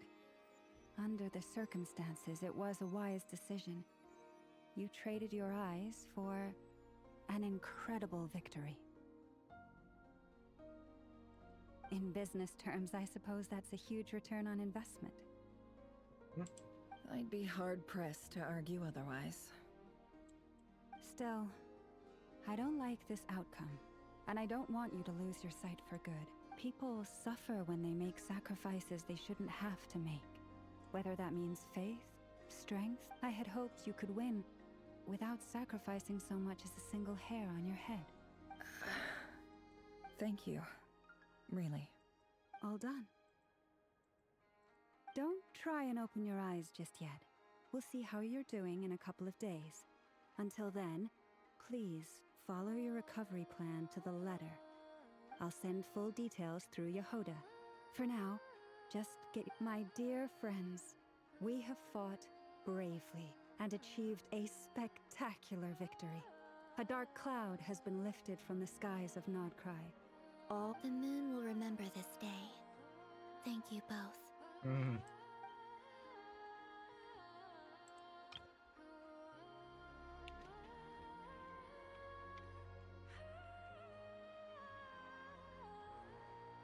Let's go.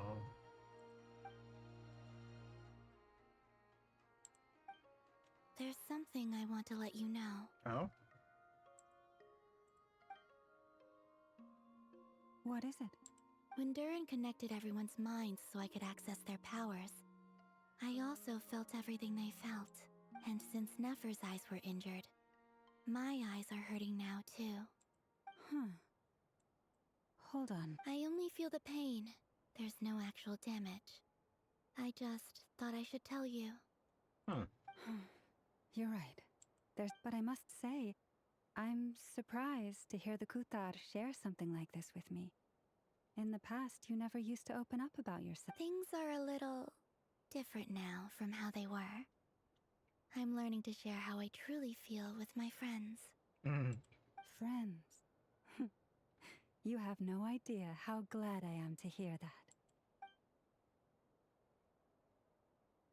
Oh.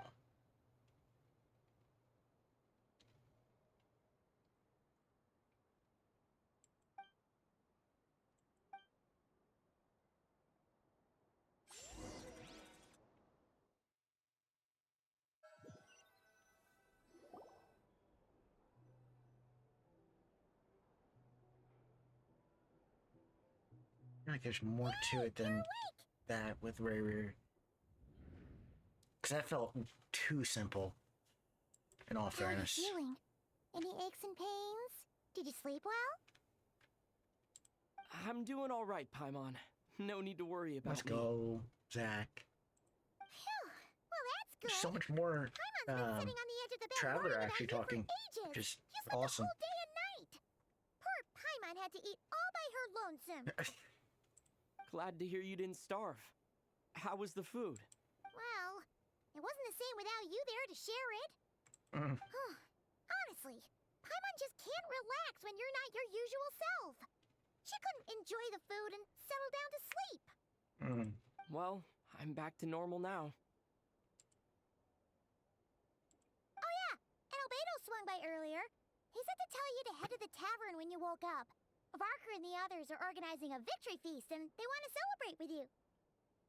He also dropped off some medical supplies, but you seem fit as a fiddle, so guess you won't be needing those. If you're feeling up to it, let's head over now. Wouldn't want to keep them waiting.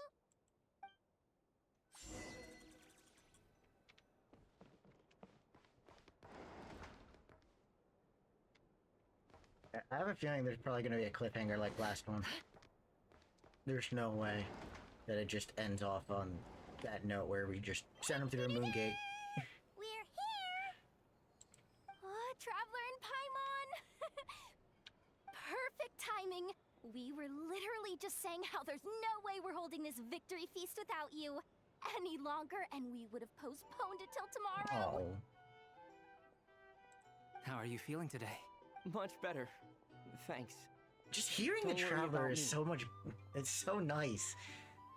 I'm so glad that they're Glad to actually hear it. having If that changes, either just actually let me know. voice act Happy to check you over at any or time. Zach actually voice act, I should say. Because it's just always. Yep. We're It here misses, for you. you miss out on Anything it you need, just when let us know. they don't voice act the character. Where's Never? Let me guess, Dory's taken over for How Nefer? are her eyes doing? Oh well. Nefer's in right that over case. there. I'm sure she'd love to catch up with you. Oh, Varka's here too. Oh, there's just a lot of people here.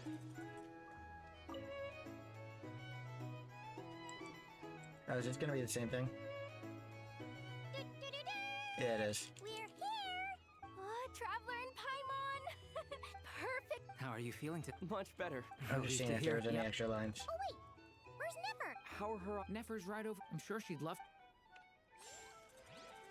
Okay, let's talk to Dory first. Hello, you. Recovered from the battle? Come on, what do you mean? Of course I'm gonna ask. I care about my friend's well-being, and we are friends, aren't we? Oh. I thought we were your valued customers. Stare. Have yourself a drink. You've more than earned it. In fact, today, your drinks are on me. Lord Sangamabe's got you covered. Wow. Fancy. Wow, really? What about Paimon? Has she earned it too? Has she?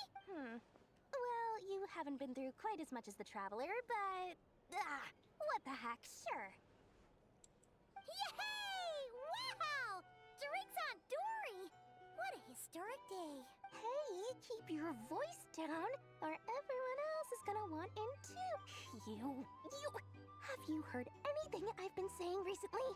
Doing business in Nodcry has been an absolute nightmare. If I'm buying for everyone, Okay. Paimon will speak more quiet. That's more like it. Don't you forget, Lord Sangama Bay doesn't just go around buying drinks.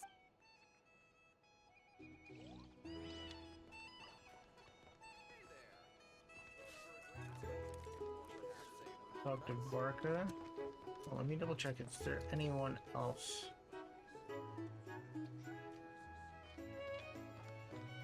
Okay, I'll talk to Barca. I thought of 1,000 ways to congratulate you, but now you're here, words are failing me. The honorary knight stuns them speechless once again. Did the stance. Well said. The honorary knight showed us all how it's done. The other knights told me that Mondstadt was the first stop on your journey. All of us are truly delighted to count you as our friend. I'd like to thank you for supporting the Knights of Favonius, and also for helping us save Nodcry. Nonsense! Of course I'm gonna mention it. This is more than just business. It's a relationship. And there can be no relationship without showing gratitude where it's due. Okay. I think it's, Oh, I almost missed it. Dainsliff. You blend in. Almost blended into the pillar. I see you've recovered. You bet. Snooze his way to a full recovery. Glad to hear it. A healthy body is paramount. Nothing else in life is possible without it. So take it slow. You can't afford an injury. Paimon too. You really saved the day when you swooped in to open that gateway. I came to accept that although Rerir was my friend in the past, here and now, he was an enemy that must be defeated. Though I will never fully understand what happened between us, I could not let this crisis deepen any further. We fought a very necessary battle, and you played your part admirably. Yeah. And if you ever need to talk, just remember, we're always here. I'll do that.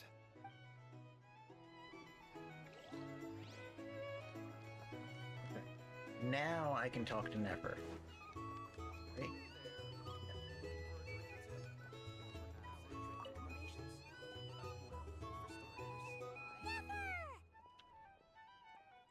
Traveler, Paimon, are you recovering well? Turns out that moon chanter has some real talent after all. My eyes were mostly recovered after just a couple days rest. I can actually open them again now. Yeah, but you gotta be careful. Lauma says not to strain your eyes while they're still healing. Yes, thank you. I'm well aware. Oh, Yehoda acting like a caretaker. Yehoda, could I borrow Lama's you here. for a moment? Oh, sure. Coming. Did you hear that? I gotta go help Lauma for a second. You guys chat among yourselves. I'll grab us some drinks on the way back. Paimon, you still like 'em sweet? Oh. You bet. Make it extra sweet, because Paimon's earned it. Sure thing.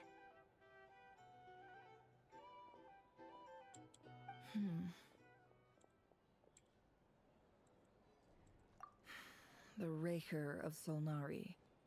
Kind of a snake, don't you think? No, definitely a snake. A poisonous one who spewed his venomous hatred everywhere. Anyone who seeks revenge out of hatred for other people has become a snake. That's something my dad used to say. Perhaps. I'm sure it sounds like a very wise and open-hearted perspective to your ears. But me?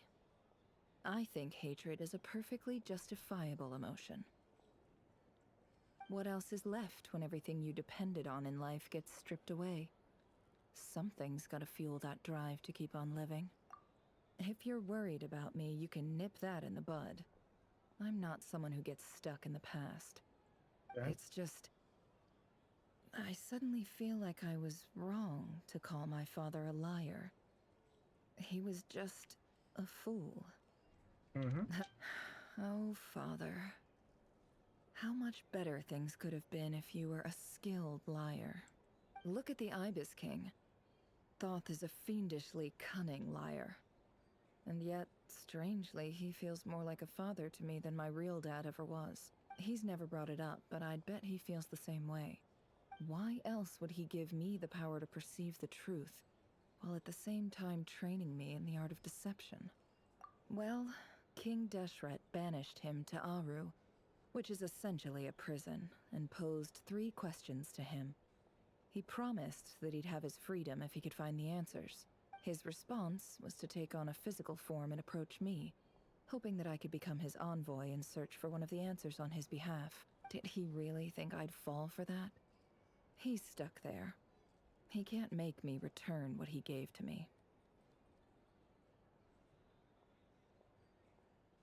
So that's enough for you to decide he's nice. He's a prisoner, and he was scared. So he decided to perform some good deeds to win people's approval. He lives in fear because he's a deceiver. How is Rerir any different?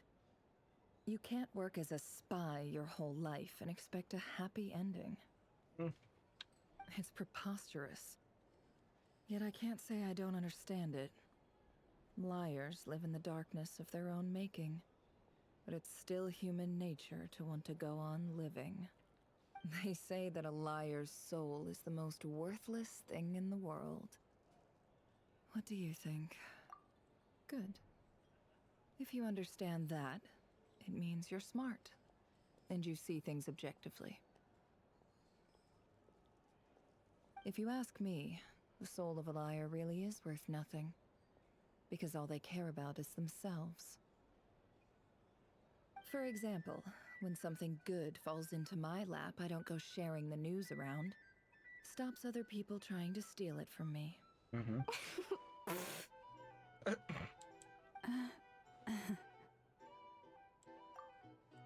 So be it. They have sharp ears. I can't keep anything from them. Oh, is that what it looks like?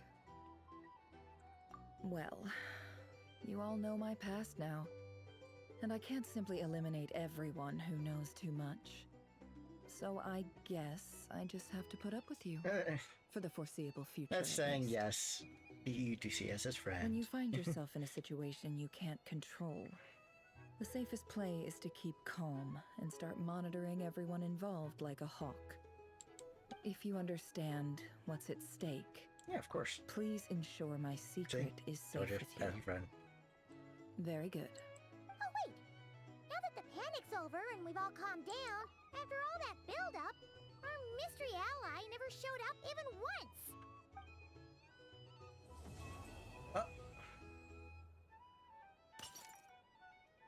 Hello? Huh? Am I imagining things?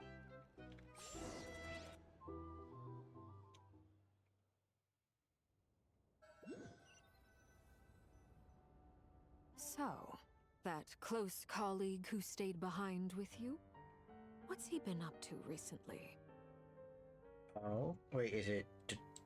Don't know, Tori? don't care. I get more normal human interaction from hanging out with Bosco 2 than him. Although, now you mention it, he hasn't bothered me in a while. I want... If he's disappeared without a trace, it's the biggest gift he ever gave to the world. But I somehow doubt that's what's going on. He won't lie low forever. So we'd better stay on guard.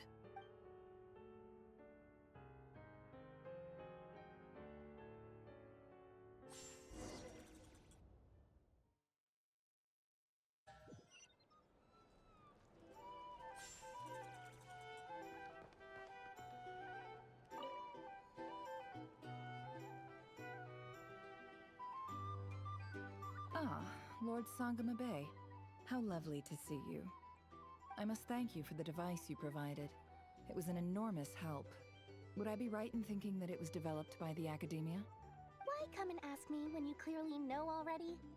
I mostly came to thank you. That's more like it. A little gratitude goes a long way with Lord Sangama Bay. Play your cards right, and you might even stand a chance of becoming my The chance to work with such a kind and charitable investor as yourself would be a great... Huh? Charitable? Who said anything about charity? First time hearing about it. Let's see. The first plot of land you purchased in Nodcry, your desert interests. Stop! What do you think you're doing? Exposing my investment history! It's nothing to hide from. They're all perfectly legitimate investments. And some of the land you purchased was with the intent of building a sanctuary? How did you... She You're knows a a lot. curious case, Lord Sangamabe. You don't like people finding out about your good deeds, do you? But I'm afraid no matter how hard you try to keep things under wraps, Yep. where there's a will, there's a way. Indeed. You did it for Sumeru, didn't you? It was empty land that was gonna go to waste otherwise. I figured if I built something there, it might at least get some use in an emergency. Disasters are capricious things. They strike without any warning. I've lost family to a disaster before, and I don't want to lose any friends or business partners if I can help it. Oh, so she really cares. My elder sister used to dream of finding a sanctuary. Somewhere with plenty of food, water, and medicine. Where everyone could live happy lives. It was something I looked into, but after discussing things with the Dendro Archon, I decided on a more effective strategy. The tech people handled the tech, and Moneybags provided the Mora. It just made the most sense. It's a pity that so few people know the truth about you. Everyone says that you view everything in terms of Mora, and all you care about is growing your own wealth. So, what's the problem with that? Everyone wants to be rich. It's human nature. So yes, I love Mora, and it's nothing to be ashamed of. But surely you have dreams of your own, beyond just making... You don't get it, do you? My dream is to invest in other people's dreams. And, you know, make a nice little slice for myself along the way. Just thinking about it makes me happy. That sweet, sweet sound of Mora. Yeah. Once again, what an effort Lily just said. Thank you. For the device? And the pendant. Oh, that. I was just returning a favor. Don't worry about it. Seems like we've both been away from home for a very long... Yeah. So long that I barely remember what my family even looked like. That would be your mother, father, and sister? Yeah, though it's been years since my sister passed away. Oh. It's not like I want to forget them, obviously, but memory can be even more ruthless than the most calculating business person. Beyond a certain point, if something isn't helping you, it just gets rid of it. My sister can't help me now. Slowly but surely, her face is fading from my mind's eye. It's become a vague impression. Not everything will fade. When loved ones pass away, the beautiful memories are the ones that last the longest. Yeah, that's true. If you ask me, that's the one silver lining in all of it. Well, that, plus, I'm sure that life is much better now than it was back then. Oh, absolutely. I have tons of Mora, a big beautiful house, business is booming, and I'm as happy as can be. You've got a lot going for you too. Boss of the Curatorium of Secrets? I'm sure there's plenty of Mora to be made in that line of work. I appreciate the vote of confidence.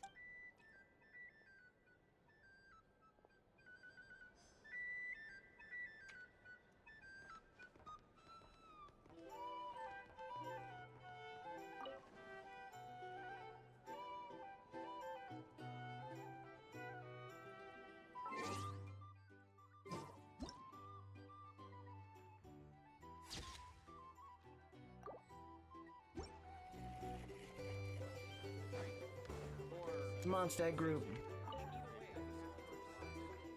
How have you been holding up? Any adverse reactions? If you start to take a turn for the worse... You don't need to worry about me, Grandmaster. I'm fine. I mean, I barely did anything, so... What? You're too humble, young man. You played an indispensable role in the battle for Nodcry. Sometimes, when people praise you, it's because you deserve it. The best thing is to accept it calmly and with grace. It's important to learn how to respond to words of admiration. Let's do a quick demonstration. Albedo, that was an incredible feat of alchemy. The pressure was on, but you worked flawlessly at lightning speed to... Thank you. I can't take all the credit, though. Durin played a big part in forming the alchemical array. See? Did you catch that? A masterclass in how to they're take a just compliment. casually just training him. Okay, yeah. I did work pretty hard to help prepare for the battle. No point denying that. Hey, you guys! Hey, look who's bounced back. Looking good, traveler. Seems like you've recovered. You won't need to take any more medication. Can I get you a drink? Huh? You know how to order at a bar now? You've sure learned a lot recently. Handling a drinks order is ridiculously simple compared to alchemy. Don't worry, I'll blend into society yet. Paimon believes it. You're clearly a fast learner. Just like to be totally honest, though, Paimon didn't quite follow all the details when you first explained the plan to us. Don't worry, that's completely understandable. Unless you're a student of alchemy, it's hard to grasp the principle and how the process works. To put it in the simplest terms, we saw how our enemy stole the power of Kuvaki. And that, when facing an enemy you have no hope of defeating, it's best not to engage them in battle. So, instead of looking for a way to overpower him, we decided to help Columbina get strong enough to at least stand up to him in a fight. For this to work, we had to analyze his modes of attack, confirm who his main target was, and make sure that he wouldn't go beyond the range of the alchemical array. For added security, we prepared a total of 4 arrays. But to mitigate the impact of the battle, we identified one location in particular as the ideal spot, which is where the confrontation took place. The alchemical array absorbed his abyssal power. Then Durin processed it to render it usable by Columbina. That power enabled her to do what would otherwise have been nigh on impossible. What surprised me was that Dainsleif actually agreed. Given his history with Rerir, he had every right to sit this one out. But we're extremely... It must have been a painful choice to make. But I'm sure that making a decision was far better for him than staying in limbo. Absolutely. He was torn between 2 paths, but in the end, he made his choice and stuck to it resolute. Anyway, however you cut it, everyone gave us...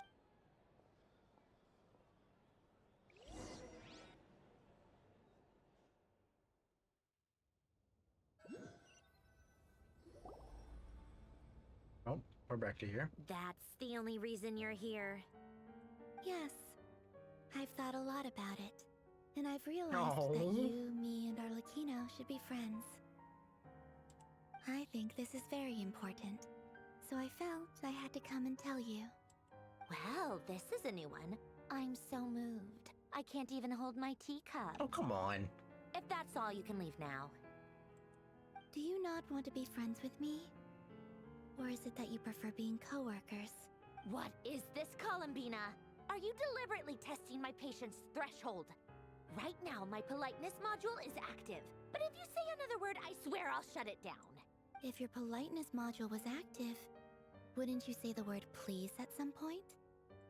Polonia, please see Will you still invite me to your next tea party?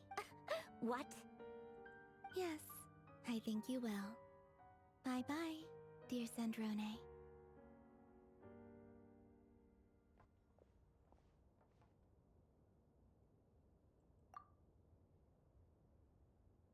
Last time, the Wild Hunt escorted you out. Would you rather I handled it myself this time? We just wanted to, see how you were doing now that it's all over. Why? Out of concern for my safety? I hope you didn't seriously think that the Rayhir of Solnari would be able to Get lay off your so high much as a horse, finger upon Andron. me, given how prepared I was. Mostly because you kind of helped us out, so we just wanted to check you were okay. Looks like all your robots are fixed, huh? Oh, don't you worry about that. tea time is already a write-off. The visitor before you managed to kill my appetite. If you're in the mood for tea, go ahead and help yourself. Otherwise, my coasters are still missing in action, though. Use this notebook instead. Whoa! Pretty hefty notebook. You can ignore those. They're just dumb scribblings. I doodle and write in my free time. Sometimes I remember the distant, dreamlike past. Sometimes I imagine the far-flung future. And other times, I grit my teeth and note down all the crazy nonsense going on in the present. Some people do the crosswords in the newspaper. This is my equivalent of that. Trying to predict the future is like daydreaming. And writing about the present just makes me furious. The past is my favorite. If nothing else, it's already set in stone, so I don't have to rack my brains trying to figure it all out. Huh. Although, having said that, the only vaguely interesting memory in my past is probably that guy they call Lord Artificer. Who else? Pretty much all the mecha and Fontaine are his personal handiwork. Wait, are you saying you know him? Like, personally? As a friend? I mean, I guess we were friendly enough. Yep. In fact, I'm probably the only normal person left who knew him at all. We used to chat occasionally back when he was still around.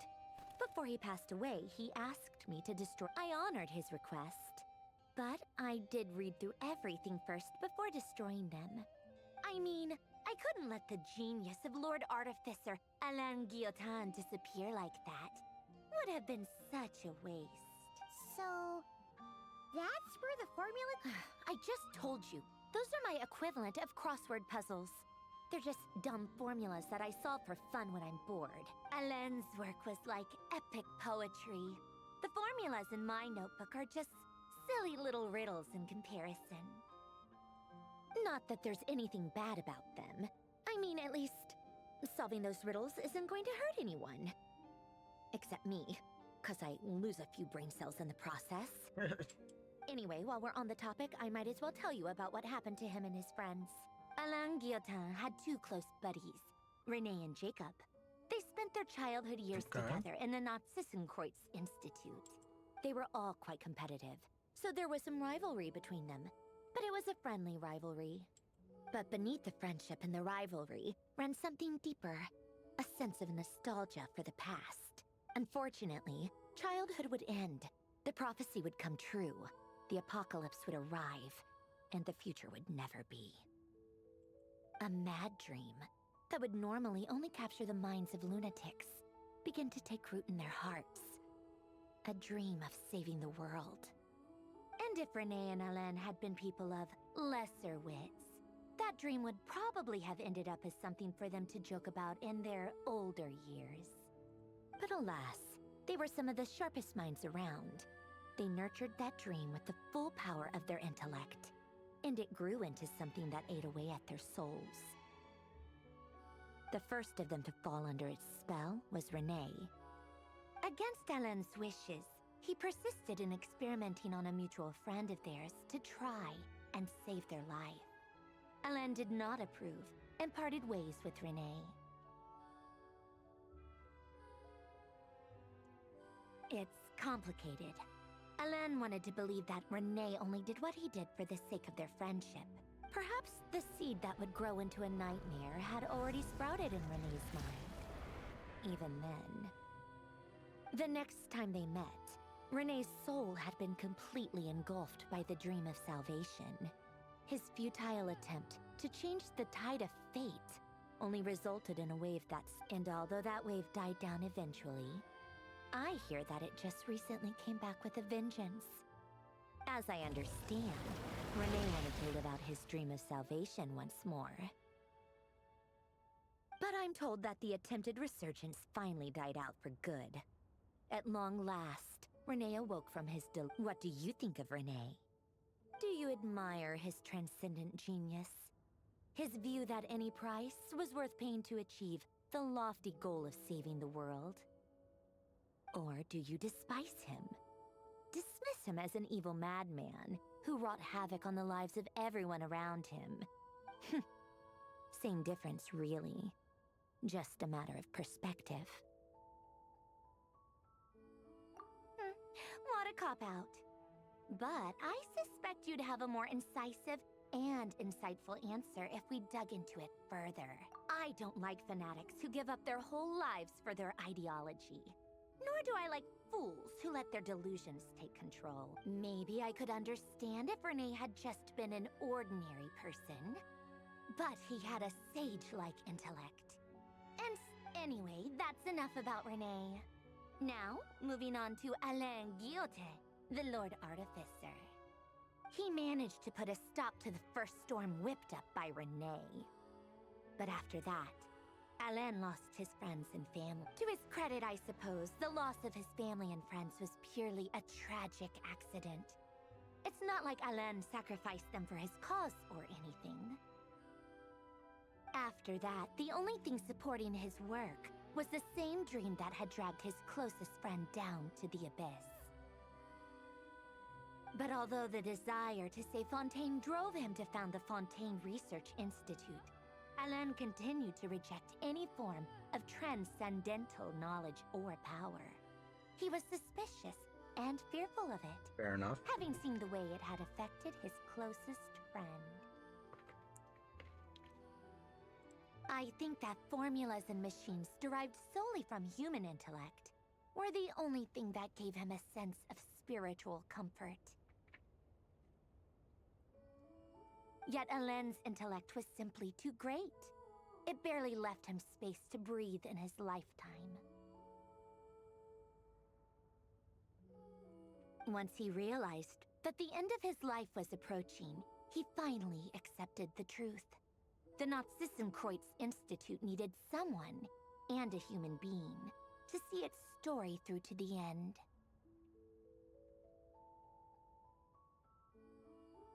He quit working on his formulas, trading them in for the fairy tales that had played such a formative role in his childhood, but which he barely touched in his adult life. He told me that the director of the Nazissenkreuz Institute used to read those fairy tales to the children as bedtime stories. Apparently, they worked wonders at sending kids off to sleep. I think that all he wanted at that time in his life was to be able to sleep deeply without being plagued by depression. By that point, nothing else really mattered. At the very end, he laid down to rest in the ruins of the former Nazissenkreuz Institute orphanage. While many years after that, tensions over competing dreams would once again cause a rift. This time between members of the Fontaine Research Institute. But the actions of those fools had nothing at all to do with Alain. And that is the story of two people from the Nazissenkreuz Institute who both wanted to save the world. One went all in on his fantasy of salvation without ever looking back, and ended up calmly sinking to the bottom of the deepest sea. The other sought desperately to burn bright in his life, even though he wasn't sure where he was going.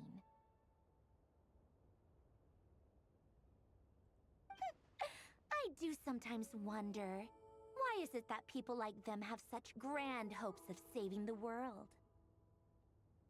Even the grandest tree starts as a tiny seed. So perhaps, for each of them, their mission to save they were young children with friends and family who mattered to them. Desires to explore, or maybe they just wanted to find something to anchor themselves within the chaos.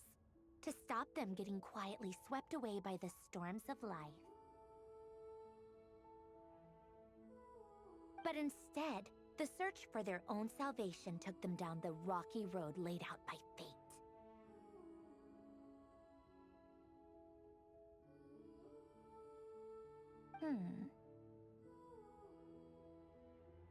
Do you think the desire to save oneself is enough of a justification to try and save the world?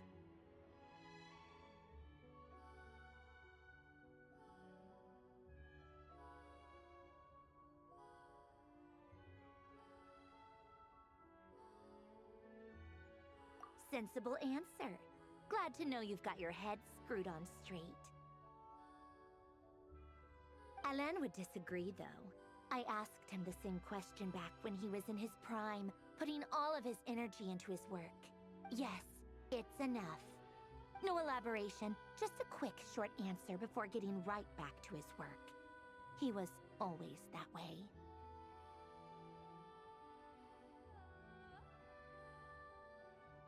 All right, tea time's over.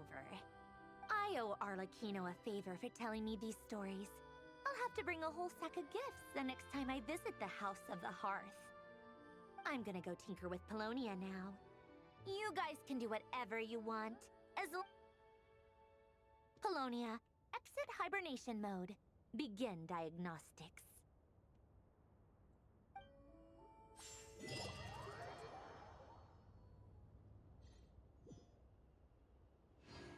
Officially the end?